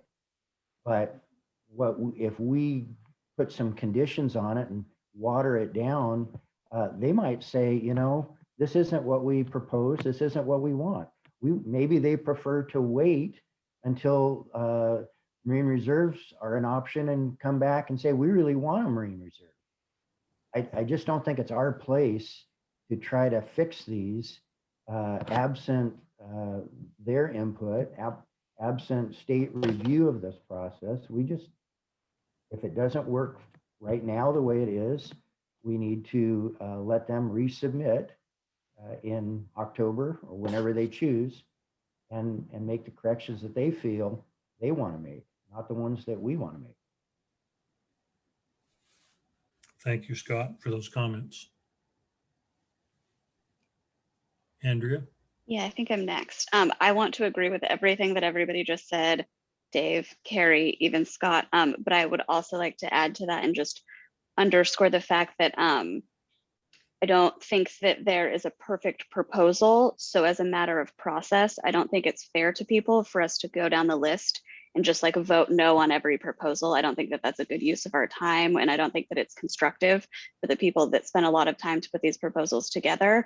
So not that I want to send us down another rabbit hole, but I think that maybe we should, before we go down the list of all the proposals and just vote yes or no, because yeah, that definitely doesn't do, I don't know what I think that we were intending on doing. And this has already been like a very confusing process and we're only on the second one. But I think that we should maybe take some time as a group to talk about what the next part of this process looks like in terms of the next iterations, because it's very, I think, clear to all of us in our conversations that there are special sites and that maybe there is some misunderstanding about regulation, or maybe there's ways that we could tweak, and like there's conversations about establishing a new working group. Charlie brought that up earlier, and that was added to my confusion about like what we were voting on, because I wasn't really sure what was going to happen next. So if like we all vote no on something, like what does it look like next, and how do we help facilitate this process? And I don't think it's fair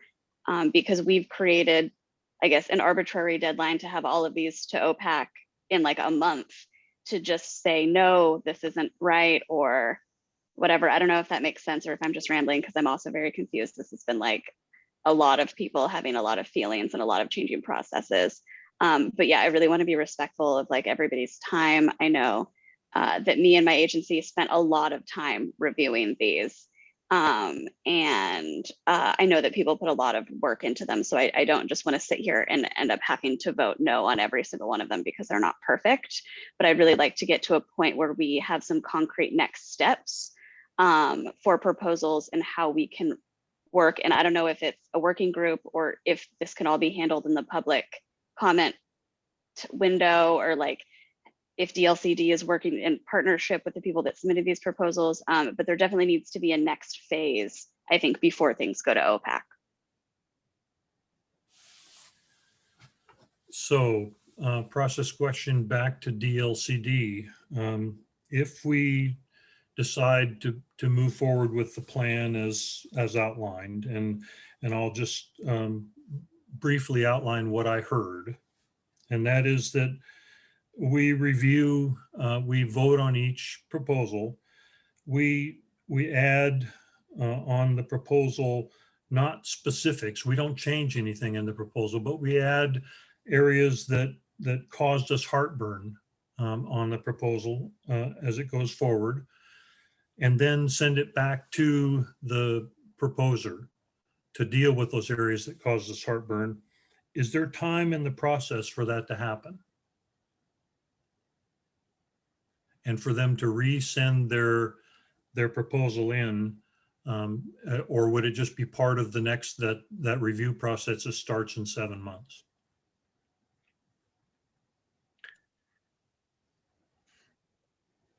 Frank, I think that's an excellent question.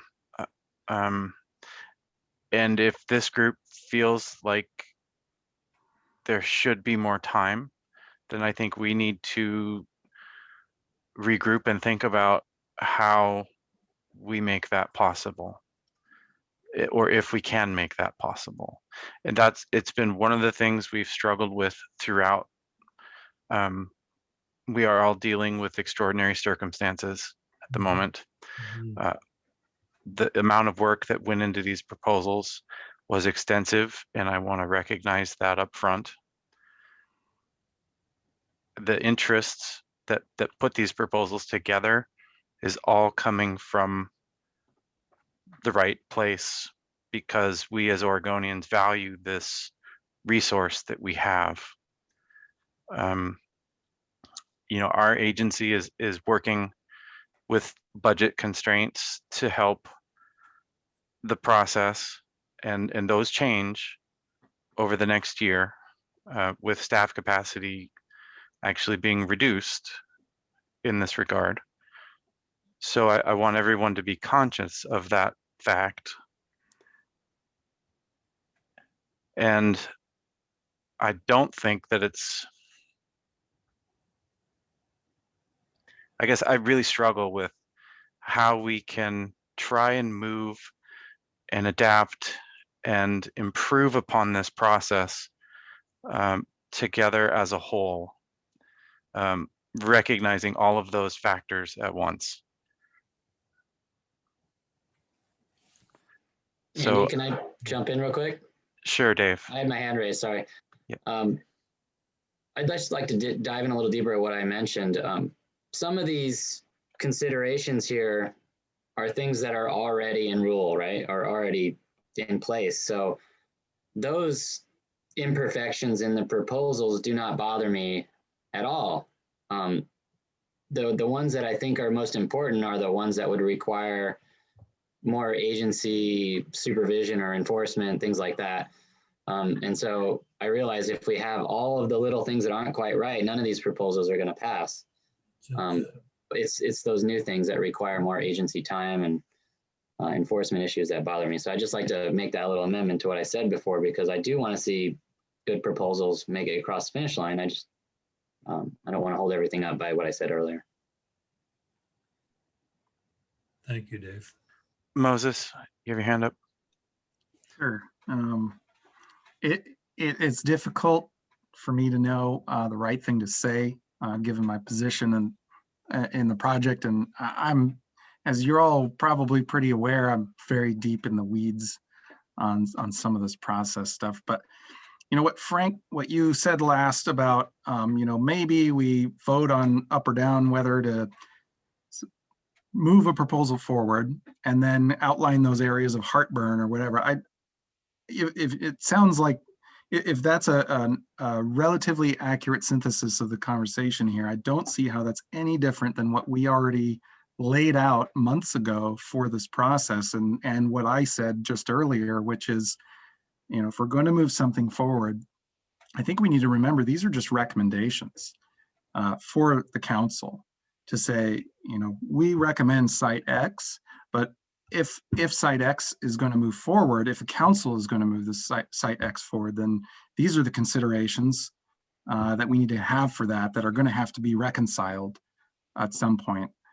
And so that's, you know, I think a lot of what I'm hearing from my perspective here is folks saying a lot of the same thing, but just using different terms to say it. And we've all kind of arrived at a similar point, I feel like, but we're still just stuck on what is a recommendation versus, you know, are we picking things apart, or are we, you know, whatever. But essentially, I think it's clear that if any of these things are going to move forward, then we just need to point out what those considerations are. And the public comment period is the opportunity for the proposers to come back to us and give us their feedback on that. But at the end of the day, it's just a recommendation. So we're just recommending to the council, would you move this forward? And if you're going to, please consider that having the following things addressed in the implementation of it. So I feel like we should all be comfortable with that. And really, that's all we've been talking about for the last however many months. So as a matter of process and getting this moved along, can we not just take that vote, which we already laid out in our 1, 2, 3, 4, 2 being the key with conditions, and we can hammer out the details or the finer specifics and context of those considerations in the recommendation packet, the recommendation summaries that go out. But whether or not that there are or are not conditions is really kind of the bigger question for many of these, and I think we all kind of have a sense of what the answer is there. So we all have considerations to make, but really, when it comes down to it, can a site move forward even with some level of considerations? And that's really what we need to ask ourselves, and whether or not we're nickel and diming the exact language and how it's perceived here. I don't think that that's productive use of meeting time. These are things that we can lay out more specifically, but just calling out the considerations, not anything set in stone. It's a recommendation. It's an initial recommendation also. So that's the other thing. So nothing set in stone here. It's just trying to capture whether or not a site proposal has that nugget of it can be implemented, but even with some consideration around it. So I hope I'm not speaking in circles there. I hope I'm not misrepresenting the group in any way or what's been already accomplished up to this point. But that's my take on it, being someone who at times has trouble seeing the forest for the trees. So I'll just leave it at that. Yeah, so thank you for that, Moses. One question I have is, so if we move ahead with the four level of votes and vote on a proposal without determining what those conditions are or what the recommendations are, how do people vote on approving with conditions if they don't know what the conditions are?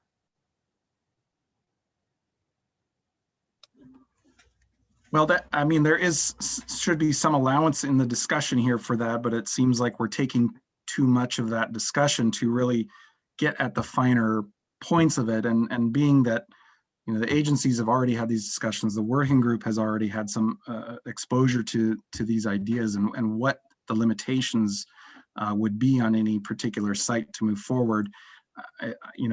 We can move down the list here. And if there's additional considerations that need to be outlined, that can be further specified in the drafting and review of the summary recommendation documents.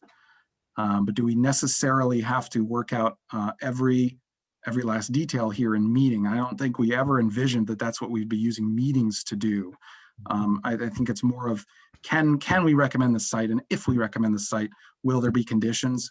Okay, well, here's some of the considerations we will need to encapsulate in our recommendation document then. Yeah, so I like your idea about considerations. I like that you've referred to them as recommendations. Maybe conditions is too harsh of a word, and maybe that's where we're getting stuck is, do we want to make sure there's a mandatory 500-foot buffer? Or do we want to say we should rethink, whether there should be mandatory 500-foot buffers? And that to me is the difference between a condition and a recommendation. And I think that we're getting stuck on having to codify it, having to figure out what we have a problem with and replace it with something, when really all we need to do is say, I think these are the things that we had a problem with the proposal, and things that would help to clarify these moving forward. So with that in mind, first of all, we're past lunchtime here. It's now 12:41. I'm going to propose that we take lunch now at this point without taking a vote, that we all get a chance to get something to eat, get our head out of this for a few minutes, and come back and finish this conversation. In the meantime, I think it would be really good if Andy and Michael and I got a chance to talk and really see if we can't hammer out a process that'll help us move forward here. So if that meets everyone's approval, I'd like to table this conversation for now and just say enjoy your lunch and take 30 minutes for lunch. Is that adequate for everybody? Seeing a lot of yeses. 30 minutes for lunch. That puts us at what, 10 after the hour, 12 after the hour of 1 when we regather. And why don't we make it an even round number and just say 120? Okay, 120 is fine. We'll, in the meantime, Andy and Michael and I will talk about this offline and see if we can't narrow down the process that'll work to help us get to where we want to go. Is that okay with everyone? Okay, enjoy your lunch.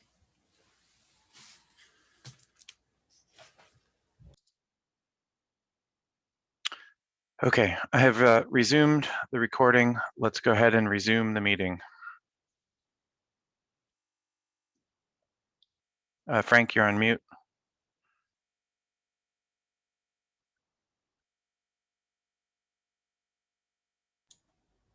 Thank you.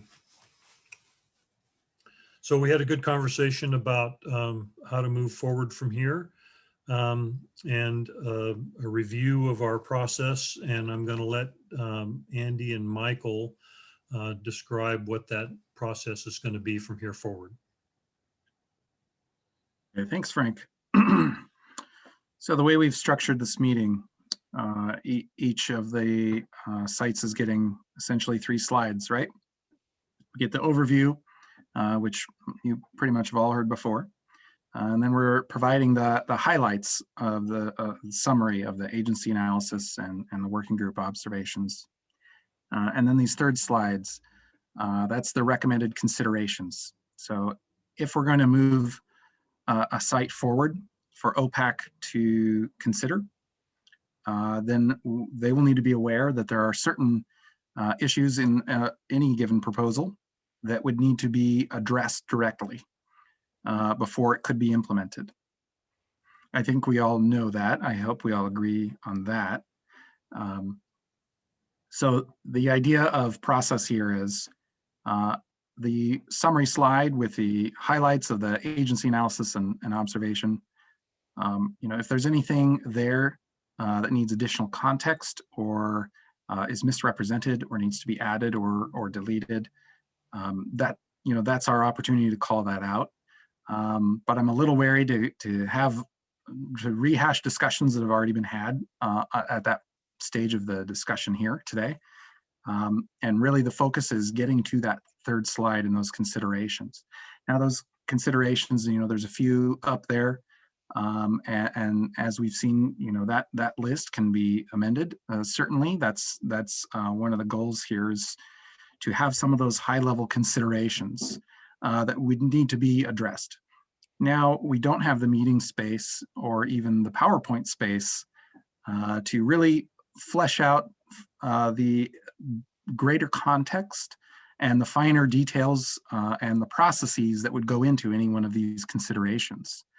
That's what the recommendation packet documents that will go to OPAC are for. So we're here to focus on what are the high-level concerns of a given proposal from the perspective of the working group that would need to be addressed. So if a restriction on off-leash dogs or a boat buffer or something needs to be addressed, then we're just calling that out here. This needs to be addressed. This needs to be addressed. And what that list is, we don't have to work out how that's addressed, what the context is, why it needs to be addressed, to a greater extent than what is reasonable for a meeting like this. That's, again, what our recommendation packet to OPAC is for. So we're going to continue to soldier on here with that in mind, that You know, this procedure has, in my mind, been communicated and well understood among the group for quite some time now. How we're going to vote on it is move the discussion to some of these considerations. And as you can see, we can amend what's on the slide there for kind of just the high level things that would need to be considered in a recommendation. Then the voting, as we've been referring to it, is really a gauge of the group's comfort level to say, yeah, I'm comfortable that if these considerations are called out in our recommendation and called out appropriately, which you all will, of course, have a chance to review before that goes out, to make sure that they've been called out and contextualized appropriately, then you could give a vote of to approve, or that you would recommend this site given the conditions that the considerations that we've established here. And again, it's a reminder that this is an initial recommendation and that it is simply a recommendation.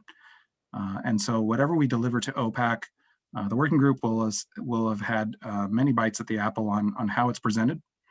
And also the public, including the proposers, we're giving them the opportunity to say, you know, if the working group says site X can move forward, but we need these considerations here addressed in the following ways, they can come back and communicate that to us during the public comment period to say, we agree or disagree with your considerations, and the working group will reconvene after that to address those and determine whether or not they need to modify the way any of these considerations in the way they've been presented.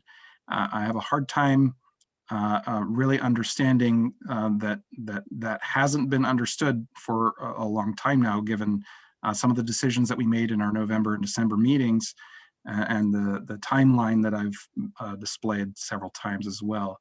So it seems like this is really the most rational way forward. The comments I made prior to the break, you know, I reiterate that that we understand that any site would need to move forward with these considerations called out for the council to deliberate over for anything that would be implemented. So I think I've covered my bases here. I'm not sure, but Andy, I don't know if you have anything else to dovetail on that. Yeah, Moses, thanks. And I think what we want to communicate is that we would like to stay with kind of our prescribed path. We recognize that there are sensitivities associated with providing comments and feedback to any group that submitted a proposal. We would like there to have been more opportunity for back and forth between the groups that proposed a site and the working group as a whole. But we do need a way to provide constructive criticism on each site and have the members understand kind of what those issues are as we deliberate on whether or not they should be a part of a recommendation that moves forward. So that is why we've structured kind of our exercise as we have. We would like to continue trying to walk through it. As we approach each site, we do want to do kind of a measure of the consensus to begin with, to understand kind of the mountain or the magnitude of issues, as well as a kind of final kind of determining vote on whether or not it should be recommended to move forward. I'd also like to point out as well that at the end of the proverbial day, we're making 12 recommendations, and that's the process, how the process has been laid out for a long time. Some of those recommendations may be, we recommend not moving this site forward for implementation. But some of them then otherwise would we recommend this site move forward, but only if the following considerations are addressed. And if this was not the intent of the process a long time ago, then I wonder why we have an initial recommendation and a final recommendation, if not to create that space for feedback from the public and the proposers, and also to create that space for the working group to craft conditions around any such recommendation, whether it's for a site to move forward for additional consideration or not.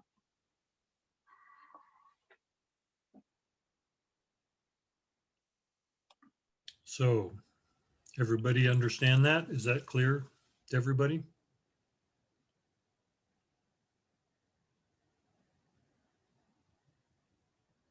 Okay. So anybody need additional clarification?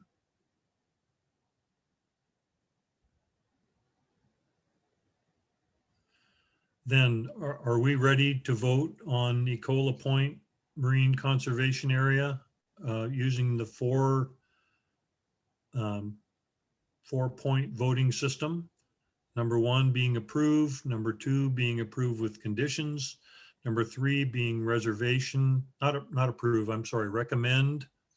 Number 2 being recommend with conditions. Number 3 being reservations, even with the conditions. And number 4 being don't move forward. And Laurel has asked a question in the chat as to, and these are the conditions that we are highlighting.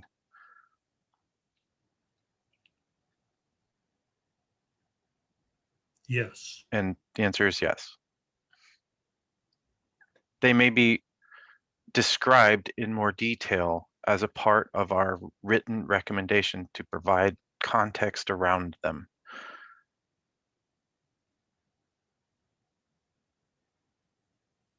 Andrea, you have a hand up. I don't want to send us back into a circular spiral, but can we get a general overview of what the proposal is minus these items? So if we remove these, what the proposal then looks like. I don't think we're talking about removing them. We're talking about sending this back to, about our general comfort with the proposal, and sending this back to the proposer for their view on what to do with these restrictions. It's basically saying that we're uncomfortable with the restrictions and we'd like you to rethink them. Right, but like holistically, when I was reviewing these proposals, I looked at like the goals and the merit and the proposal as a whole. And the proposal as a whole had all of these elements in it. So if we're talking about like wildlife habitat, like some of the restrictions that we're talking about removing contribute to those goals. So once we remove those things, like the goals and the different things change. So I'm trying to get like a better idea of like the proposal as a whole once we put all of these conditions on it. Am I still crazy? Sorry. Again, I don't want to send us into a circular spiral. Andrea, can I think I understand what you're saying, and let me attempt to rephrase it. If we impose any sort of conditions or considerations on a site moving forward, then we need to understand how that site as a management designation operates apart from the conditions we've imposed on it, because the proposer envisioned it operating with these provisions in place. And now we're saying potentially we would recommend it operate without these provisions in place. And what would that actually mean for the success of site management? Am I understanding what you're saying correctly? Correct. Yes. Thank you. Yeah, so go help me, Michael. How do we do that? I mean, it seems like that's the part where it gets sent back to the proposer, and the proposer decides that how it all fits together. and then brings that information back to us. I think you're not wrong. But I think what Andrea is asking is for the group to have a discussion about what that means for the site management here and now. So yeah, just to clarify, so if we're voting on removing these items and then sending it back to the proposer to revise, and then we get another opportunity to review it, that is one very different thing than us voting on making a recommendation to OPAC that this site moves forward without these items and not having an understanding of the broader management context. And then also on another layer, we're supposed to be considering this as a like a coastal context. So we also are supposed to be considering all of the sites together. So it's hard to like put a holistic picture in my head of what I'm actually thinking in terms of like the package of recommendations that we're making without understanding how these changes are impacting the actual site and the proposal, if that makes sense. I hear you, Andrea, and I feel you, and I feel the same way, and because we've had a lot of constraints on our timeline throughout this process. But unfortunately, this is what we're here to do today. And we've all had a chance to review and explore what it might mean for these sites, given the communication about agency analysis and other exploratory discussions that have been had. So, I mean, if I'm not trying to cut off any discussion necessarily about what you're saying here, but at the same time, these are the things that came out of the discussions that have already been had, and so hopefully everybody here came today prepared to consider whether or not they could support a site moving forward with the kinds of things in mind that we've already have already been communicated. Right. So and maybe I'm the only one that's having this issue. We reviewed over 1,300 pages of information. I have the proposal up and I'm trying to like go back and forth, and I'm trying to make the connections in my head of like what the proposal looks like without these things. And I know that we've had discussions about it. And I think it's a little bit easier for the other buckets that we've defined, like marine gardens have specific management prescriptions of like note take and different things like that. So I guess maybe it would be helpful for me, and if I'm the only one, I will stop talking, but to be like a COLA point without these things is these things. And so that is, I think you're right, and I think it's a valuable discussion to be had, and it's a valuable consideration to make for all of these sites. But let's not forget that this is just an initial recommendation, and that we're inviting the proposers to provide us their feedback about that. Does this really fundamentally change your goals at the site or the way that you feel this site needs to be managed? And then we're going to give them the space to communicate that to us. And it also gives the working group the space to consider consider how they feel about it themselves before making any final recommendations in April. okay, so to clarify, what I think I just heard was that we were voting on whether or not essentially we should get additional, like a revised proposal on this, or are we voting on making a recommendation to OPAC that this proposal should move forward just without the things that are on the screen right now?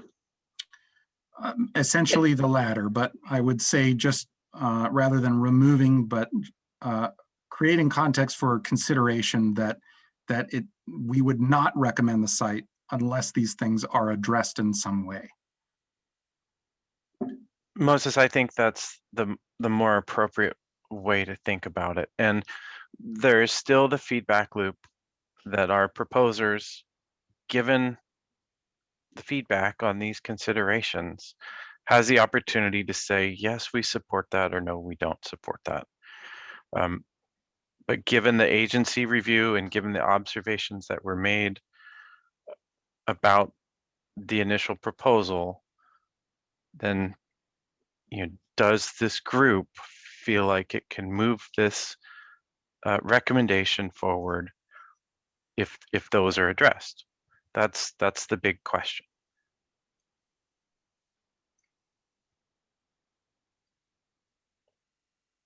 Okay, I will stop talking and let anybody else chime in. I have concerns about like agreeing to make an OPAC recommendation without like fully understanding and then being able to like comprehensively understand like the goals and the different things. Without having like that worked out, it's hard for me. Anyway, so I'm gonna stop talking. What we're agreeing to is the high level content that would be in a rough draft of a recommendation. Right, and this proposal doesn't specifically like concern me because there isn't a lot of things prescriptive to DSL, but from like an agency relationship with a territorial C plan, if we make a recommendation to OPAC but we recommend these conditions, they don't have to all be addressed, and then we like end up in a position where we like have to implement something that like all of the things aren't figured out yet. Do you understand that? Like, so I have a lot of hesitation to commit to making a recommendation without things figured out, or without like a plan to figure them out, or without like agreeing to like have this next step in the middle before you make a recommendation to OPAC. So now I will stop talking. It sounds to me, Andrea, like you have reservations even with conditions. But that's just like a point of process. That's going to be on every single one of these proposals if we have to make changes to every single one of these proposals. So now I really will stop talking because there are other people with their hands up. Thank you. Dave and then Tom. Dave Lacey. I think what Andrea might be wondering is, will the goals still be able to be accomplished without these restrictions? Like say for the seabirds, if the restriction on off-leash dogs and the buffers aren't in place, will those goals be attainable? I kind of feel like that's what she's asking. And how would you know if those aren't, if you don't know what the actual proposal is going to be with it, if you don't know what these restrictions are going to be and all that, like how can you really make a recommendation? That's where I think she's tough, but I think you covered it with number 3. If you vote number 3, then there you are.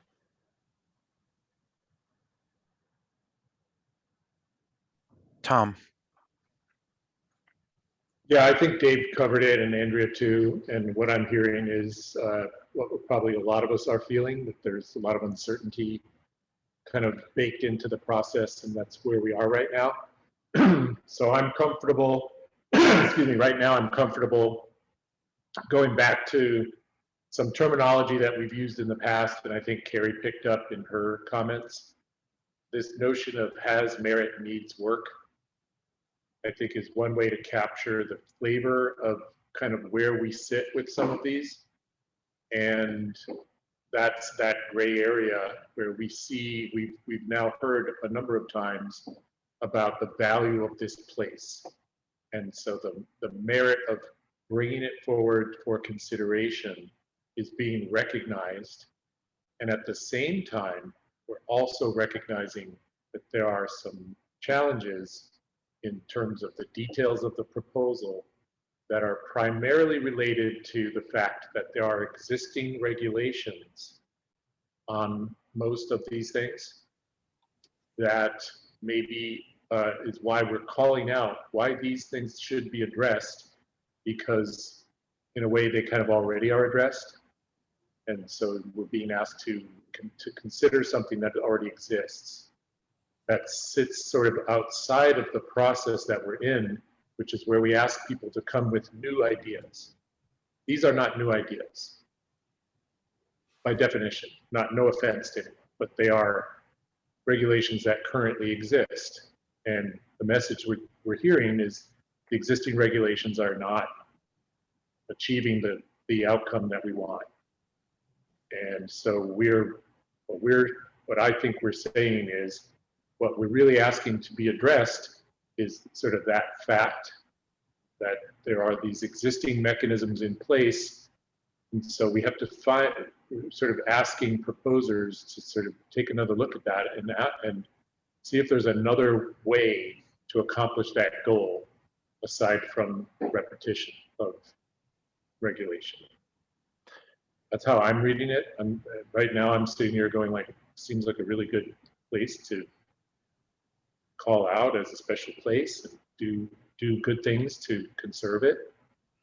And maybe we can, we're just asking for a reconsideration of what tools are you wanting to apply. And back to what Charlie was saying earlier about do we want a punitive approach? Do we want an educational approach? So here's an opportunity to go a little deeper on that, try to figure that out. And I'm personally inclined to favor this and not predict what it's going to look like when it comes out the other side, and sort of, I guess, in a way, trust the process and all the good people that are involved all around, proposers, reviewers, OPAC, agencies. I think everybody's trying to do a good thing, and just sort of trust each other and the process that that's the goal.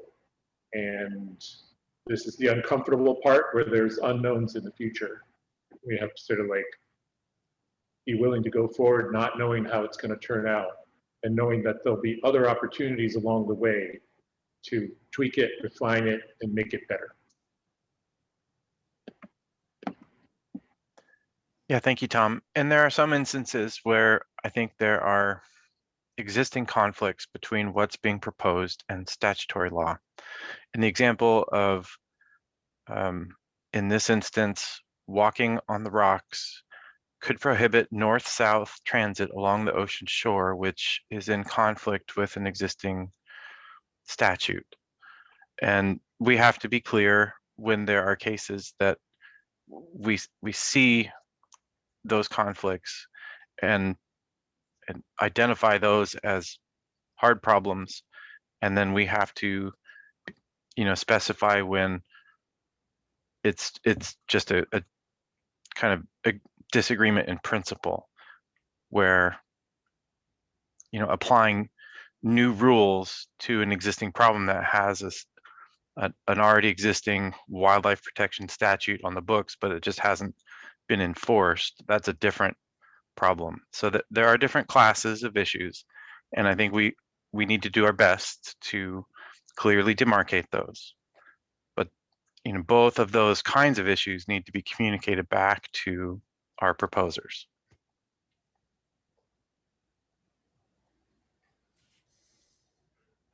Charlie. As the chair of this working group, I'm going to plead with the LCD and the facilitator that we facilitate forward through voting on these proposals and do what we were here to do, which is make a recommendation. We've been talking around this forever. We really need to move this discussion forward.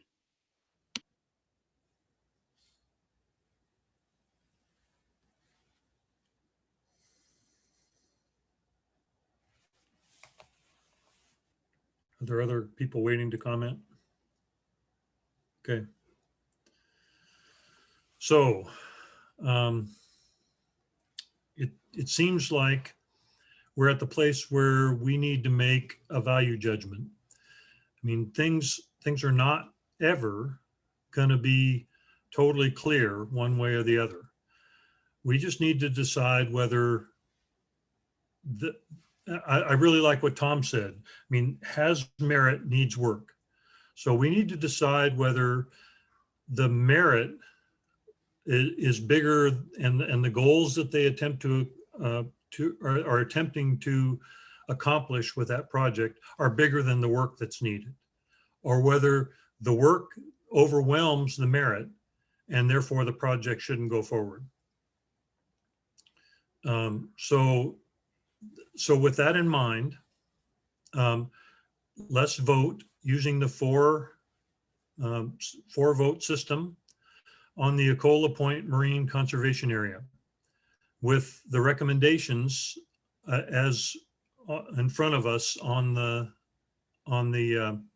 PowerPoint presentation.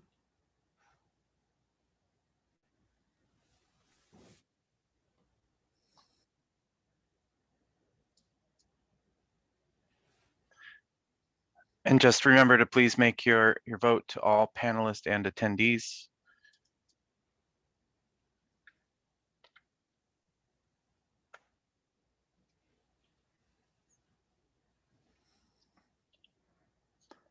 All right, I'm going to start calling them out.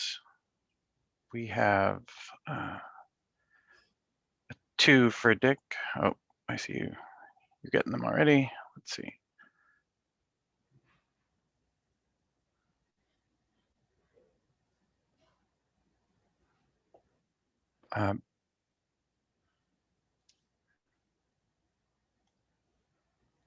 Andy, I'm assuming that 1 and 2 will be forwarded to OPAC and 3 and 4 will not, correct?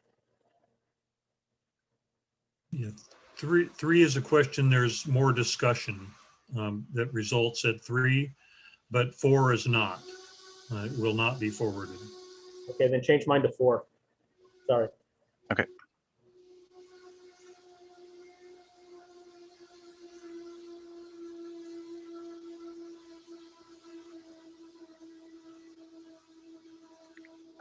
Looks like Carrie was a 2. I'm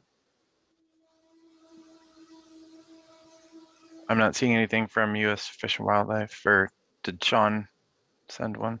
Oh, Sean's a 2. Okay. 3. And do we have DSL's vote? 3.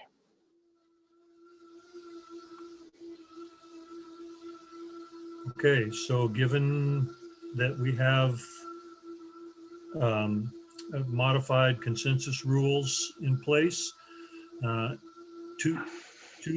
than 2 negative votes results in non-approval, and we only have 2 negative votes in this case. So this proposal is approved with the considerations that are on the slide, the PowerPoint slide that was in front of us. Okay. So these considerations will be outlined in greater detail with context in the recommendation summary documents that we will prepare and have the working group review, and then we'll send those out for public comment and await that feedback, and then revisit it later this spring and determine again where things are at with respect to this recommendation and the considerations that would go along with it. And I want to point out that Sean has indicated a 4 on the first kelp forest proposal. It makes that totally unanimous. So that obviously does not move forward. Okay. So first of all, give yourself a big round of applause. Thank you, everyone. I know it doesn't feel like much of a victory, but we actually got a vote out. It's awesome.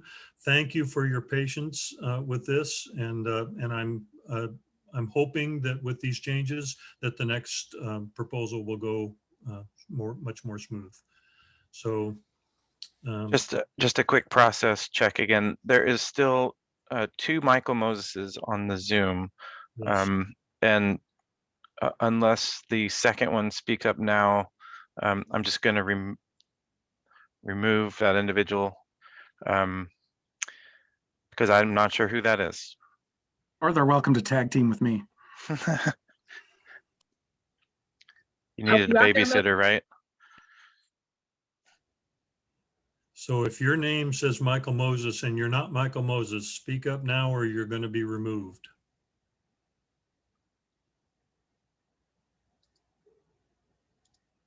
If you're not sure, look in the participant list. Yep.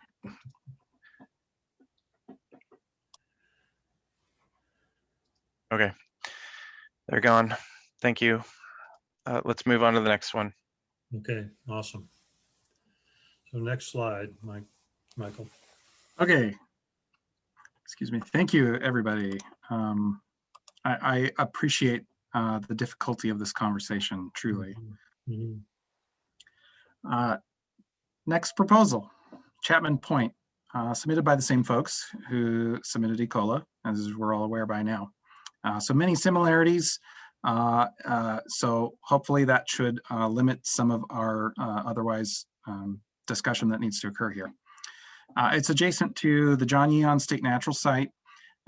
Also includes several large nearshore sea stacks, much easier access from the city of Cannon Beach. You can see on the edge of the map there's a bit of a neighborhood that extends to near the site. So it's a very, very easy access, so a bit higher visitation than at ECOLA Point. So the interests that were expressed by the proposer in the documents there was increasing site use, impacting the seabird nesting and pinniped haul-out sites again. So very similar as far as the kinds of things that they are proposing as management measures here. As far as harvest regulations, it's similar where with no restrictions on fish harvest. Invertebrate harvest, though, is a little different. Rather than allowing a single mussel for bait, they're allowing 25 mussels to be harvested recreationally. And then no take again of algae with permitting accepted. Similar restrictions on the non-regulatory management measures, or some of those limitations on site use. So no climbing, walking on the intertidal and offshore rocks, no off-leash dogs or fireworks, or kite flying, and buffer zone there on boats and aircraft, similar to the previous one. Similar monitoring proposed, similar outreach and education proposed, and a reminder that the Chapman Point site here would be utilized for some of these volunteer stewardship efforts for both Ecola Point and Chapman Point. And one other thing as well, the statutory vegetation line issue that we discussed earlier, it does abut, again, state parks land that does not define a statutory vegetation line, so that would need to be reconciled, as well as some of that private property there. It's possible that we would need to reconcile boundaries there as well to be appropriate. All right, so summaries here on the agency feasibility analysis and the observations from the working group. Agency feasibility, very, very similar again. So I guess I did mention already the issue there with the landward boundaries needing to be reconciled ultimately. For the working group observations, again, strong stakeholder community engagement was done on behalf of this group. They demonstrated the concerns and the value at this site very well. And a few of those other points are shared with the previous one, so I'm not going to spend a whole lot of time on them. The working group also called out that the designation seems fitting for the goals at the site, and that the allowance for mussel harvest seemed appropriate considering site use. So rather than deliberating anymore on the same points that we have already discussed, I'm just going to move to the recommendation considerations, which would be similar. So if we added some points for considerations to be addressed in our initial recommendation with Ecola, which is very similar, then I should probably jump back and add those points here as well. But I'll go ahead, and while I'm doing that, open it up for any other discussion that it pertains to any differences here at Chapman that we would not apply to Ecola.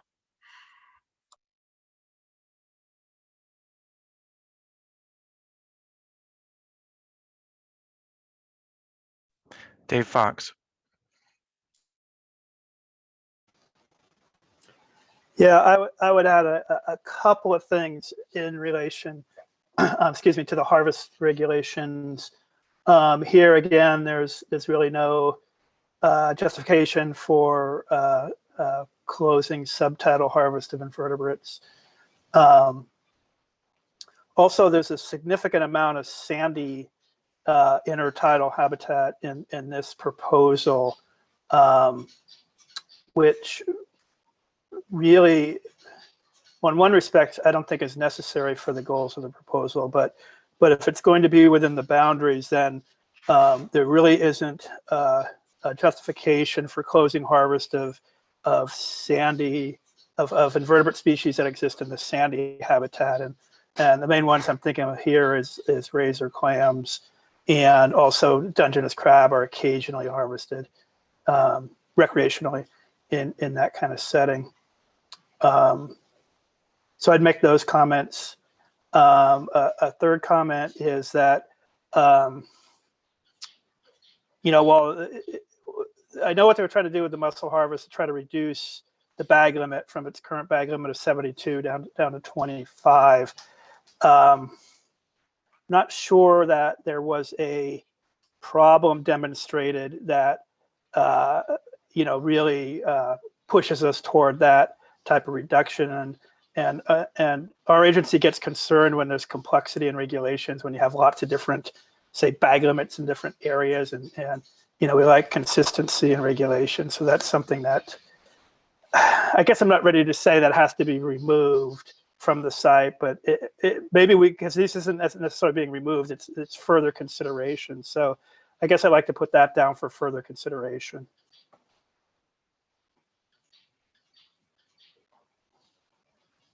If there's no objections to including that, then I will do so. Any objections from anyone?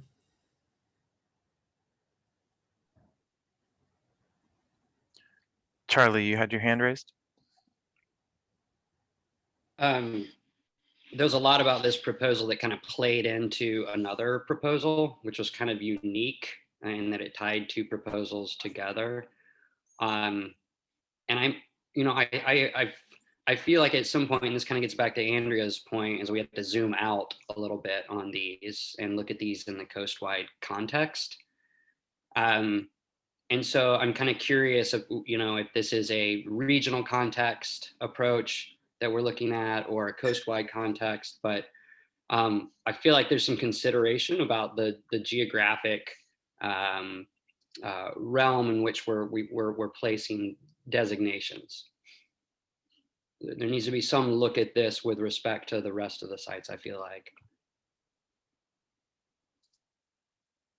And I feel like that's a consideration we'd probably have for every single site, but.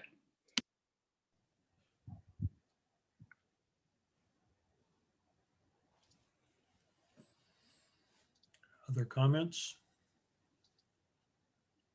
I didn't quite understand Charlie's. You elaborate a little more, Charlie, on what you mean about the regional?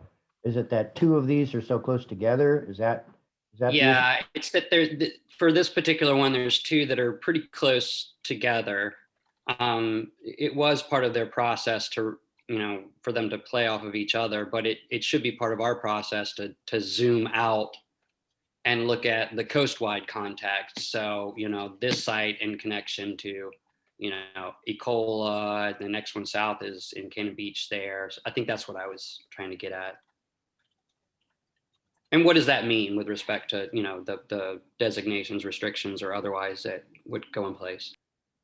Thank you.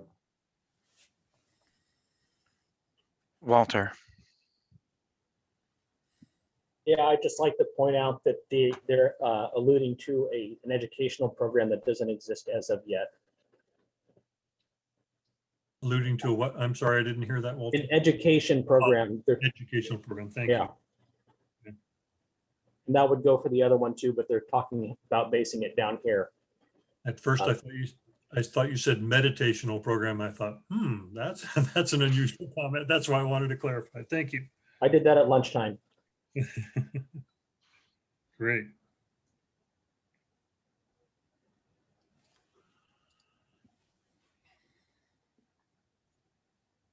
So we could say educational program needs more clarification. Actually, it does not exist yet. Oh yeah, okay. Needs spelling out, not just more clarification. And who's going to do it? Yeah.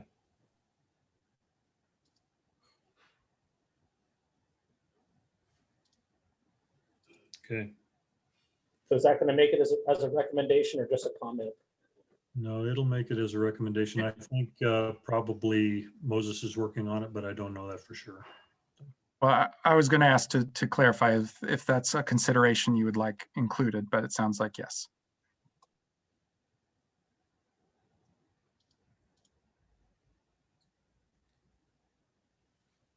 I have a question for John regarding the 2,000-foot buffer for kites. This is a area that's very close to a lot of recreational users, beach users.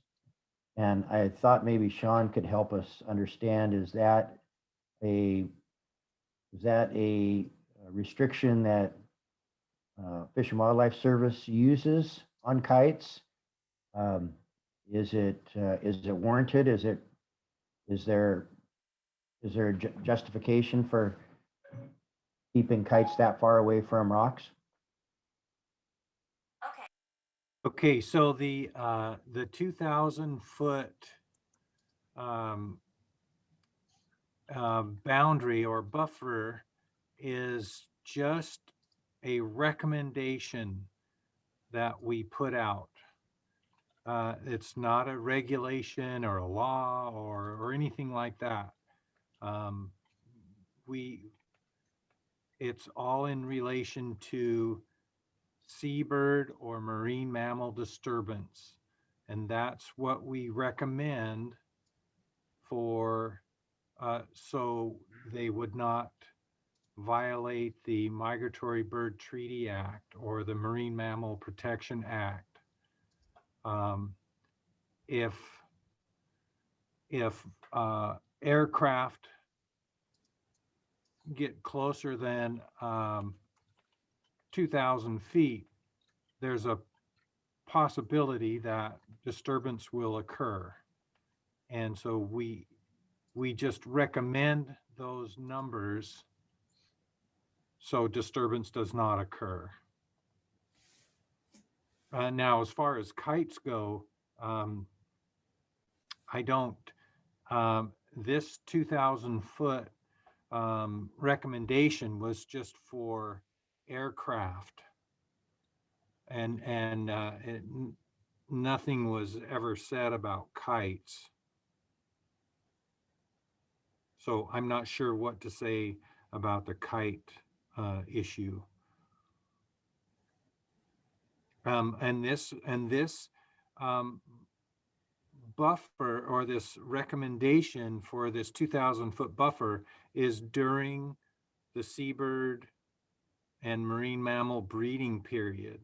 It doesn't mean to say that, we would not recommend, a 2,000-foot buffer for airplanes, say during the winter time, because there's no seabirds or marine mammals that are breeding at that time.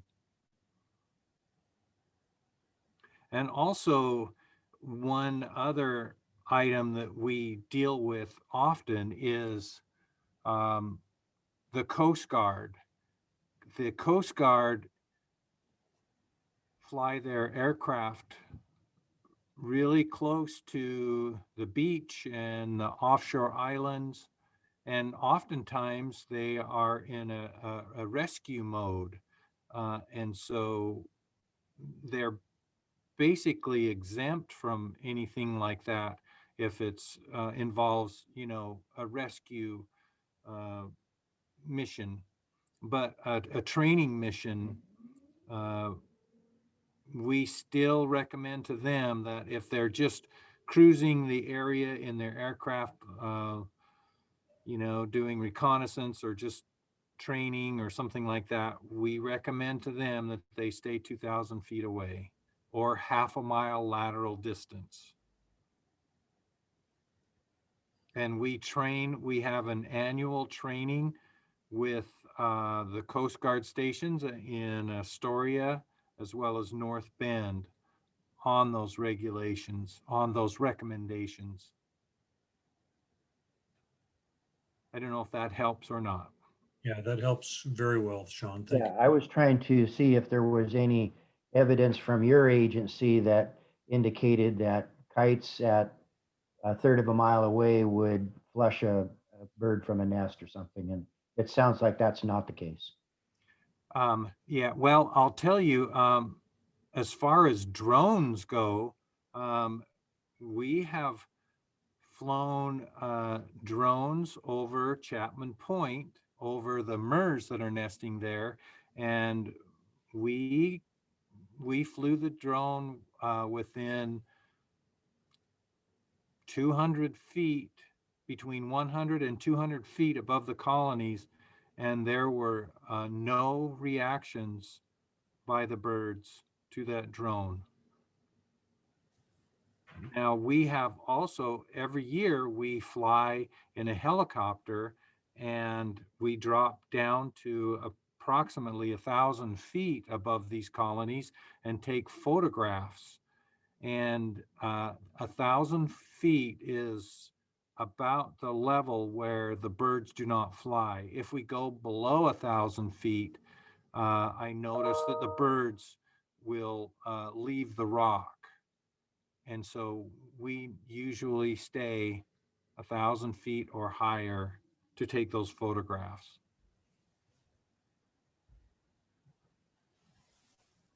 And then the 500-foot buffer for the boats. So, you know, we have that as a regulation around Three Arch Rocks. But that is the only location along the coast that we have that regulation.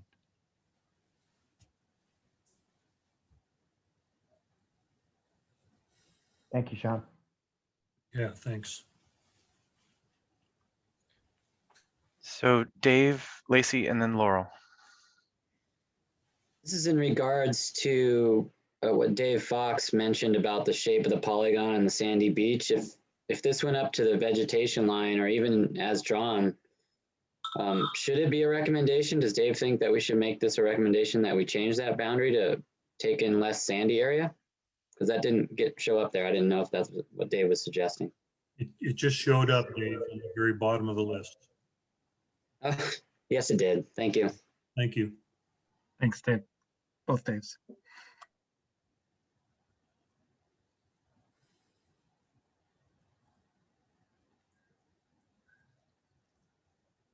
Laurel and then Scott. Trying to remember what I was going to say. I think it was in response to I think there was a question about kites. The only place that we restrict kites along the coast are within snowy plover nesting areas, designated sites during snowy plover nesting season. And that was after an extensive public process associated with our habitat conservation plan. So that's the only place that there's a seasonal kite restriction for an listed species on the beaches. My other point that is slightly different for this location is that at a higher tide, the north-south beach access becomes even more of an issue, given that Chapman Point sticks out there. And I think you have to walk on rocks sometimes. I'm not 100% on that, but I think that the water cuts off north-south beach access during certain tidal periods. And then somebody brought up the thing about the landscape scale, and we had talked in the working group and the agency review about just sort of looking at it from an equity of access perspective. Like, if we take away harvest of X, are there other places in the general vicinity where folks can do that recreational activity? So I think, given that Haystack Rock is limited, and then say that Ecola were hypothetically to go forward, just thinking about other, this whole area for access to different recreational activities would be important.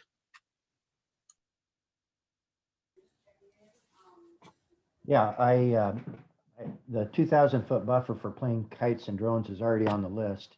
And all I would just like to point out is that I could feel more comfortable in the future if they differentiated between planes and helicopters versus drones and kites, given the information that Sean provided. Thank you.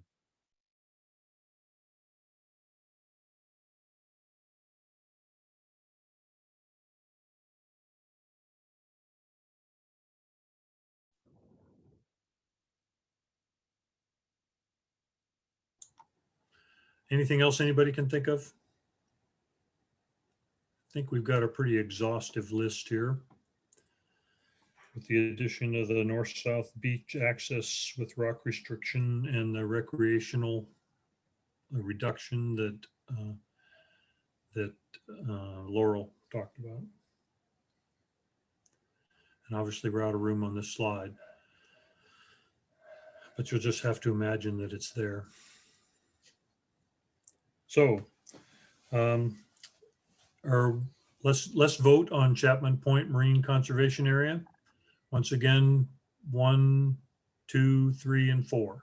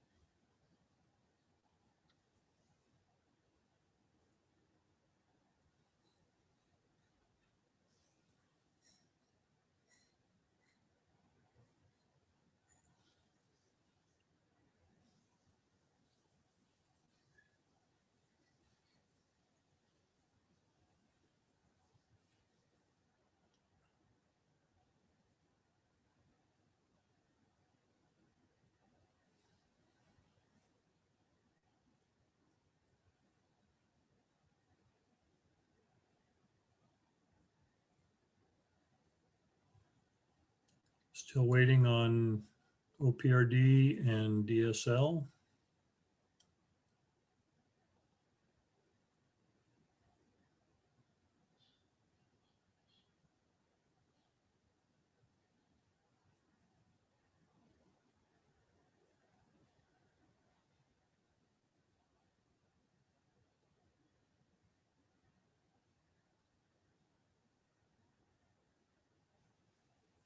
DSL's vote.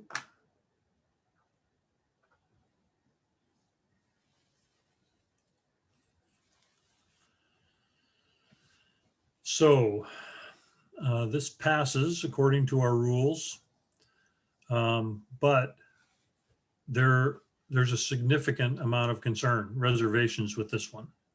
So I'd just like to go back to it for a moment. We'll limit the conversation to just a few minutes and see if we can't resolve some of those reservations. So someone that voted 3, if you'd like to give us an idea of something that might help alleviate some of your reservations with this project.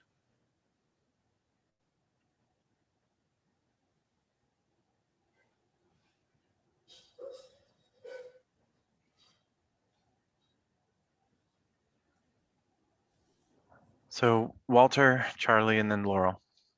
Yeah, I just need to ask for clarification for when this goes forward. How will a number 3 be handled when this packet is taken to OPAC? Will it be a recommendation or will it be basically a non-recommendation? It right now it falls into the recommendation class, but if I were OPAC, I would look at the number of reservations and say maybe there's some concerns with this site. I wouldn't treat a 3 the same as I would treat a 1 or a 2. But according to our rules, it moves forward to OPAC even with 3s. And I do need to point out that we have another look after public comment at all of these potential recommendations. None of these are final yet in that they will be delivered to OPAC.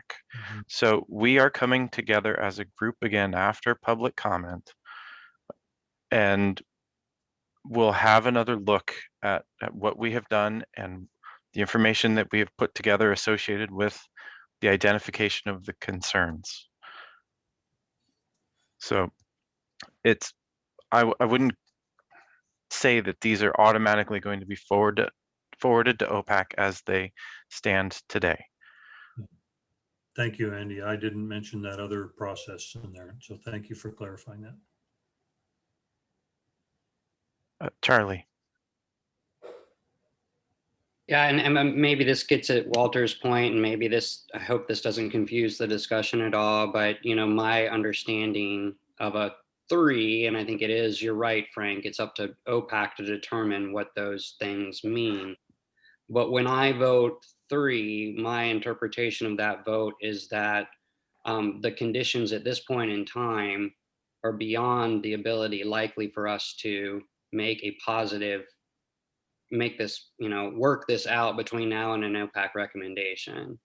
The distinction being that at 2, I feel like there might be time to address that.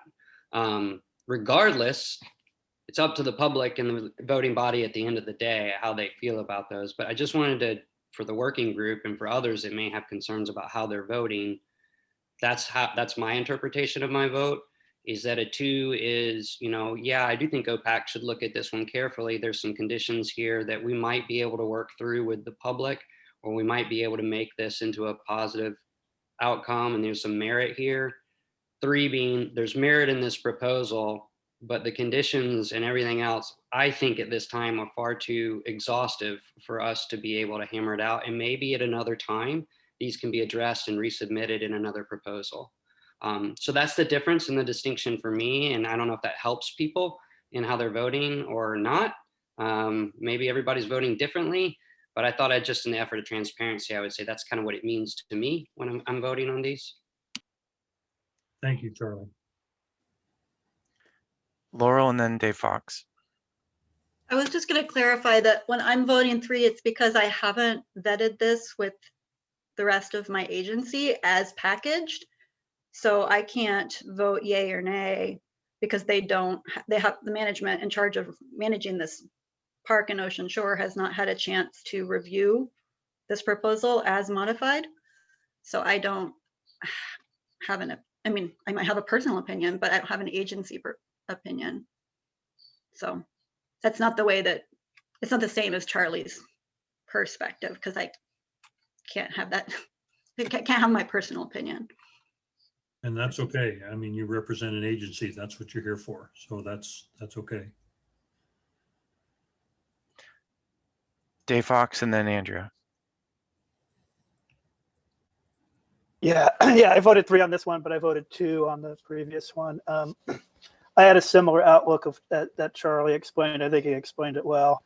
A little nuance in what I was thinking, though, is that I felt like, with the COLA point, if all the concerns were addressed, it would still be a lot of benefit to, the regulations and other, non-regulatory management measures proposed for the site.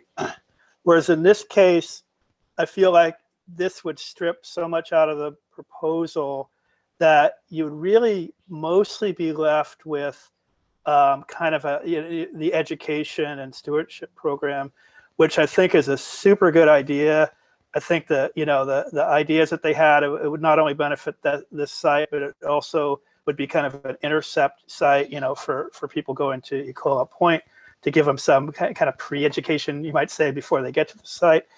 But that could happen without a designation. It doesn't need, there's nothing stopping people from doing that. So that could happen without a designation. So that's why I was at a 3. I'd like to see what changes about the proposal and about the site, and relook at it with that in mind, at the end of the public comment period.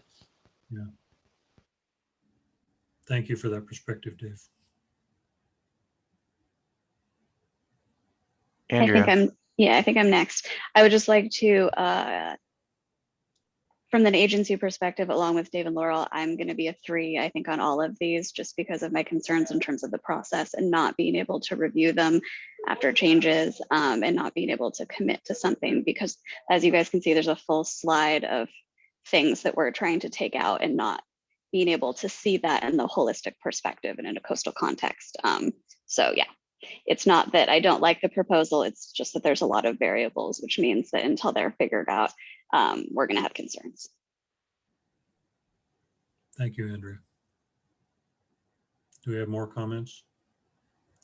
Dave posted in the chat, there's definitely some presumptions that the considerations will be addressed before we make our final vote to OPAC. And I think that's the clarification point that Andy made before. And I mean, this is not the end of the process at all. We still get another chance to look at this after the proposer decides what to do with those, the ideas that we've presented here. So thank you, Dave, for that comment. Dave Fox, do you still have a hand up, or is that from before? Okay, that was from before. Okay. So this one passes. And thank you all number 3s who clarified your points. I think that really helped us figure out, I mean, there's obviously a lot of reasons to vote, number 3 or number 2, and thank you for that perspective. It helped us understand where those negative votes or reservations came from. So. Walter, you have a new hand raised? Yeah, the way Frank characterized that was pretty much wrong. My no right now is because it could be changed to a 2 or a 3, but right now, as I see it, I cannot put this forward. If it comes up to the next meeting that these people can show that they will take some of these restrictions off and show that they can do a marine an education program, I would be more than happy to listen to it. But don't characterize my no as a blanket no, Frank. Okay, thank you, Walter. And I'm sorry I did that. I didn't intend that, and I'm sorry it came out that way.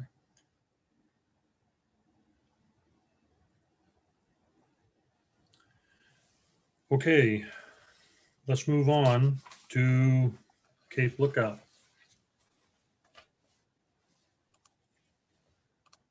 All right. Cape Lookout. This is our next, the first in our next pair of proposals submitted by a similar group. So this was submitted along with Cape Foulweather. So we'll discuss Foulweather after this one. So there will be, there are many similarities between the two proposals, although not quite as much as the previous two. Cape Lookout Marine Conservation Area. Of course, it's adjacent to Cape Lookout State Park, which is pretty much the entire Cape there. Access to the Rocky Shore is limited by very steep and potentially dangerous terrain there. So there's not a ton of access to the rocky intertidal area around the Cape. The interest expressed by the proposers here is disturbance to nesting seabirds, of course, pinniped haulouts, and a focus on the ecological integrity of the kelp bed. So there's not as many kelp beds on the north coast, but there is a relatively large one just south of the Cape. And so that part of the southern boundary there that kind of goes out away from the Cape a bit, that essentially encapsulates that kelp bed there. For proposed management, no changes proposed to fish harvest, and invertebrate harvest would be somewhat limited, where it would be closed with the exception of a short list of allowable species for harvest. And that list is clams, Dungeness crab, red rock crab, mussels, pedic, scallops, squid, shrimp, and sand crab. This is a fairly standard list from ODFW. Also, no take of algae or kelp as well. No restrictions are otherwise proposed on human use activities at the site. The primary focus here being non-regulatory management of enforcement through education, essentially. So education, outreach, awareness, for which they're proposing a stewardship program and community education program, which would be coordinated with a number of other organizations, including Coast Watch, Friends of Netarch Bay, and the Boy Scout camp just south of the Cape, Camp Merriweather. They also propose included in that a monitoring program to monitor biodiversity, key species present at the site, as well as other longer term focus such as climate change and ocean acidification and hypoxia. So for summary of agency analysis and working group observations here, the site aligns fairly well with one of the original 1994 recommendations, which included Cape Lookout. The impacts on current site use would likely be minimal. It's a fairly remote site, and the landward boundary, as proposed, the requested consideration at the statutory vegetation line being that pretty much the entire site is a state park. We again have that issue with needing to reconcile the landward boundaries there. There may also be a nexus with some federal land management as well. Agency capacity funding to support monitoring and the volunteer programs at this time for this area is presently limited. So there would need to be additional clarification for the expectations of the role of the agencies involved in those programs. And the enforcement logistics, there was some difficulty, some concern about the difficulty of enforcement expressed. Being one of those concerns being that new rules imposed at the site would necessarily increase enforcement needs. This is a fairly common issue that has been identified for some of these proposals, but it's a fairly remote site, and the rocky habitat again is inaccessible or at least dangerous to access. So that would need to be taken into considerations for any sort of enforcement activities that would need to occur at the site. Potentially, though, there's a role there for the volunteer programs, which has already been identified. And any funding for additional signage or updated signage at the site is presently unavailable has been indicated. For working group observations, the recommendations and the metrics for this proposal were very clear and very well outlined. The status quo protections here highlight current site management pretty well. The protection of the kelp beds and the citizen science efforts were highlighted as good goals. As far as kelp management, presumably there would be some urchin culling, but it's not exactly clear who would do that or how that would be necessarily coordinated, particularly with the agencies involved there. The focus on birds on cliffs, there was some question of how much of that kind of thing at this site, given the distinction between the upland area and the rocky areas down below. Some question of how much of that is really in the purview of these kinds of designations. The coordination and the relationships for the volunteer programs are not yet fully established. Stakeholder engagement efforts seemed very strong, but there's some question about some potential stakeholders further south along the coast that may have involvement there. One of them called out was the Doryman's Association. They're known to take shelter on the south side of the Cape at times, but they didn't seem represented in the engagement efforts. So some recommendations that were proposed would require some long-term planning and coordination with agencies. And so that was called out as necessarily something that just needed to be considered if this site were to be implemented. So if there are any other amendments to what's been presented here as far as summary, we'd like to hear that. And if not, then we'll move on to our consideration slide here within the next 5 minutes or so.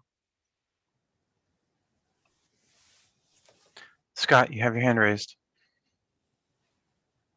Yeah, I had numerous emails and phone calls from people involved in the charter fishery at Garibaldi, and they feel like they were left out of the engagement on this one.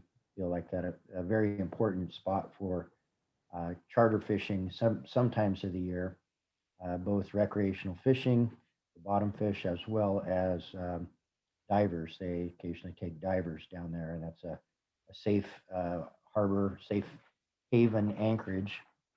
And they're concerned about the loss of that, even though it's not shown to be restricted. The literature showing a buffer is kind of was given as an example of what they would use, and there's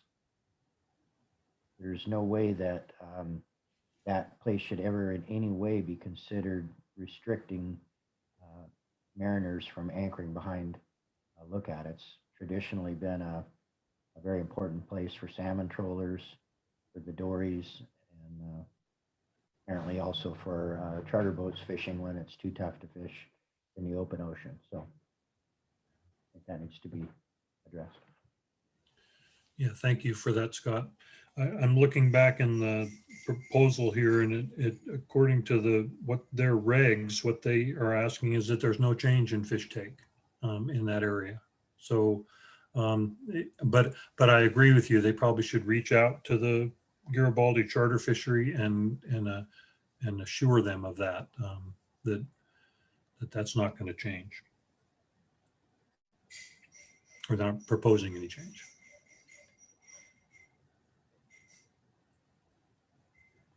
Any other comments?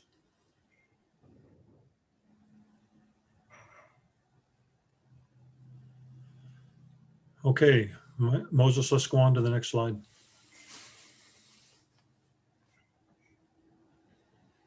All right, so some of the points that were curated here that may be important for any sort of recommendation decision making.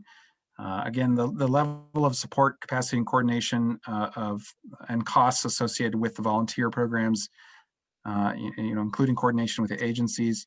So that was a big concern that was identified in the discussions, and that includes the site monitoring activities as well. The enforcement capacity and costs, again, would need to be considered and addressed. The implications for those landward boundaries needing to be reconciled. and then the additional stakeholder engagement that may need to occur. Are there any other considerations that would need to be given to the site if it were potentially moved forward?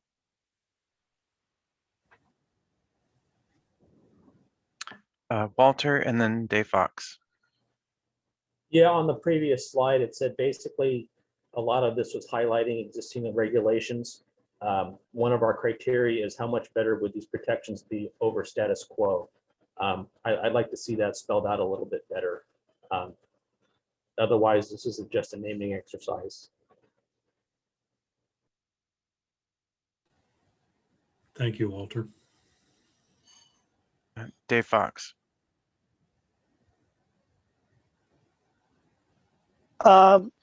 Yeah, I mean, I agree with all those bullets on there. The only other one I'd like to maybe have on there is it's unclear what is why that boundary on the north side of the Cape, encompasses the kind of the water area, because they're not proposing any kind of vessel restrictions. There's not kelp on that side. So it's unclear. It seems like the boundary could be a lot closer to the Cape on the south side. Or sorry, the north side. I understand the south side boundary. It's to encompass the kelp bed area, but the north side boundary, I'm not super clear on. That's something you'd like to add to the considerations, Dave? Yeah, just the boundary, especially with respect to the north side boundary.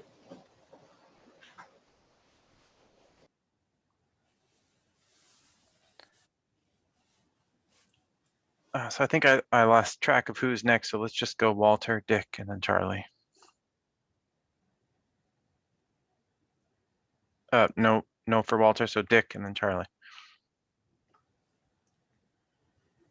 Thanks, Andy. I just wanted to reiterate some conservation values to this site. I think we kind of skipped or glossed over them. I know that there are so many here, but this Cape Lookout does kind of provide this stepping stone between protected areas to the north, which are referring to marine reserves and other things. But in terms of stepping stones for larval recruitment and connectivity, this site really sits between larger protected areas that are north and south, and there's long distances between them. So it's really an important site for that one specific reason for connectivity, maintaining connectivity, which of course is going to be increasingly important as we go through future events through climate change effects here on our coastal and especially nearshore waters. And I think also, not surprisingly, Cape Lookout sticks out into the ocean a long ways. And so it has this ability to provide even increased diversity for habitats as we go forward. So I think it's just really an important site from conservation perspectives in general. So I really do hope that we can see these values and bring them forward at this time. Thanks.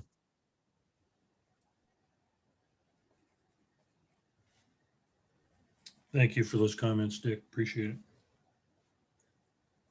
Charlie? Dick, can I ask you a question, follow up?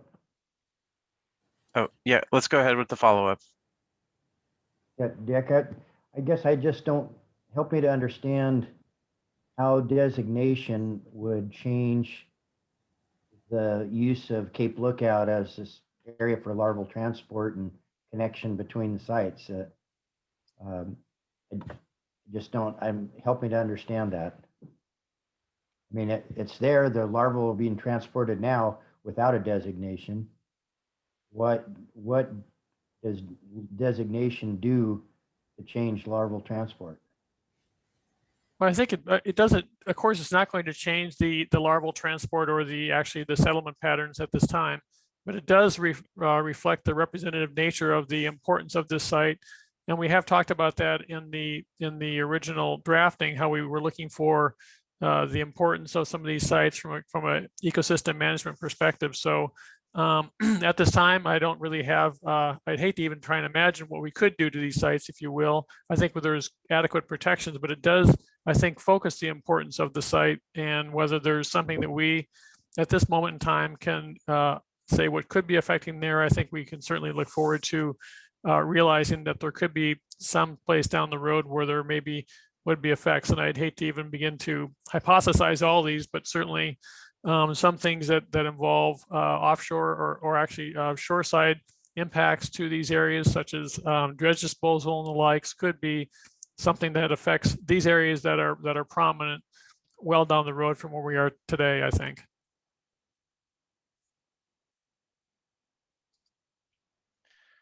Charlie and then Walter. Well, I want to maybe go back to what Walter said, which I think feeds into the question that Scott asked, and maybe even to some degree what Dave brought up, which is the geographic boundaries. And, I wrestled with sort of the status quo nature of this. We talked about paper parks and in our previous redesignation and categorization. And so I think when we think about what's the merit in this site, Dick mentioned a lot of ecological merit and other things, and I think Scott rightly pointed out that the designation is not serving those things right now. But what could a designation serve in this spot? And the one thing that I really felt was unique and an opportunity for study and focus is that kelp bed, on the south side. And so where I see merit in this proposal is in that little kelp bed on the south side. For long-term research and monitoring and better understanding in a site-specific way, rather than, say, a coast-wide kelp proposal. So I think that there could be some pretty big changes to this site to make it a pretty cool site-specific kelp monitoring project or research reserve. But I do wrestle with the same thing with its current boundaries and its status quo nature. Are we potentially creating another paper park? And I would actually prefer to see some focus. So I guess an additional consideration for me would be a focus on management and monitoring that was truly impactful for changing the site or us understanding the site better in the future.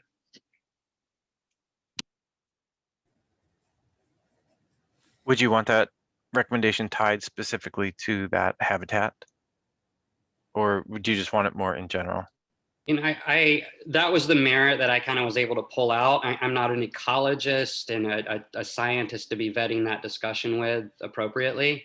That was what I was able to kind of pull out of it based on our exploration, based on Sea Sketch and the data and layers that were there, and at least my understanding. Thanks. Walter? Yeah, I'm going to put my actual port hat on here. And there was a comment about protecting this from dredging. Dredging is federally mandated, and it is also a safety issue for mariners and everybody up and down the coast. And I would really have an issue if one of the reasons for this being there is to protect it from dredge disposals, because my community and many communities up and down the coast rely on dredging. And if this is any way tied to curbing that activity, I really have an issue with that. Thanks.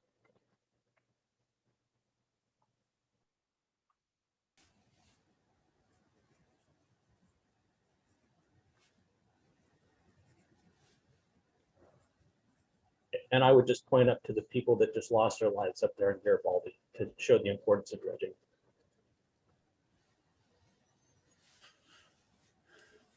Yeah, thank you, Walter.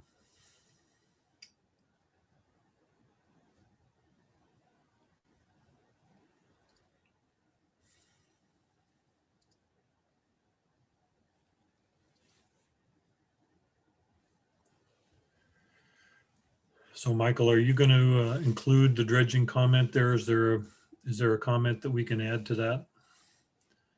Like just clarification of intent on dredging or restricting dredging?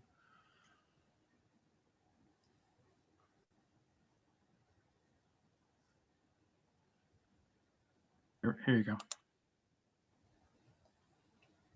Thank you. I just want to clarify that I really didn't intend that we should be restricting dredging in the least. It was the question that came from Scott was referencing what kind of impacts maybe are we perceiving if there's no change in management. And I wasn't saying that we should be restricting dredging or any of these things, but just bringing up some way possible in the future that we couldn't even notice at this time that that is a shoreside enterprise that does put things in the ocean. And I recognize that it's being done in a very, certainly a lawful and very thoughtful way, but there's things we can't predict as we're going forward at this time. And I would not want to ever say that a site that we are designating for marine conservation would be at a situation that it would be harming or potentially harming human life. I mean, that's not the intent in the least. So I apologize if that was misconstrued, because I certainly recognize the timing of just the loss of life and the threats that they occur on a regular basis out of Garibaldi.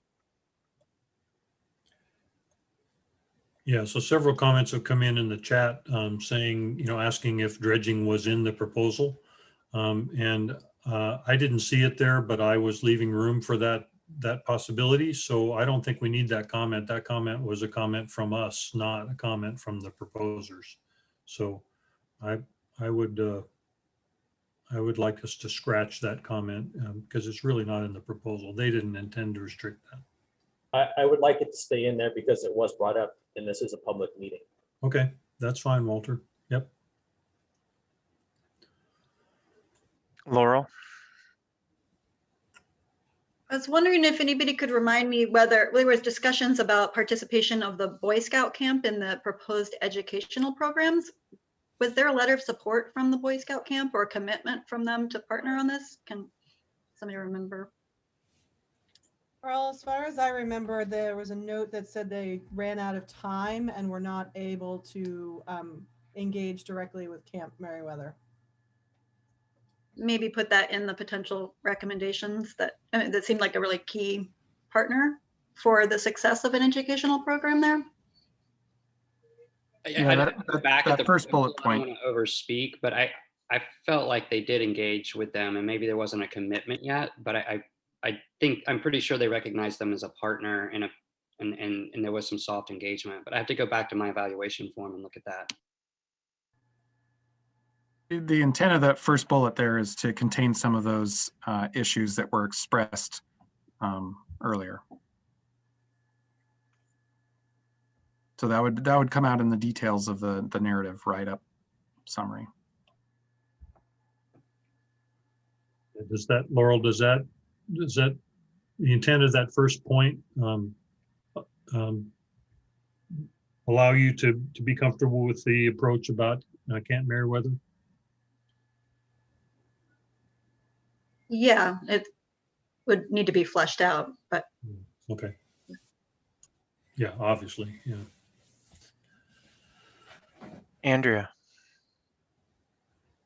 I'd just like to add some context to the first bullet point. So it's unclear who will be doing the monitoring. Not really like what level of support agencies will need to engage in. The way that I read the proposal and the notes that I have up is I'm not sure if they expect the agencies to do that. And I just wanted to put it out there. Also, there was mention of invasive species and responsibility for that. And just DSL has no staff that does kelp monitoring at all. We also would not be out doing any type of invasive species control or monitoring within these areas. So I just, instead of a level of support and capacity issue, that's just something that we do not do. We do not have staff that do that. Thanks, Andrea. Many of these details can be better fleshed out in the review forms that we'll need to get together. Right. I think that that's an important clarification, because it's not really are we stretched thin and this is just adding another site. It's really that we genuinely do not have people that would conduct that work, and that would be an unfunded thing. If the expectation was that DSL was to engage in these activities, we would need new staff to support that. Yeah, thank you for that, Andrea. Dick, I'm not sure if you've had your hand up from before. This is a new instance, and Tom, you'd be next if there you go. Dick lowered his hand. Okay, thanks, Dick. Just a quick reminder to folks that this is one of the sites that we are currently developing a pilot project in, specifically targeted at that kelp bed.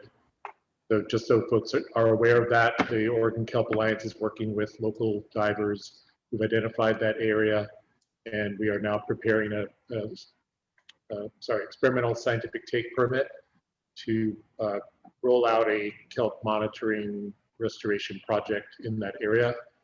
Obviously, that dovetails very much so with this proposal. So obviously, depending on how this all rolls out, there'll be further discussions about that with this group, and I think there may already be some overlap. So just a reminder on that.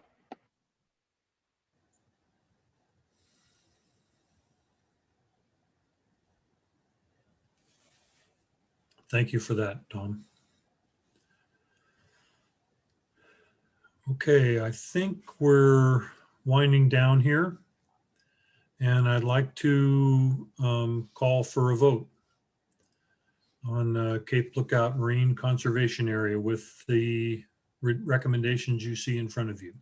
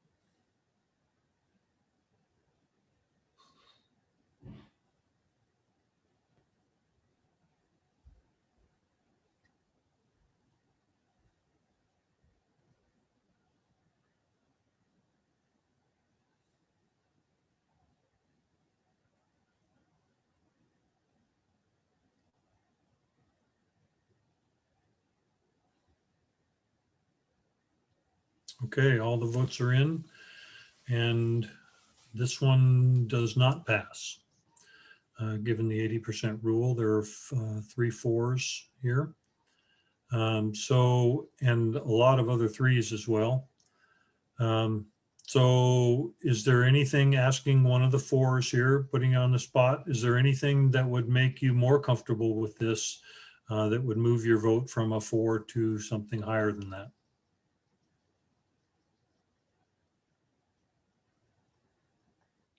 Go ahead, Andrea.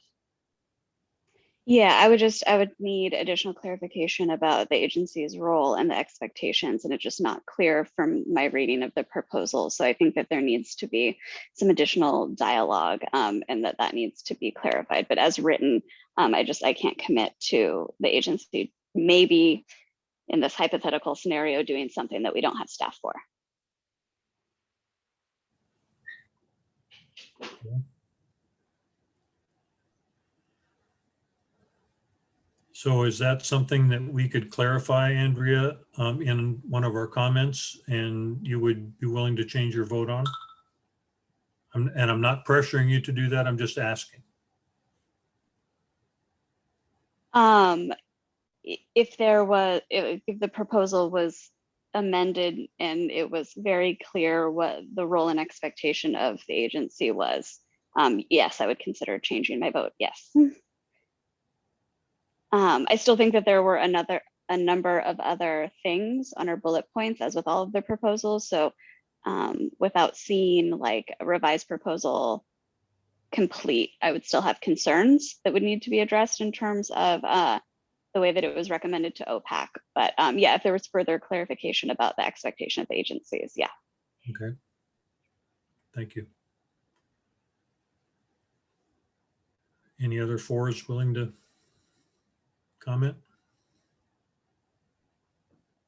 Yeah, I think if they revise the proposal, it'd be very good for them to talk to the fishing industry and make a firm commitment in writing in the proposal that there'd be no effort to have a buffer that would keep vessels from being able to anchor where they need to tied up. You have to be tied up close to the Cape in order to get the benefits of the shelter. So I think there should be something written in. That's what one of the commenters to me said, is they'd like to see something in writing in the proposal that indicates that would never be the case, that it would take away the safe haven.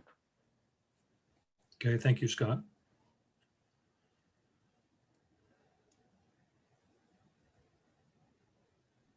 Walter.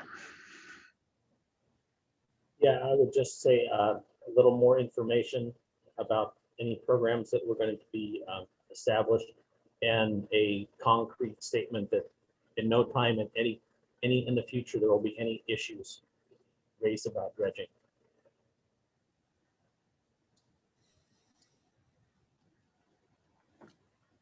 Okay. Thank you, Walter.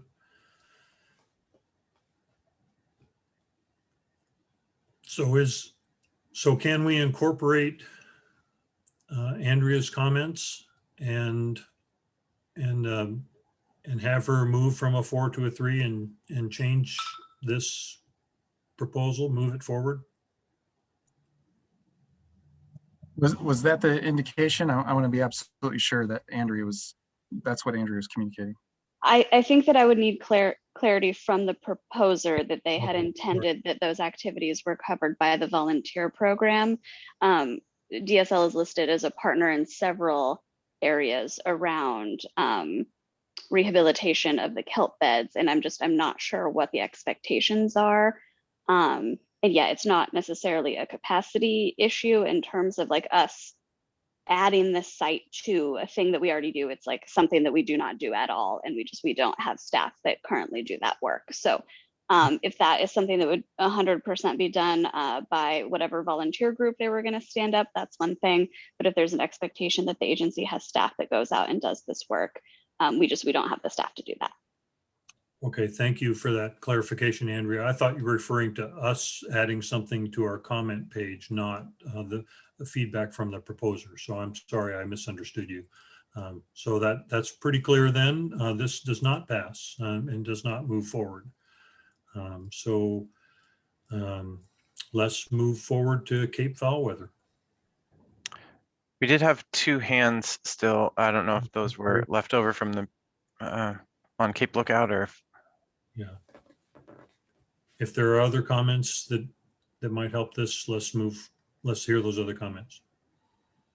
I just wanted to note that I wanted to make sure that the comments from Walter and Scott were included in that, because that's, Scott's comments, for example, are quite surmountable. That's talking and discussing with the right people and making some assurances. And so I would want the proposer to know that in any documentation from us in this, and that's all. So I didn't feel like it was just about Andrea and her comments. It was also about Walter's comments and Scott's comments, and I thought that they should be represented. Yeah, thank you for that, Charlie. Dave, your hand popped up. Yeah, just a point of clarification from what I heard Frank say earlier. Characterizing this as this site does not move forward, but the site will, this draft recommendation will still go out for public review. The proposers could still, do changes, based on that public review period. We as a working group will then take a second vote on it, and perhaps that would change. So so it's possible it could move forward at that point. Is that a correct characterization? As I understand it, Dave, that is correct. Okay, that wasn't my understanding, and I thought that if we So voted to move it forward, that at that point they could resubmit, but they couldn't resubmit within this cycle. They had to resubmit in the next cycle. So Andy clarified that for us. Yeah, these are our initial recommendations. We will meet again after the public comment period, and that may change how we act on these. Okay, thank you for that clarification, Andy. Dave Lacey. Yeah, I think it would be valuable for OPAC to see all proposals, regardless of our deciding whether or not we voted 1, 2, 3, or 4 on them. And be neat. I think it would be helpful for them to see all of them. Thank you, Dave.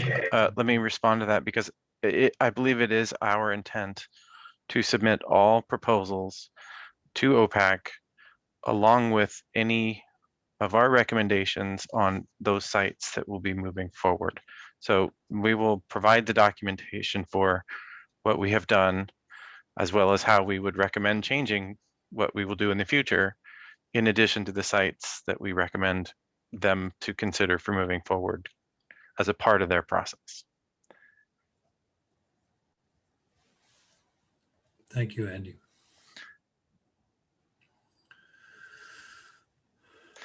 Frank, there's a movement in the chat that we could all use a little bit of a bio break, which I support. I do as well. So why don't we take, do we have time for a 15-minute break? Let's do a 10-minute break. So reconvene at 3:20. Thanks. Let's move forward from here with Cape Foulweather Marine Conservation Area. Michael? Great, thanks, Frank. And before we move on and here in the home stretch, I just wanted to acknowledge all of the public members, the attendees here listening in, following us all day through all of this. Thank you so much for being a part of this and sticking with it. And I'm sure there's many points of discussion here that may be difficult for folks to hear at time. And I just wanted to let people know I really appreciate you participating in this part of the process. So thank you. So Cape Foulweather was proposed to us as Cape Foulweather Complex Marine Conservation Area, submitted by the same group who submitted Cape Lookout. So again, there's a bit of overlap here, although not exactly, and this is quite a different site, as I'm sure many are familiar than Cape Lookout. So this particular proposed site is adjacent to the Whale Cove Habitat Refuge, or now it'll move forward as a marine conservation area, as well as the Otter Rock Marine Garden. So those are kind of the northern and southern ends of the proposed site here. Whale Cove, you can see that little embayment there at the north end. The interests expressed by the proposers in submitting this proposal is, again, disturbance to nesting seabirds, pinniped haulouts, and ecological integrity of kelp beds in the area. The recommendations for the site, looking to maintain the site access as it is, no changes to fish harvest. The invertebrate harvest would be limited with the exception of that short list of usual suspects that we identified in the previous one. And no take of algae or kelp, and all of these things with scientific and educational permits accepted, of course. They're looking again to implement community science monitoring programs, and for this particular site, looking to use that as a comparison site to other managed areas on the coast. Focus of stewardship and community education programs would rely on partnerships, again, with other organizations, Coast Watch, Friends of Otter Rock, Audubon Society of Lincoln City. And one of the interesting aspects of their proposed stewardship activities here would be to include outreach and education and awareness of the Whale Cove and Otter Rock designated areas as well. No other human use restrictions imposed or proposed necessarily, but again, just focus on that education, outreach, and awareness efforts. And as well, I included it here, not on the previous one, but it would include a biennial State of the Cape meeting.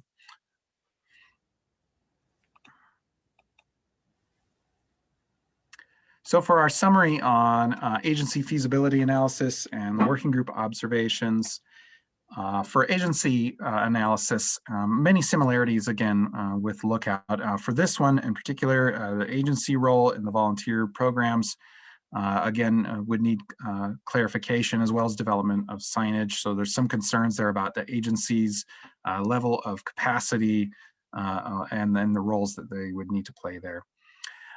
Recommendation 10 was identified from their list of the proposers list of recommendations. Recommendation 10 being coastwide invasive species monitoring. This is very ambitious recommendation there. And not necessarily something that the agencies wouldn't be interested in, but something that would be very difficult for them to necessarily play a large role in or to even implement. That was, I believe, a long-term goal of the proposers, but still, the agencies would really want some understanding there of their expectations.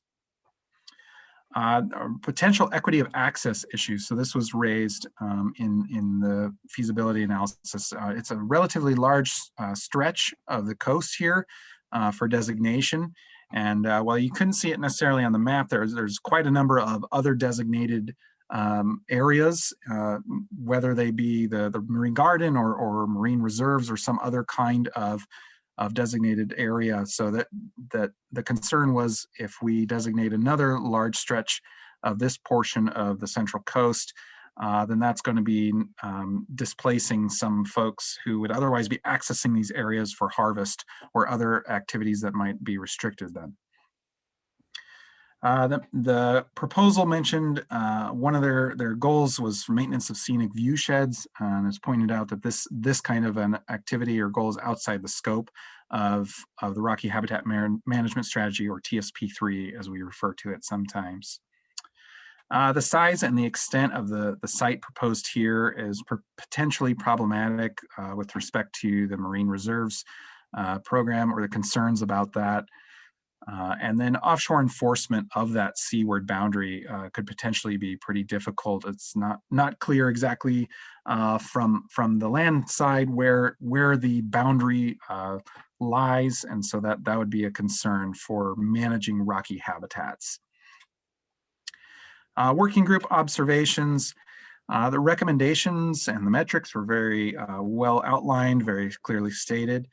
It is consistent with maintaining long-term sustainability and existing use. Focus on the birds on the cliff maybe. There was concern that could be outside the purview of the goals of the Rocky Habitat site management. The coordination and relationships for the volunteer programs are not yet fully established. Stakeholder engagements were called out as being strong. Some recommendations will require long-term planning and coordination with agencies, could be potentially costly. So that was similar to the concerns expressed in the agency analysis, and concerns about increasing confusion with different kinds of designations on this stretch of the coast. So again, that kind of that issue called out before. Any amendments or clarifications from the group that need to be made here on these points?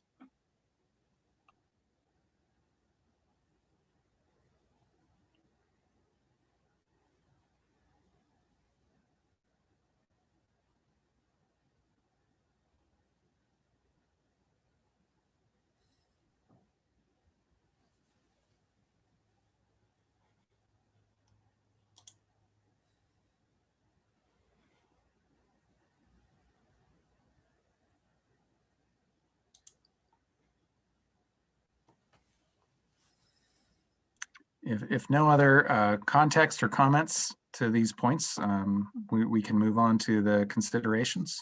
Yes, let's do that. So the considerations so far that we have on the slide: expectations for agency roles with volunteer groups, the monitoring programs proposed, any changes to signage. So those expectations would need to be worked out and between the proposers and the agencies. The equity of access concern was a big one, and then the size and extent of the proposed site and any sort of enforcement activities that would be associated with that. Can you clarify for me what the equity of access concern is? Sure. If there are members of the public who regularly engage in harvest activities in the Rocky habitat areas in the proposed site that would no longer be able to engage in said activities with the implementation of this designation, then that means that they would need to go elsewhere on the coast to engage in those activities. And given that this particular stretch of the coast already has quite a number of different designations and provisions on harvest, it further limits their options. Thank you, Moses, for describing that. I appreciate it. Okay, are there any other considerations that we need to add to that list? This is basically the same management, or very much the same management as the previous one that we just went through. We can think about it from that perspective as well. So Dave and then Laurel.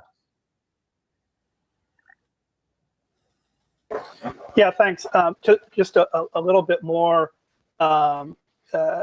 about invertebrate harvest in this case. So the equity of access concern is one.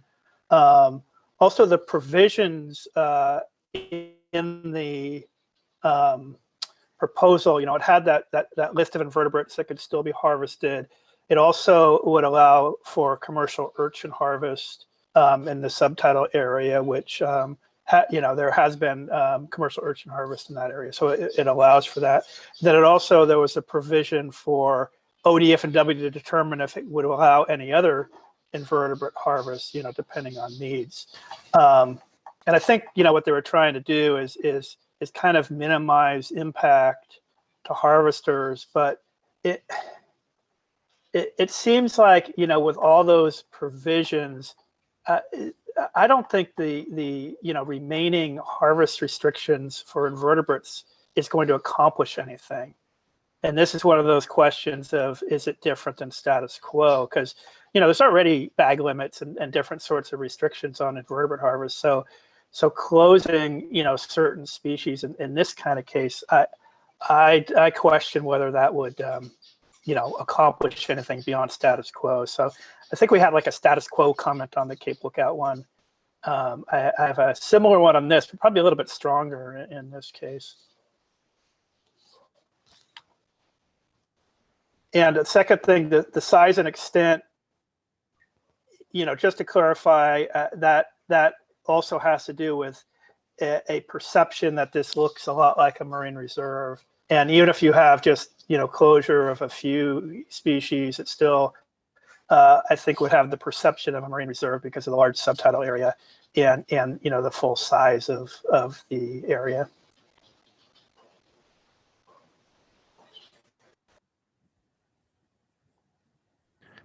Laurel and then Charlie. I was just going to point out the multiple agencies and ownership along this stretch and parties that are not involved, including like ODOT and the county. I think we brought that up in our agency analysis as well, as coordination with those folks would be important because they're not participating here.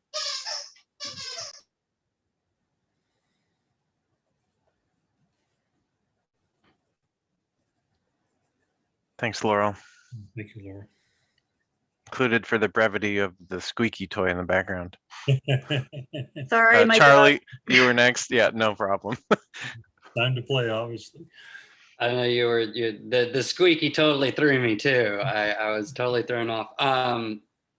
I guess, yeah, I'm looking at my evaluation document on this and trying to go back through the regulations and enforcement, because I guess I remembered it a little bit differently when we got to the equity of access stuff. And I thought, as I remember it, there's a lot of discretion for ODF and W on kind of determining harvest restrictions or what that would be. But I also had kind of the same feeling about, its proximity to other conservation areas and the general feeling that may have with providing some discretion there for additional restrictions where you're bound to the north and to the south, you have limited access opportunities. But yeah, I guess I was a little confused because I feel like they didn't quite prescribe that, and they left deference to ODF&W, which I thought was unique and is something to kind of call out in both this and the other proposals, that there was a little bit of less prescription by the proposer and a little bit more deference to ODFNW around what those restrictions should be. I'm not saying it's right or wrong. I think it's a different approach that we saw from a different proposer. Thanks. Scott? Yeah, my primary concern with this one was the inclusion of the comparison area, the ODF and W Marine Reserve comparison area. As I looked at it, it seemed like the primary difference in that comparison area is the fact that kelp could no longer be harvested under this proposal. So that, and I'm not certain that there's a huge amount of kelp that's being harvested for personal use, but it seems like it kind of distorts the comparison value of a site if during the middle of the comparison period the rules change, and so that just was concerning to me. That the comparison site could be considered less valid than it is now if the allowed use has changed. Thank you, Scott. Thank you for that comment. Others?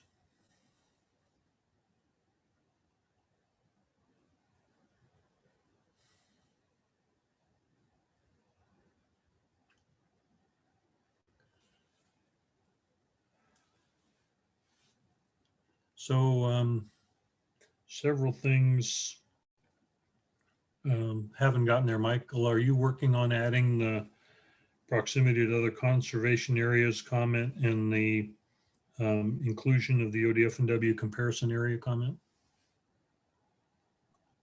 I put the ODFW comparison here in the reference to size and extent. Oh, yeah. Sorry, what was the other one you mentioned? The other one was proximity to other conservation areas, Charlie's comment. Charlie, was your intention to add a bullet here? I guess I wasn't clear on that. No, I think I was trying to just get some clarification in that there was this equity of access concern around invertebrate harvest. And my understanding was that the proposer left that deference sort of to ODF and W to define. So that equity of access concerns would be wholly dependent upon ODF and W's prescription, or maybe lack thereof. I guess that's what I'm trying to understand, because I didn't feel like they prescribed those. Maybe I misread that though. Well, that can certainly be included in the context that's provided in the write-up. Okay. Scott, you had your hand up. Yeah, I think it's already up here, kind of covered in bullet 1, but in this proposal, it seemed like there was a tremendous amount of referencing potential partners as state and federal agencies, and over and over. They were the potential partners, and it just my impression was that there was a lot of reliance on partnerships that aren't necessarily have the funding, have the resources to do the things that they want them to do, or necessarily the willingness. I mean, I don't know that the state's ready to take on additional roles, so I don't know if it's strong enough the way it's worded, but it seemed like this had a considerable dependence on other agencies, state and federal. We could change that first bullet to be expectations for agency and partner roles in volunteer groups, monitoring and signage, and that would cover that. Would that cover it for you, Scott?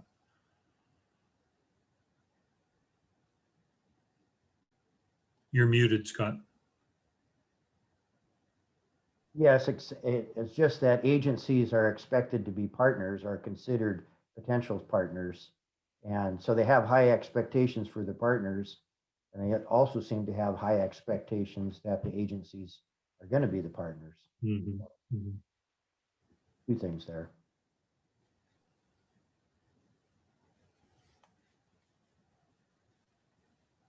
So can you think of something that needs to be added to clarify that? Okay, coordination with additional agencies, Moses put at the bottom. Does that cover it, Scott? Okay, thank you. Other comments? Anybody else on the list there, Andy? Yes, Dick has his hand up. Thank you. Yeah, thanks. One thing that came out from this proposal, as well as the previous one, is the organization that proposed it is, of course, the Audubon Society of Lincoln City, a long-standing volunteer organization, has a lot of experience at putting out programs. So I do want to recognize that in this case, as opposed to some other ones, we have a group that has had, the ability to develop programs, to secure funding on their own, to reach out into the community as well. So I am always heartened to see these sorts of organizations coming forward and developing interest in these things, because they have a proven track record, and they certainly work well with agencies. They've had long, I think, experience with some of the agencies that we know very well here, but I think that they stand out from sometimes proposals that just haven't had near the same kind of depth that an Audubon Society chapter would have necessarily. So I just want to recognize that as certainly something that caught my attention on these proposals in general. Thank you. I appreciate that comment, Dick.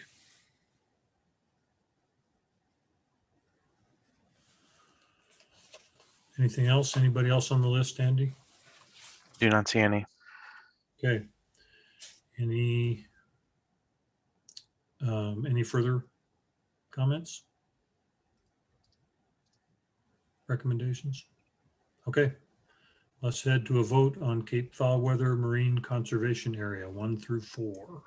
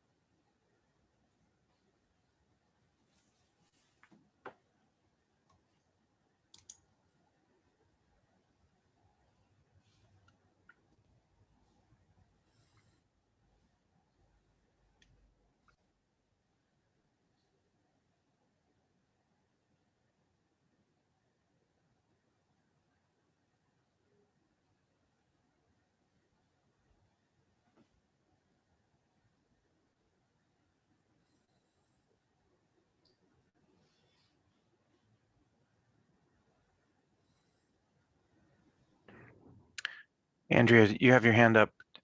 Yeah, I just wanted to vocalize my vote as a 4, and I want to be very clear that it's not because I don't like the proposal, and it's not because I don't respect the work that the Audubon Society put into it. It's because, as written, the role of the agency is not like crystal clear to me, and it's hard for me to make a commitment for my agency for things that we don't have staff for. And I just want to highlight my issue with the process in terms of not having that opportunity for like that iterative conversation with the groups that submitted the proposals. And I know that it's our time constraints and everything else. So I just wanted that to be on record. It's not because I don't think that the proposal has merit, but I definitely would want to hear more from the proposal, but as written, unfortunately, I can't support it. Thank you, Andrea.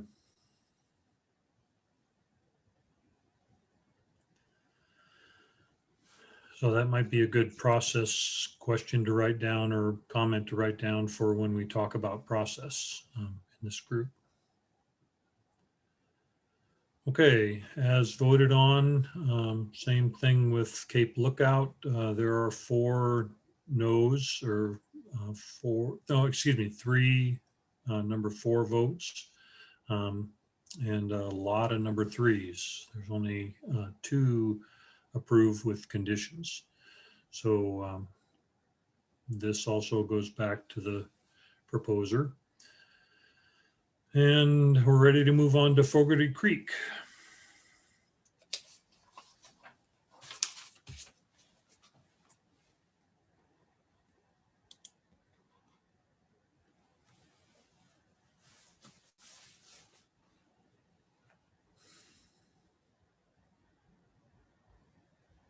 Michael, you're muted. Is bound to happen to me eventually. Sure, that was really eloquent, but we didn't benefit from it. So thank you. You should have heard it. All right. Of course, adjacent to Fogarty Creek, the Fogarty Creek, and Fishing Rock State Recreation Area. You can't see in this picture here, but I'll get to it in a moment here. The south end does overlap the Boiler Bay, previously research reserve, marine research area now in the future. The interest expressed by the proposer is to preserve the biodiversity at the site in its natural state and to protect submerged aquatic vegetation, or SAVs, the seabirds and pinniped haulouts present at the site. The recommendations, proposing no take, in all categories of commercial or recreational harvest. So fish, invertebrates, and algae there.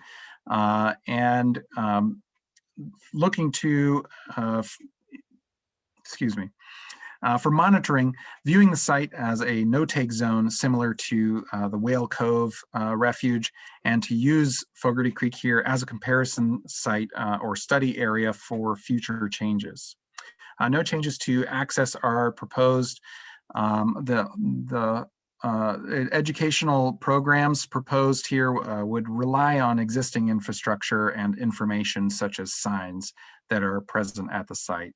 No other changes proposed to human use activities, but looking to protect the site generally from increasing use.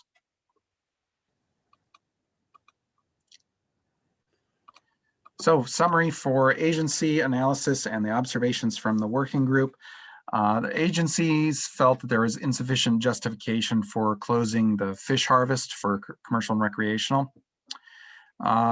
Additional outreach and stakeholder engagement would need to be conducted. So there was limited outreach, or at least limited feedback included from the public here.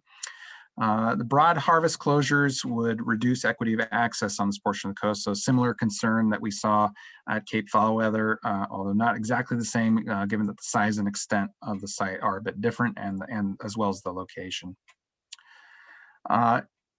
Enforcement needs would likely increase with such broad harvest closures. So there was concern expressed that this would really strain capacity for enforcement needs. And potentially there's some safety concerns there, given where some of the rocky habitat is located, that there would be safety there to provide on-site enforcement. It was called out, though, as well, that the boundaries of the site make enforcement fairly easy to understand the boundaries of where it needed to occur. And then the need to annex the Boiler Bay site was also unclear. So working group observations, it is a very high use area, a high diversity of users occur here, and that was very well described by the proposer. The preservation of the site in its natural state, however, they felt was potentially at odds with high site use and the kind of designation that's being proposed.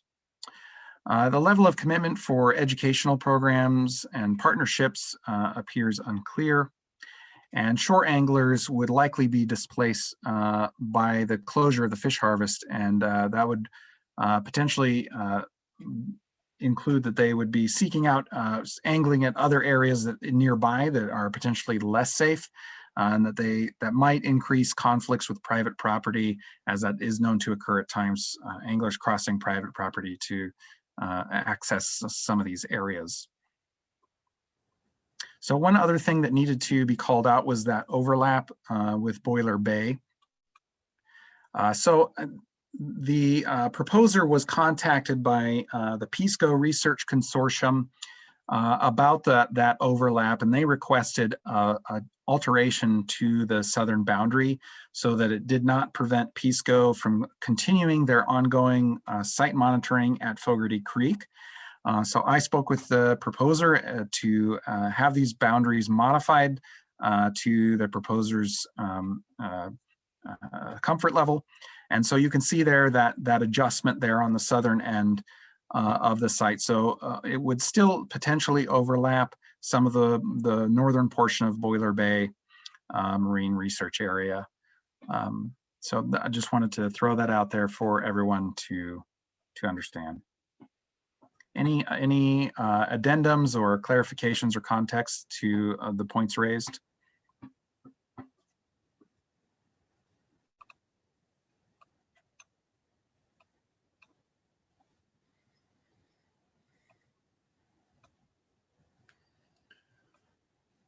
Hearing none, I propose we move on to the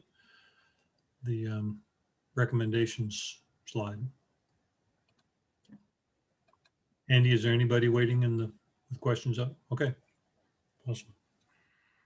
All right, so the considerations for any potential recommendation we've called out here would be considerations for justifying the fish harvest closures, the additional public outreach that would need to be conducted by agencies if this site were to move forward, and the site boundary change and overlap with Boiler Bay as consideration, and conflict between the site goals and the existing use at the site.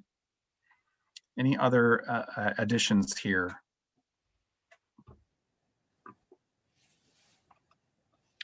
Walter. Oops. And you're muted. Point out that fish harvest closure is also an access closure, and just put fish harvest and access closure.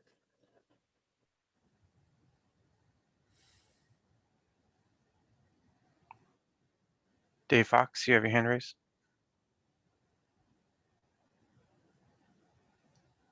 Yeah, I think it was in the bullets on the previous slide, but it didn't make it to this one. I think there's an equity of access issue at this site as well for harvest. Is that the same as what Walter was saying, or are you making a separate point?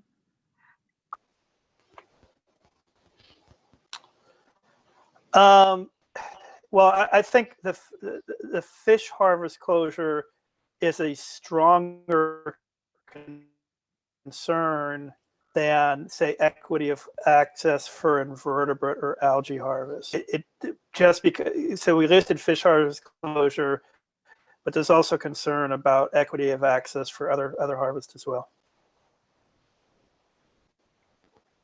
So I have Charlie, and then Tom, and then Laurel. Yeah, I would just kind of second what Dave said. I think it is unique what he's talking about versus what Walter was talking about. I think the fish harvest it's a real red hot button issue there for sure. But the invertebrate harvest, there's a high diversity of users in this area. And there's also not a lot of opportunity to harvest to the north and the south of there for invertebrates in the Rocky Intertidal. So I do see equity of access as a separate issue than just fish harvest, and potentially even more than just geographic, given the types of users that are actually in some ways maybe subsistence on harvest in the general area. Thank you, Charlie. Tom? Yeah, just looking to clarify a little bit that second bullet. It says additional public outreach would need to be conducted by agencies. So I'm just curious about the by agencies part. Not sure where that's coming from or exactly what we mean by that. Well, the concern that was expressed was that if this site were to undergo recommendation for implementation, we would want to ensure that complete public outreach had been conducted. And so if it fell to implementation, then it would necessarily fall to the agencies to conduct that public outreach.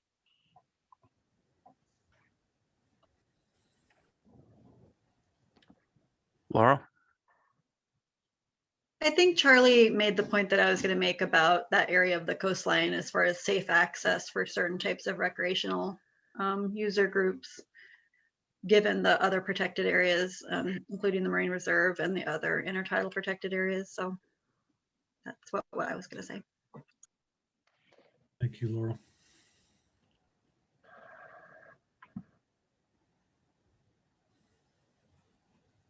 Any other recommendations?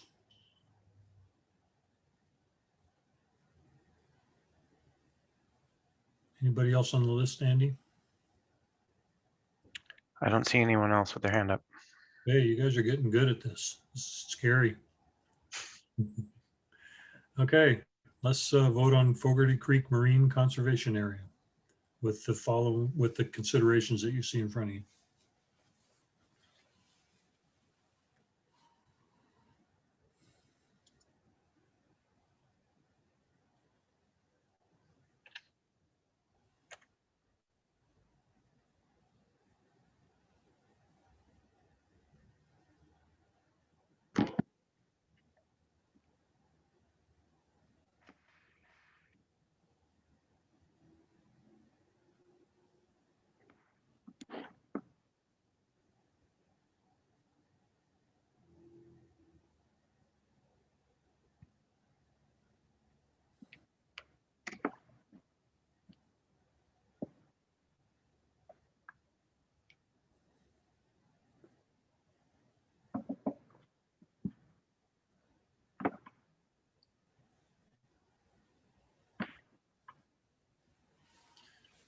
Okay, that's a resounding 4. So we have 1, 2, 3, 4, 5, 6, 7, 4 votes and no 2 votes. So that's next behind kelp forests for people having difficulty with. Okay, let's move forward to Otter Rock North.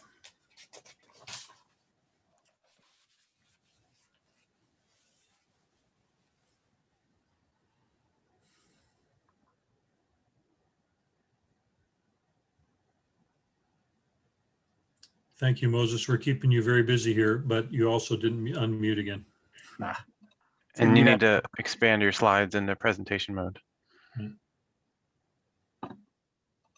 Oh, I'm sorry. I shared the wrong screen. Thank you. Many spinning plates. Yes, for sure. All right, adjacent to... awesome. Doing a really good job.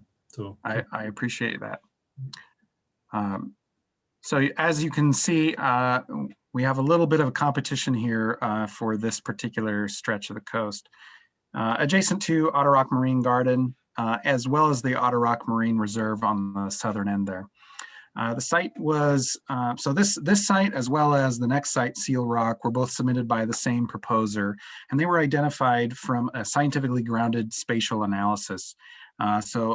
The proposer took a lot of the data that we have curated on the tool and set some conditions around that data and had it analyze the site, the Oregon coast, and spit out the sites on the other end that were the most deserving of management based on the criteria that were fed into the analysis. So that's one of these sites that came out of that. Some of those conditions, those criteria were the pinniped haulouts, the seabird colonies, as well as gray whales, critical fish habitat, invasive species, and many others. So you can see there's a poster presentation in the site materials for this that kind of outline how that analysis was done. So it's very interesting. I very much appreciate the effort put into that, and I believe potentially useful and informative for some folks out there. So some of the recommendations were to maintain site access. However, any specific regulations were not, or any changes to regulations were not addressed in the proposal. And that one of the goals here was to provide connectivity between different managed areas on this stretch of the coast. As far as education, monitoring, or any of those kinds of programs, not a whole lot was said in the proposal. Other than education and oversight of tide pool usage and marine mammal and bird habitats would be preferred, and that periodic biodiversity and species count monitoring studies would be encouraged. So with that said, the proposal was not as comprehensive as some of the others that we've discussed. So when it comes to agency feasibility analysis, The agencies really struggled to engage in a complete analysis of the proposal, and it really ended at the completeness and assessment stage there. So broadly, the proposal didn't meet the sufficiency for understanding the goals, intents, and purposes and suggested management changes. It did rely on the spatial analysis, but only the spatial analysis, and does not include all the factors the agencies would consider in developing proposals. As well, the extent of the subtitle area seems unnecessary, and they really felt cross the line for marine reserve concerns. And once more, concerns about equity of access along the Central Coast. For working group observations, many of the same concerns were echoed. Many responses on the proposal were insufficient or not well described, and no proposed recommendations for regulatory or non-regulatory management changes, which really makes it insufficient to achieve the site goals. Was there any other addendums or comments there?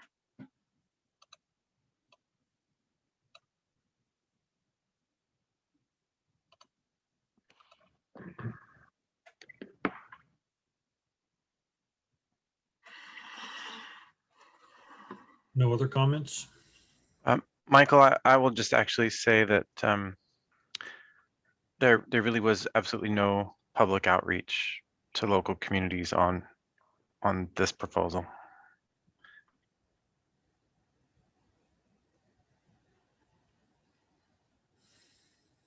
Charlie, and then Tom, and then Scott. I think I did. I'll say what I appreciate about this what they did here. I appreciated a site analysis using a spatial analysis using sort of the tool that we had put forward and using the data. Obviously, that's all they did. So clearly, they missed the mark on a lot of the other things that we would want to see in a proposal. But I did like the kind of data-driven piece of that, because I think it's a smart approach to in a very comprehensive, thoughtful way, or data-driven way to look at protections. But yeah, I had a hard time even really considering how we would evaluate this, given it was just incomplete in general. Thank you for that comment, Charlie. I believe Dave was next. I think it was Tom and then Scott. Oh, sorry. Yeah, I guess I won't repeat, but echo what Charlie just said. I was sort of also found it really interesting to use that data-driven approach.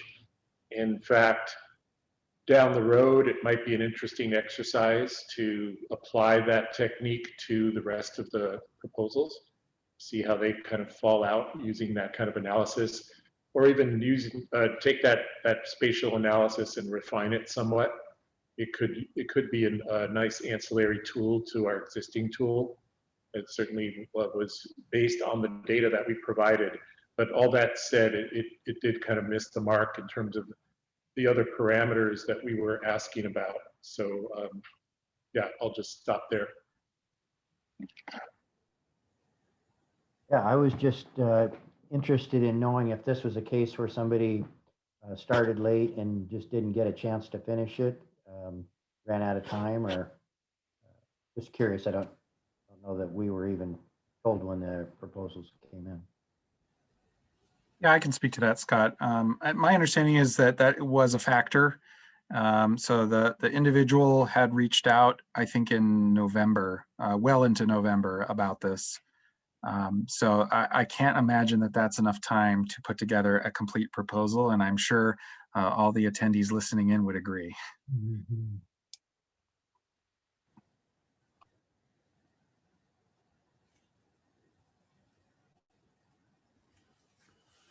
Okay, any other observations?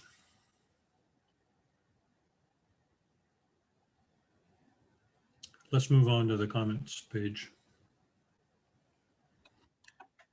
So really, you know, as far as curating any sort of considerations here, it seemed like the biggest and maybe the only consideration needed potentially, although I'll leave that up to everyone else, is that the proposal just did not meet the sufficiency requirements for proper agency analysis. So the agencies really couldn't lend any support behind submitting this for additional evaluation or consideration.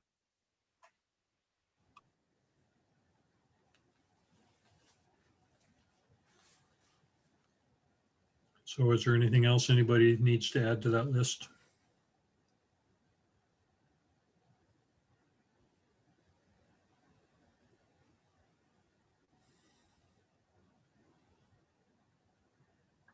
Tom, you have your hand up. I don't want to overstate this or anything, but the sort of mirror to that statement would be the lack of community engagement, which we emphasize pretty strongly and is not, really missing from this proposal. So not to like be mean about it, but just to acknowledge that that was something that we put a lot of weight on as we were promoting this and asking for proposals, and really emphasized it. And it was really missing here. So kind of have to acknowledge that.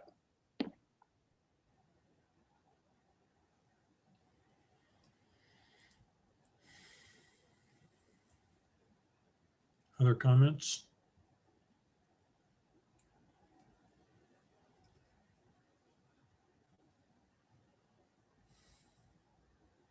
Charlie just pointed out in the chat that this area will be well characterized and monitored over time via the ODF&W Marine Reserve Comparison Area, given the overlap with this area. So thanks for the comment, Charlie.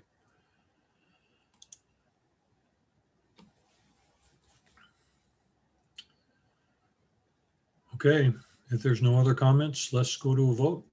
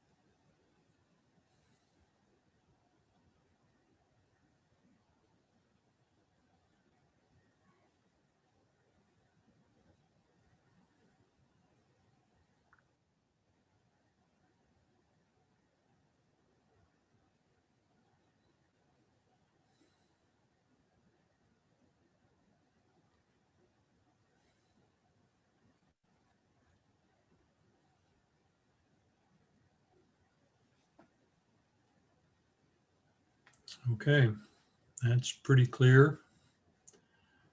Let's move on to Seal Rock.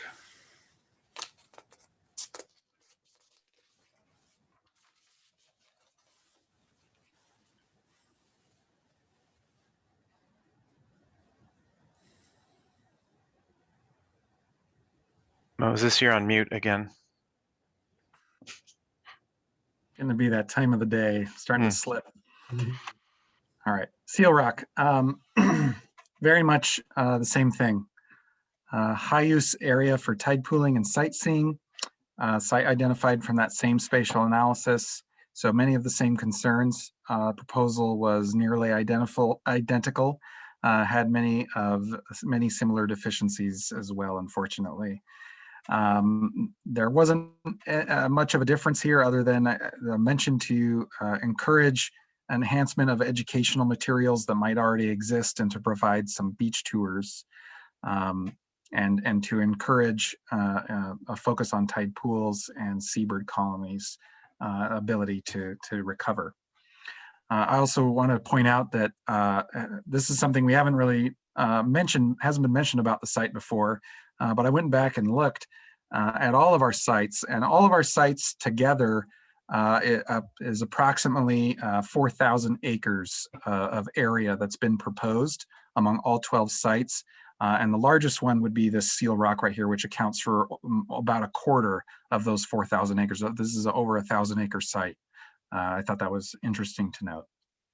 That is interesting, Michael, and without scale, you can't tell that. It just looks like the same blue blob. So thank you for clarifying that. So much of the same feedback with respect to agencies and working group observations. Insufficient, didn't meet the goals that we've laid out, didn't meet the expectations we've laid out. So the agencies weren't able to lend any support to having this be evaluated any further.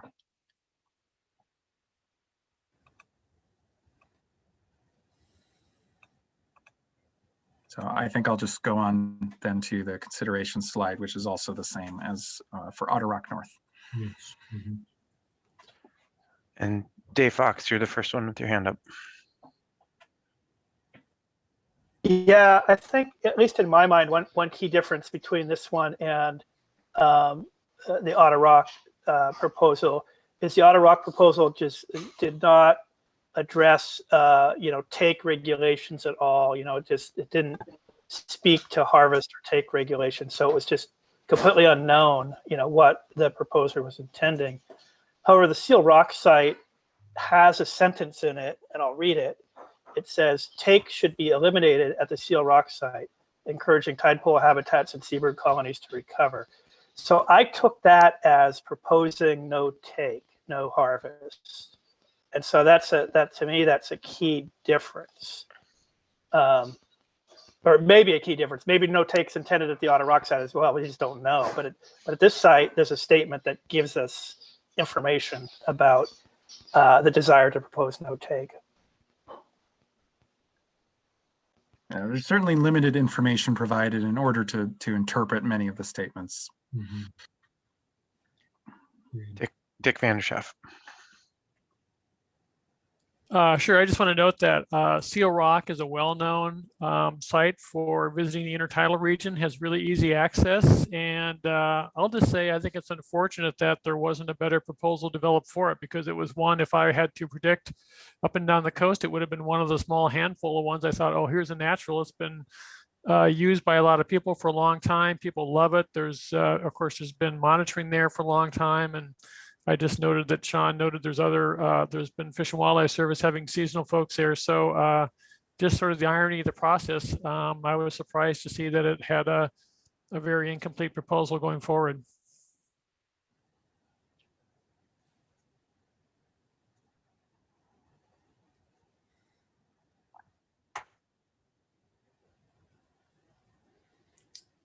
Others, anybody else in the waiting room, Andy?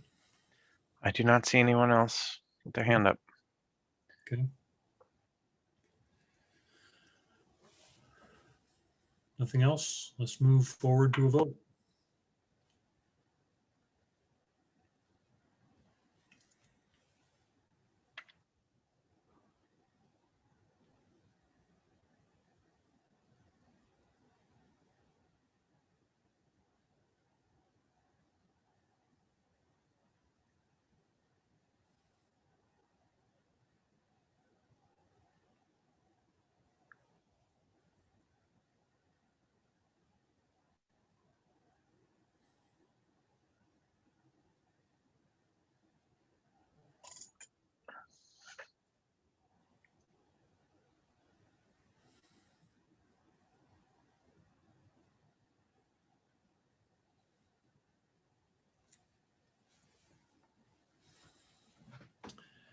That's about as clear as we can get.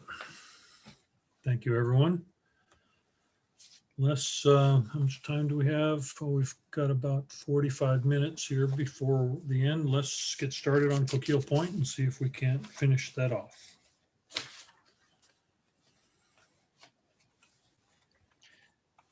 Frank, before we do, maybe we could just talk a little bit. It seems clear to me that we're going to need our extra time tomorrow. So we should just flag that for folks and come to agreement, because I've heard both. We reserve the whole day or a portion of the day. Let's confirm everyone's availability. Yeah, so right now we have scheduled from 1 to 5 on tomorrow to talk about this. Is everyone available then? I see yes from Laurel and Dave Lacey. uh, for Walter. So I think that's coming in as we all agreed to tomorrow afternoon. There's hopefully we can cut out early, being a Friday afternoon. Dave Lacey, I share your sentiment. Okay, that's maybe from Carrie, so we might lose Carrie. And we have Andrea from 2 to 5. Okay. So let's plan on that. Let's plan on 1 to 5. And I will do everything I can to get us out of there before 5. That just to confirm that. And also, while we've got kind of a break in the process here, I just want to point out to the people that have stuck with us, the public that have stuck with us, that there won't be any public comment in this period. In these meetings, there will be public comment in this, but it will be open after these meetings, and you can comment on the website, the Rocky Habitat Group website. So I appreciate your feedback and your opportunity to comment.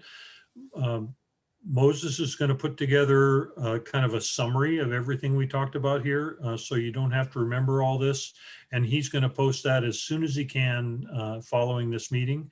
And so if you want to wait until that summary comes out and then add your comments, feel free to do that. If you want to comment right away, the site's open and anybody is free to add to that site. And Michael just posted in the chat where the site can be accessed, and it's tsp.comments@state.or.us. And we will also be posting the meeting recording as well. Thank you for that, Andy. And will that be on the Rocky Habitat Group working site? Okay. Yes. Group site, sorry. Yeah, thank you. In answer to Scott's question, yeah. I'm sorry, Moses? Answering Scott's question in the chat, wondering if I can post slides, and that's a yes. Okay. So I'll do that after tomorrow, though, okay, after we conclude. Good. So, any other comments while we're kind of taking a break in the process here? Okay, let's move on to Coquille Point. all right. Coquille Point. So this was the only marine garden / education area proposal that we received. So a little bit of a change up here. It's in near the city. Well, it's basically in the city of Bandon, adjacent to Cronenberg County Park. It's a very high visibility, high use site. There's quite a number of large rocks and sea stacks on the beach as well as off the beach. And many more that are not encompassed in the area proposed here. The interests expressed by the proposers were focused around community education, particularly regarding proper use of the site, but also for the organisms there, the habitats focus on disturbance to nesting seabirds, and there are a few harbor seal pupping areas within the site. So for recommendations, it's the standard marine garden suite of recommendations, which includes no change to fish harvest, closure of invertebrate harvest except for single mussels for bait recreationally, and no take of algae, and in all cases accepting scientific and education permits, of course. They did propose some updates to some interpretive and informational signage on the site, and they're looking to implement a wildlife interpreter program that's focused on proper human use and protection of the habitat and the wildlife that use it. So this would be coordinated by the group SEA or Shoreline Education for Awareness. This is a well-established group at the site. They have a partnership agreement with the U.S. Fish and Wildlife Service. They share an office there at the site. So this is something that the group has been engaged in for more than 30 years already. So they're looking to coordinate that volunteer program and as well as conduct some monitoring that would focus on those nesting seabird trends. Also, no other restrictions on human use activities. And one of their biggest concerns at the moment is trampling of the intertidal habitat as well as that wildlife disturbance. So their volunteer stewardship efforts would really be focused on educating folks that way and using education to help enforce proper site use. So for the agency analysis and the working group observations here, agencies called out that SEA is a well-established group and that has the capacity for the proposed volunteer efforts. One concern that was raised was that the new volunteers that were recruited into the efforts would need to be appropriately vetted as well as trained so that they understand enforcement and the rules appropriately. Part of that vetting process would also include necessarily needing to conduct background checks for some of the new volunteers. So that the question was raised as to what the role for the agencies in that would be, what the cost would be, and how that would necessarily be coordinated between the group and the agencies involved. Also, in enforcement response, for many of these sites that have changes to rules, we might expect to see some increased need for enforcement response initially, but the agencies also noted that this could potentially be balanced by the fact that this site is right next to a community who would be able to, would be a pool of volunteers there, and that the increased volunteer presence at the site could potentially ameliorate some of those enforcement needs over the long term. The agencies also felt that the site, not only the site itself, but the boundaries were appropriate choice for marine garden designation, and that the partnership with the U.S. Fish and Wildlife Service there that's already been established would help for coordinating the programs there. There's some clarification on the boundaries that came about, and I'll talk about that in a moment. For working group observations, the working group wanted to note that overall it was a very strong proposal, very well-written proposal. The goals were very straightforward and very practical and achievable. It's a high visitation and use site with a well-established program to sustain what's the activities that are proposed there. They conducted a very strong outreach effort and garnered a lot of community support, and that was well communicated in the letters of support and other materials that were provided. The level of enforcement was mentioned as being the primary measure of site success.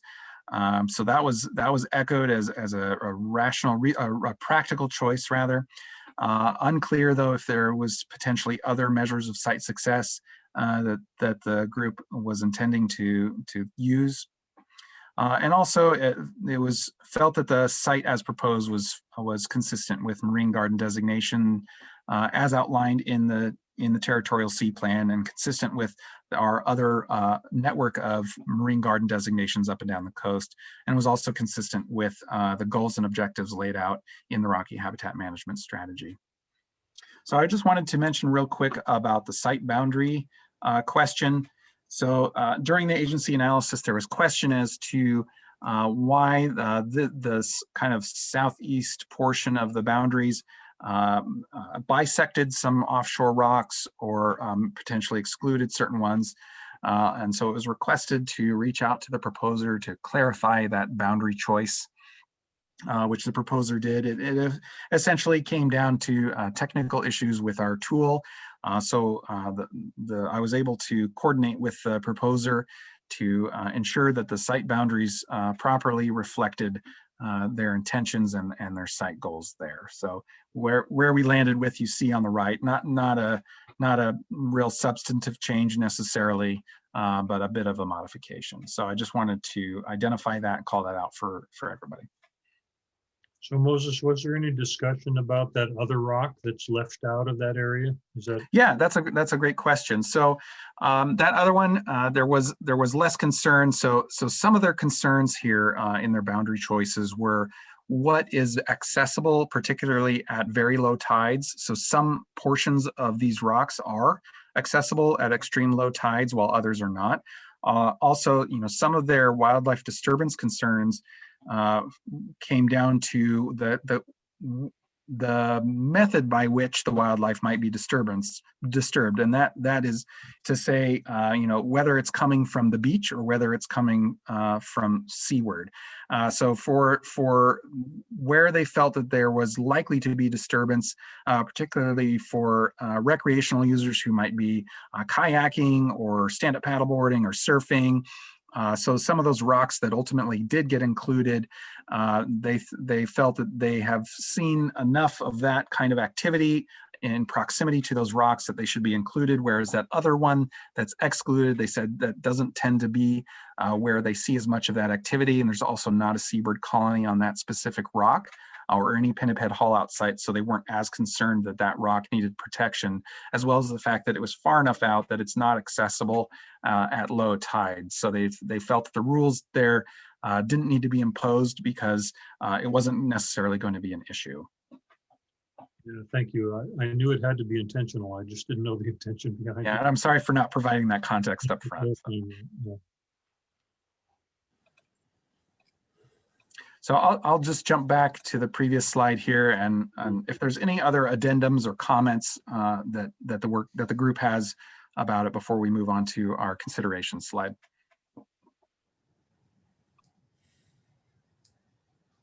Other comments?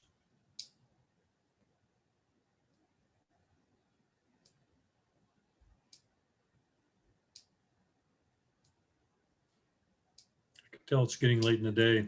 Yep, I'm not seeing any. Oh, was that just a hand, Scott? Were you going to say something?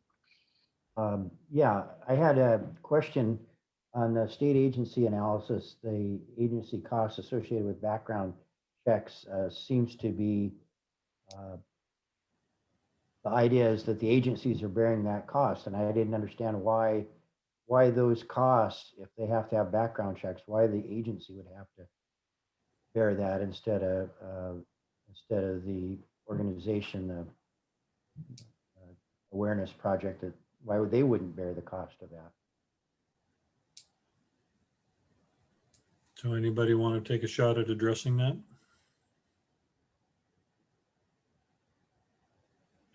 that? Laurel and or Charlie? Laurel might be able to speak more from an agency perspective. I suspect that certain agencies have certain requirements for background checks based on their own insurance and other things. And so it might be within their domain that they have to control that.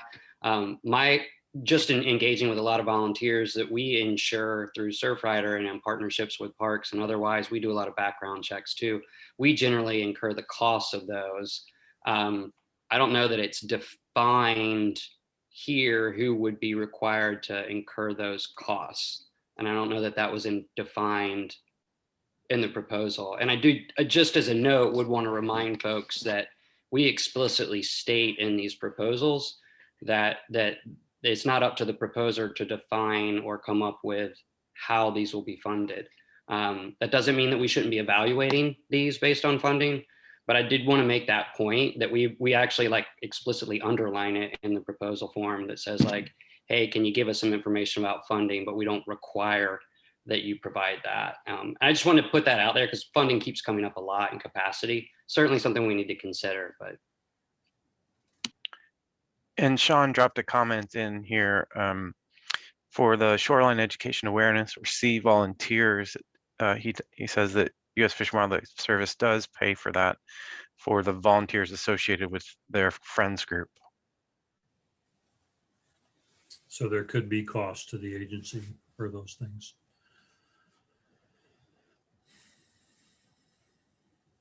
Or Fish and Wildlife could pick it up if it's the same group that's SEA that's doing it.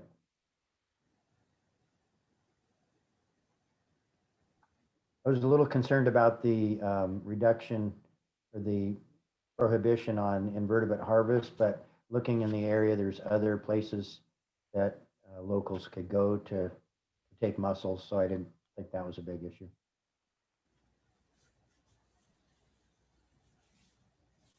Thank you, Scott.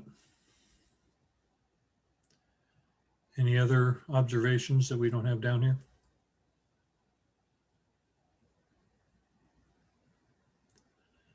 Okay, let's move to the comment slide.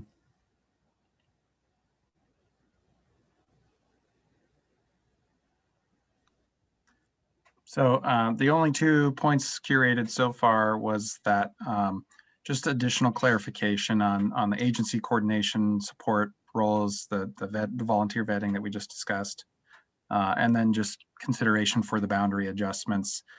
Since that was something that came out of an agency analysis and was requested back from the proposer. So, you know, there'd need to be reconciliation of exactly what the boundaries would be ultimately. Dave, you have your hand raised. Dave Fox. Yeah. If I could, I'd like to add a bullet similar to I did maybe 1 or 2 of the other ones of the really. I think the intertidal, again, differentiating intertidal areas from subtidal areas. I think the intertidal area invertebrate harvest restriction is justified, but I don't think there's any real justification for subtidal restriction on invertebrate harvest. Not that there's any there, probably never will be, never was, but I don't think there needs to be a restriction on subtidal invertebrate harvest.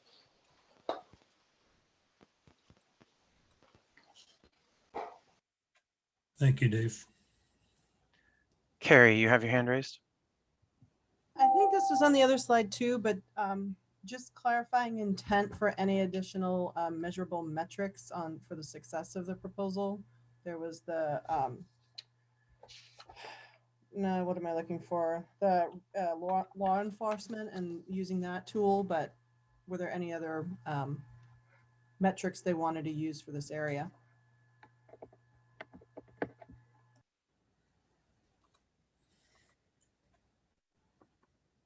And Charlie. Thank you, Carrie.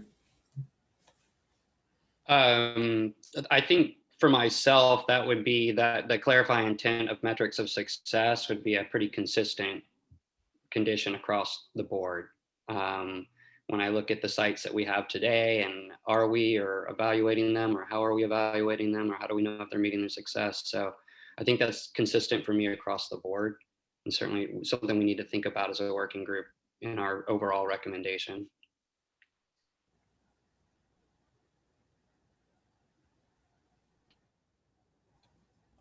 Thank you, Charlie, for that comment. That's a good one to log for later.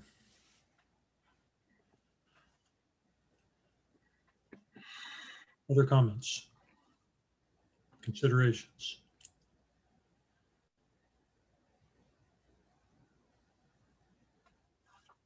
Okay, let's vote.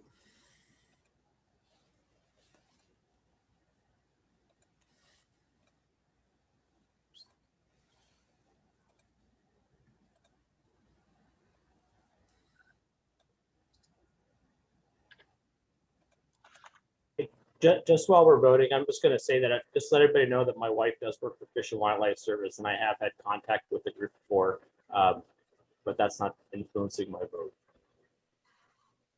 That's on this proposal, Walter. Okay, thank you.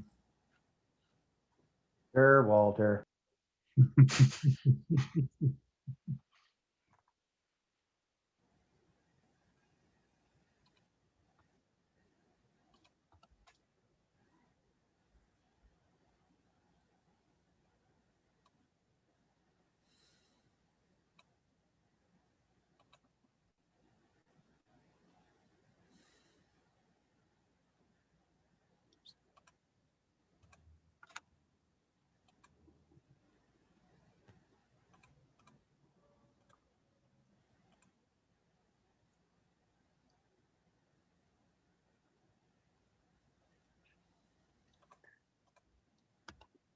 Charlie, I saw your hand pop up and then back down again. Did you want to, you don't want to, okay. I think that this site is the only marine garden site that we had, and I look at another very similar site with Haystack Rock Awareness Program on the North Coast.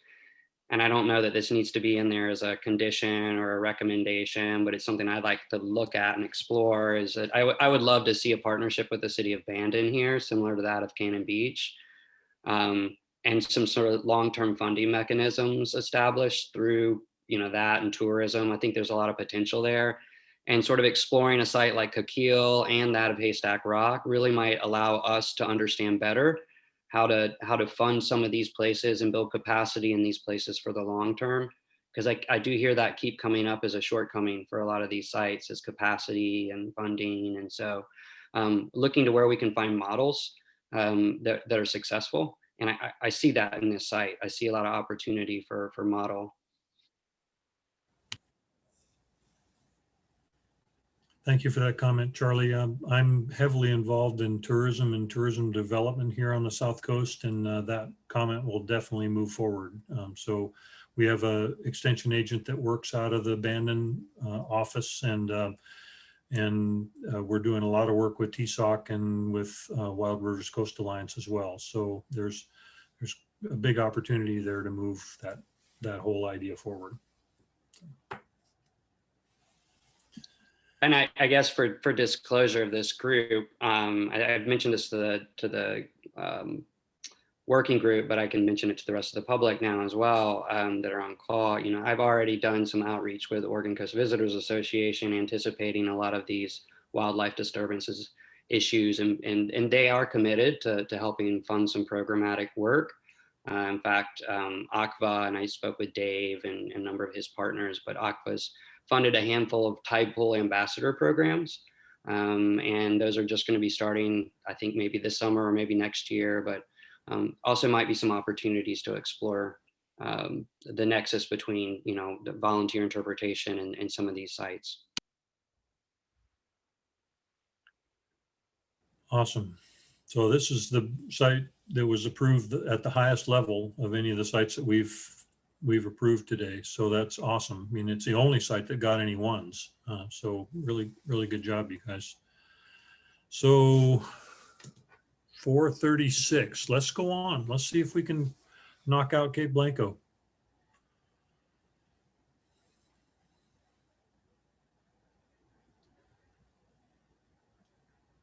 Oop, off the screen entirely. 4:36, you said. All right. Cape Blanco, Marine Research Area. So this was our only site-specific marine research area. You may remember the kelp forest was also a marine research area. So adjacent to Cape Blanco State Park, of course, has a long established history of scientific research. So this was submitted by the PISCO Research Consortium, who has been conducting site monitoring there for the better part of 2 decades, possibly more. Consequently, the interests expressed by the group here was one, habitat oriented or ecosystem ecology oriented. So there's 2 habitat areas of particular concern. There's rocky reefs, there's kelp forests, there's essential fish habitat designated here. So they're looking to protect those habitats and also to support long-term scientific research in doing so, by protecting those natural communities. So a unique and interesting feature of Cape Blanco that fed into their motivation to submit this proposal is that it marks an oceanographic regime change. Kind of everything north of it is a bit of a different oceanographic functionality from everything south of it. So it's a bit of a Goldilocks zone in certain respects with ocean productivity. So there's some unique things happening here ecologically, and hence the focus of scientific research there. So the harvest that they're proposing here is no take, commercially or recreationally, in all categories.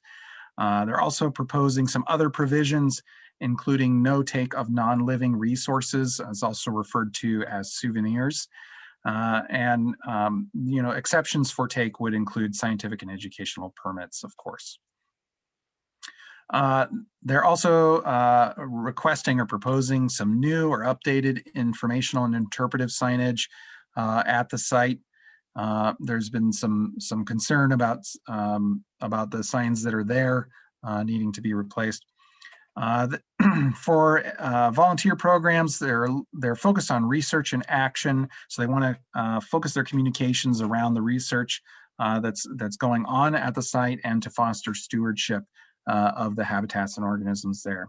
They'd like to coordinate their volunteer programs and share the efforts with several different groups, particularly Oregon Shores Conservation Coalition and that Shoreline Education for Awareness, to conduct outreach, education, and enforcement. But they also propose to work to develop similar site-based programs with a friends group agreement, MOU or Memorandum of Understanding as well. Also, there's another proposal that we have yet to discuss at Blacklock Point, which is just nearby, and they propose coordinating with the programs that are proposed there to conduct some of the stewardship activities here. So, of course, also this proposal includes a heavy focus on monitoring. There's already lots of monitoring that it does occur at the site, including intertidal surveys, whale migration tracking, seabird monitoring, oceanographic monitoring, invasive species tracking, and several others. So they would want to focus on continuing those efforts and protecting those efforts from any disturbance. Human use, they're concerned about increasing visitation and the impacts related to that. And they're concerned that there's a lack of enforcement or support for that enforcement. There is some on-site harvest that does occur at the site, particularly on that pocket beach on the south end, is my understanding, but it seems like it's limited. The area is also important to tribal nations, and there are other provisions that they're proposing related to human use activities is to ban boat anchoring in the area without a permit, and to ban any live-fed aquaculture activities from occurring at the site, which as to date does not occur in the site yet.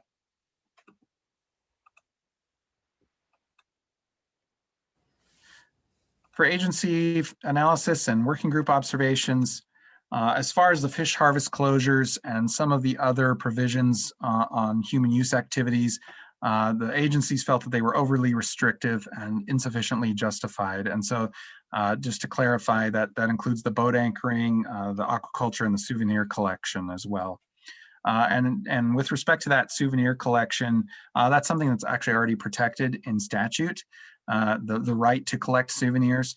So to impose a provision to ban it may not be enforceable presently. The site boundaries, the agencies felt would need some revision. So it's unclear the justification for inclusion of some of the subtidal area. And also if you project the site at low tide, it seems that there's quite a large amount of gaps in certain areas of intertidal habitat that was not included in site boundaries. So that would need to be reconciled. There's many enforcement challenges to this site. It's a very remote site. There's not a community nearby, so any enforcement that would need to occur would take a long time for the response to get there. Also, you can't view the intertidal habitat, not all of it, from the upland area. So any enforcement that would occur in the rocky habitat, in the intertidal areas, would be challenging for enforcement personnel and potentially hazardous. Again, the boat anchoring and aquaculture provisions, the agencies felt were not necessary. It's unlikely that any boats will be approaching close enough and need to anchor in the area that's been designated here. And also they felt that it's highly unlikely that any live-fed aquaculture activities would be engaged at the site. Also, the harvest restrictions were inconsistent with management area prescription for marine research areas. So you remember that table that I showed everybody earlier this morning. So the marine research areas, of course, do not have fish harvest closures. So that the agencies felt that with considering the level of restriction that would be imposed here, not only was it inconsistent with marine research areas, but it would in fact be more restrictive than the marine reserves. The observations from the working group, of course, the site has a very well-established history of on-site research and monitoring. It's highly valuable to our understanding of intertidal function on the Oregon coast. The outreach seemed to engage the appropriate groups. There was a strong focus on ecological stressors and long-term ecosystem health that was greatly appreciated here. The provisions concerning the provisions stated here may be better suited potentially for a marine conservation area designation. However, the stewardship program and that was proposed had some concerns about the capacity there and the level of support, and also the fact that it's not established yet. So there were some concerns about getting that up and running at such a remote site. And the beachcombing is known to occur, so that's relevant to the souvenir collection, and so there'd be concern there about banning that. Any other additional comments there? And I do just want to point out, for transparency's sake, I've spent pretty much the last 10 years working with PSCO to conduct a lot of their research from time to time on a seasonal basis. So I'm just going to throw that out there. Thank you, Michael. Thanks for that. So other observations that you want included there? Charlie Plyman. Well, it's maybe just a disclaimer, maybe not something that's an observation, but I observed that my Coos Bay chapter of our organization supported this, as well as a member or two in Port Orford area. I do not represent Surfrider in this process. I represent my seat on OPAC. I just want to make sure that that's clear to the working group and those watching in, and my Coos Bay chapter as well. So I just kind of wanted to put that out there for the record. Thank you, Charlie. Scott. A question for Moses. You had mentioned that the boundaries needed revision because they didn't include all of the tidal area. I didn't quite understand what needed to be changed about the boundaries. Sure. Some of our other agency reps might be able to express their concern a little better, but if you zoom in on the site, you can see that there's some gaps between the landward boundary and the extent of the intertidal habitat. As well as if you get we have aerial imagery and another tool that projects the site at low tide, extreme low tide, and you can see that there is a lot of intertidal habitat that's not contained in the boundary. And if their intention is to protect intertidal habitat, the question was why the boundaries were drawn where they were. But there's no requirement. I mean, if they wanted to have, if the boundaries are where they want to have them, and they want to allow some intertidal habitat available, they could do that. I mean, it's really up to them. I think the concern was just it seemed inconsistent with their intentions. And it would also add an element of difficulty for enforcement purposes, because it would be really hard to know whether somebody was in or out if you weren't looking at some of that very specific imagery or had landmarks to go from. Dave Fox. Yeah, I don't want to belabor the boundary discussion too much, but I think if you look at the areas not included, they're little tips of intertidal areas that extend out, beyond the outer boundary of some of the site. They're probably not possible to get to by foot. Maybe they are, at a -2.5 foot tide or something like that. You might have to wade across some channels, up to your neck or something. But it seemed that it's the limitation of the tool that caused the boundary drawing, because the tool didn't show the low tide aerial image. So they didn't, when you're drawing the boundary, they didn't really have much to go on, to encompass the intertidal area. In any event, one thing when we get to the next slide, I'm going to say is I think the harvest regulation should only apply to the intertidal area, the invertebrate harvest regulations. should only apply to the intertidal area. So, whether or not they, what happens in the subtidal with the boundary really doesn't really pertain to that aspect.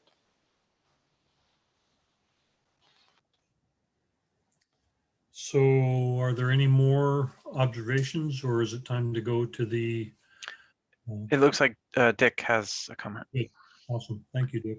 Yeah, I just want to add in, obviously, Moses noted the ecological importance of this site, and Dave Fox knows this as well. I think even though we understand and we're seeing, we're going to mull over some of these proposals that they've made for modifying rules and regulations as we see for marine research areas. I want to speak to the idea of why designating a site that's actually been undergoing research and monitoring for a couple dozen years probably now, is that when you do designate a site, it does beget more research. And certainly people in the PSCO program and OSU know about this site and have been coming here year after year, but having a designated site will attract additional researchers. And when you have a site that such as Cape Blanco, or Cape Blanco if you live down there is pronounced, it does encourage people to conduct ancillary research or complementary research that expands the overall knowledge. So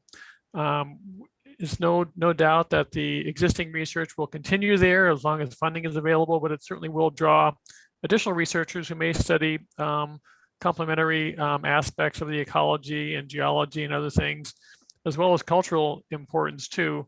So I think that sometimes designation, it seems like, well, why are we doing these things if there's already existing programs going on and these things, what's going to change? There's probably a lot of potential for enhancement there and some good things. And I kind of was thinking back to one thing Carrie brought forward early on, is some of these programs or some of these proposals throw a lot of ideas into the mix here. They talk about additional educational programs and outreach, which may seem to be a stretch, certainly for researchers. We don't like to talk to people too much necessarily, except our own kind. But I think that one thing here is that, again, this is a very well-loved state park down there on the South Coast that has a lot of people coming there and observing. So in some cases, a little bit of well-placed at times outreach, even if it's a signboard or whatever, could go a long ways to enhancing the awareness. And that's one thing we want to do, enhance the awareness of our near shore and the importance of it too. So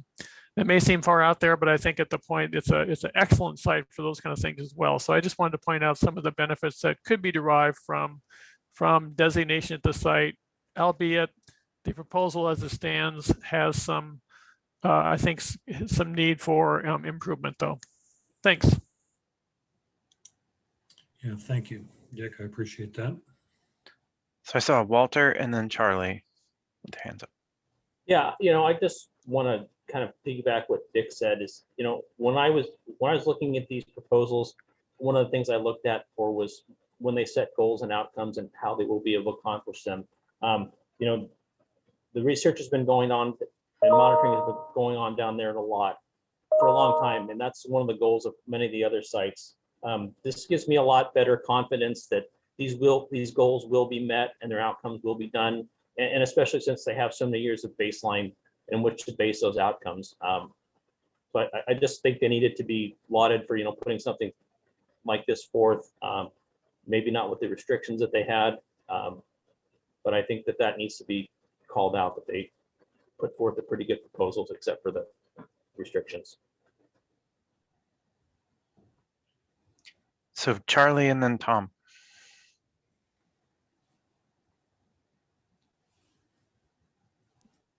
Yeah, I guess the number of restrictions and they impart an emotional reaction a little bit, and it's hard to look at this proposal when it says you can't pick up souvenirs off the beach. So that it makes it really hard. But if it was pointed out to me that it's, if I look at this as a marine research area and the management regulations and recommendations that go with that, which I think maybe we'll do in our next slide, or maybe we'll have the opportunity to do, but you take away all those hot issues, and you go, well, just as a marine research area, it is, as everything Walter said, and Dick before him. I mean, it's an absolutely fantastic site for research, and it's been demonstrated to be a persistent site of PISCO over the years, but also that big ecological break that Blanco is. So there's a significant habitat. It's great research. The restrictions make it hard to look at it like not a conservation area. So I'd like to be able to look at this through the lens of a marine research area with less restrictions. Thank you, Charlie. Tom? Yeah, I don't think I need to repeat what's been said, but just want to weigh in and echo what Dick said, what Walter said, and then also what Charlie just said. And I think here's another great example of lots of merit, probably needs some work, and I think it's likely that I'd like to see this advance down the path of what can we do to make it better and work it through the process. And I guess I'll close by saying that Cape Blanco is in fact a marine research area. It may not meet our definition of what a marine research area is, but it is one. It has been for a long time. I anticipate it will continue to be one.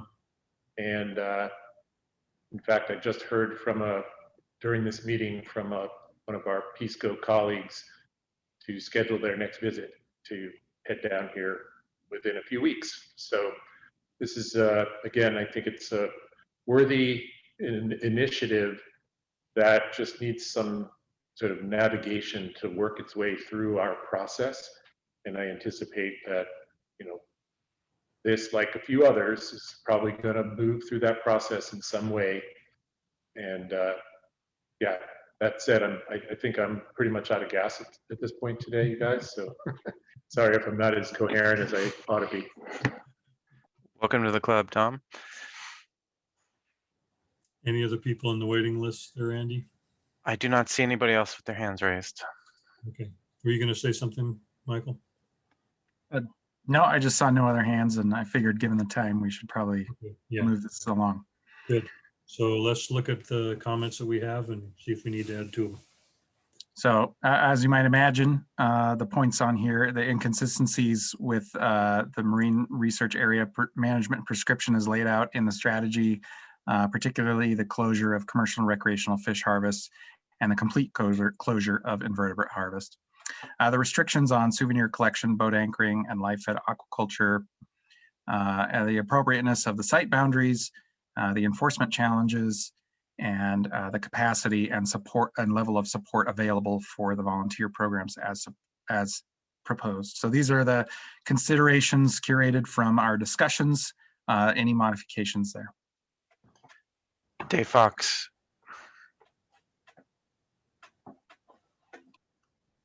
Yeah, a couple. First of all, a complete closure of invertebrate harvest is not inconsistent with the MRA management prescription. So I would recommend taking that bullet off. The sub-bullet that says complete closure of invertebrate harvest. The closure of fish harvest is inconsistent.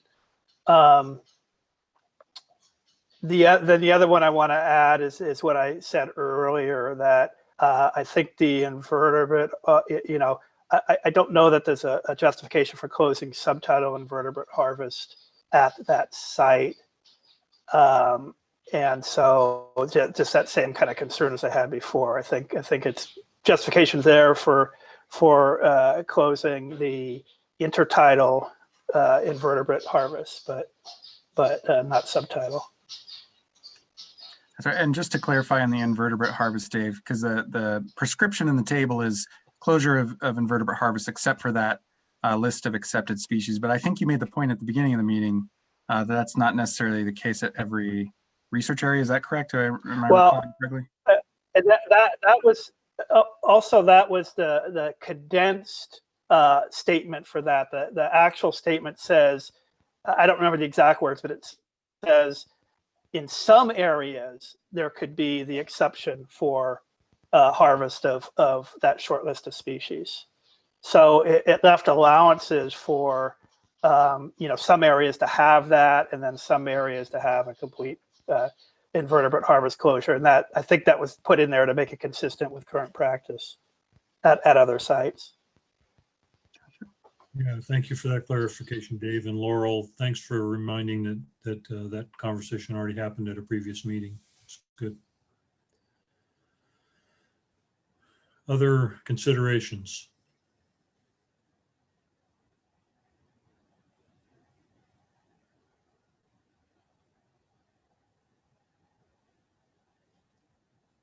Going once, going twice. Charlie. You just got in there, Charlie. Sorry, I just want to make sure that Dave's comment was captured because you took out the invertebrate harvest piece because it was inconsistent with MRA management prescription, but that's not the case. But he still recommends that it may not be warranted in that area. So I don't know if that's a condition that you want to add as an additional bullet point down there. I'm just trying to make sure that was captured. Was that clear? Yeah, and what I was saying is for the subtitle. Yeah, the justification for subtitle closure is, yeah.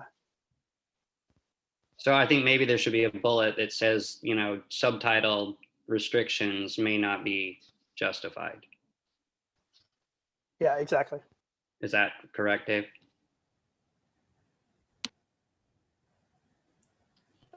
Yes, it is. Thank you. Yeah, thanks, Charlie, for pointing that out. So Michael's adding that feverishly as we speak.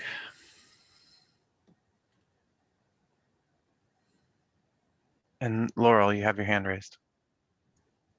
I just wanted to also bring up the issue of the signage that we discussed previously, is that any signage placed on the site would have to be developed in cooperation with parks, not just given to us to put up. So just pointing that out again. Okay, that's a good comment as well. Thank you.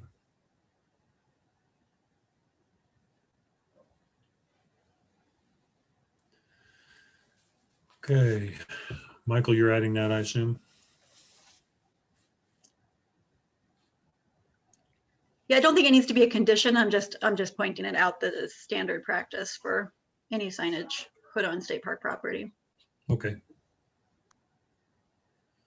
Okay, we can include it in the text. So awesome. So any other people in the waiting list, Andy? I do not see anybody else. Cool, let's go to vote.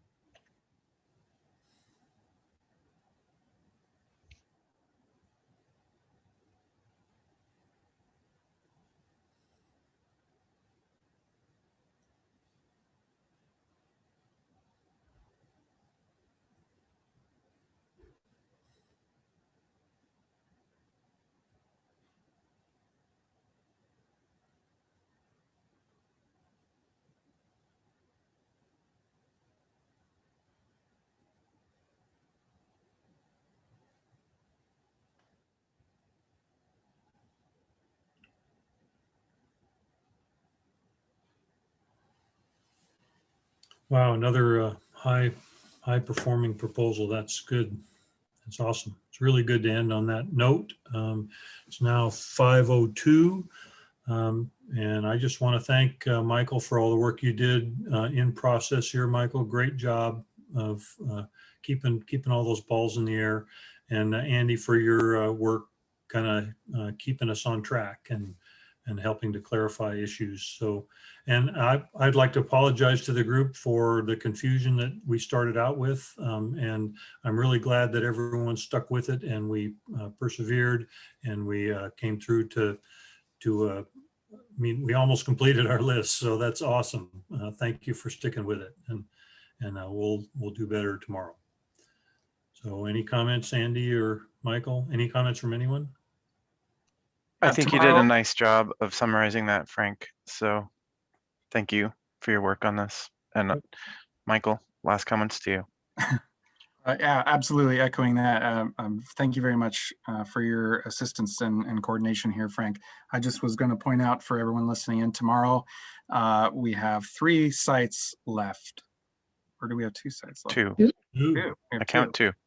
Okay. Yeah, so Blacklock Point and Crook Point Mac Reef, which are both submitted by the same proposer. So tomorrow we will address those. And I think we will want to talk about what we may be able to come together on a coast-wide recommendation that may sit over top of what we have provided today. So I'll just flag that for folks as well. Yeah, thank you for that, Andy. And Charlie, you have your hand up. Yeah, I wanted to thank everybody. C as in Char, I'll put this in the chat. You can reach directly out to me. If you would like a refreshment on me for your participation today, and you have a Venmo account. So let me know. I will buy you a happy hour just for all your participation for everybody. I really appreciate it. I have enough stashed away in my Venmo account, I think, to give everybody a libation of your choice. So I really do appreciate everybody's time. And I will not belabor this meeting any longer. Let's call this to a close. Yeah. I know where you live. It's okay. Yeah, thank you, Charlie. Appreciate that. Okay, so Hey, Michael quick- or Andy, you're going to send out the link for everyone to connect tomorrow at 1 o'clock? Yes, and we'll make sure to post that online as well. And Dave It's, Lacy yeah. had one last comment. I just don't know if we shouldn't wait till 2 o'clock so Andrea can join us. We only have 2 proposals left. Is that something we should consider? Because I think it's pretty important. I would vote for it. I'm okay with that as well. Anyone object? Thumbs up here. Okay, Hearing cool. no objections, we will start at 2. Tomorrow's meeting starts at 2. And I'll just Thanks, everybody. point out that for the public listening in, the Zoom links are on the Oregon Ocean calendar already. Thank you, everyone. Have a Okay, good night. see you all tomorrow at 2.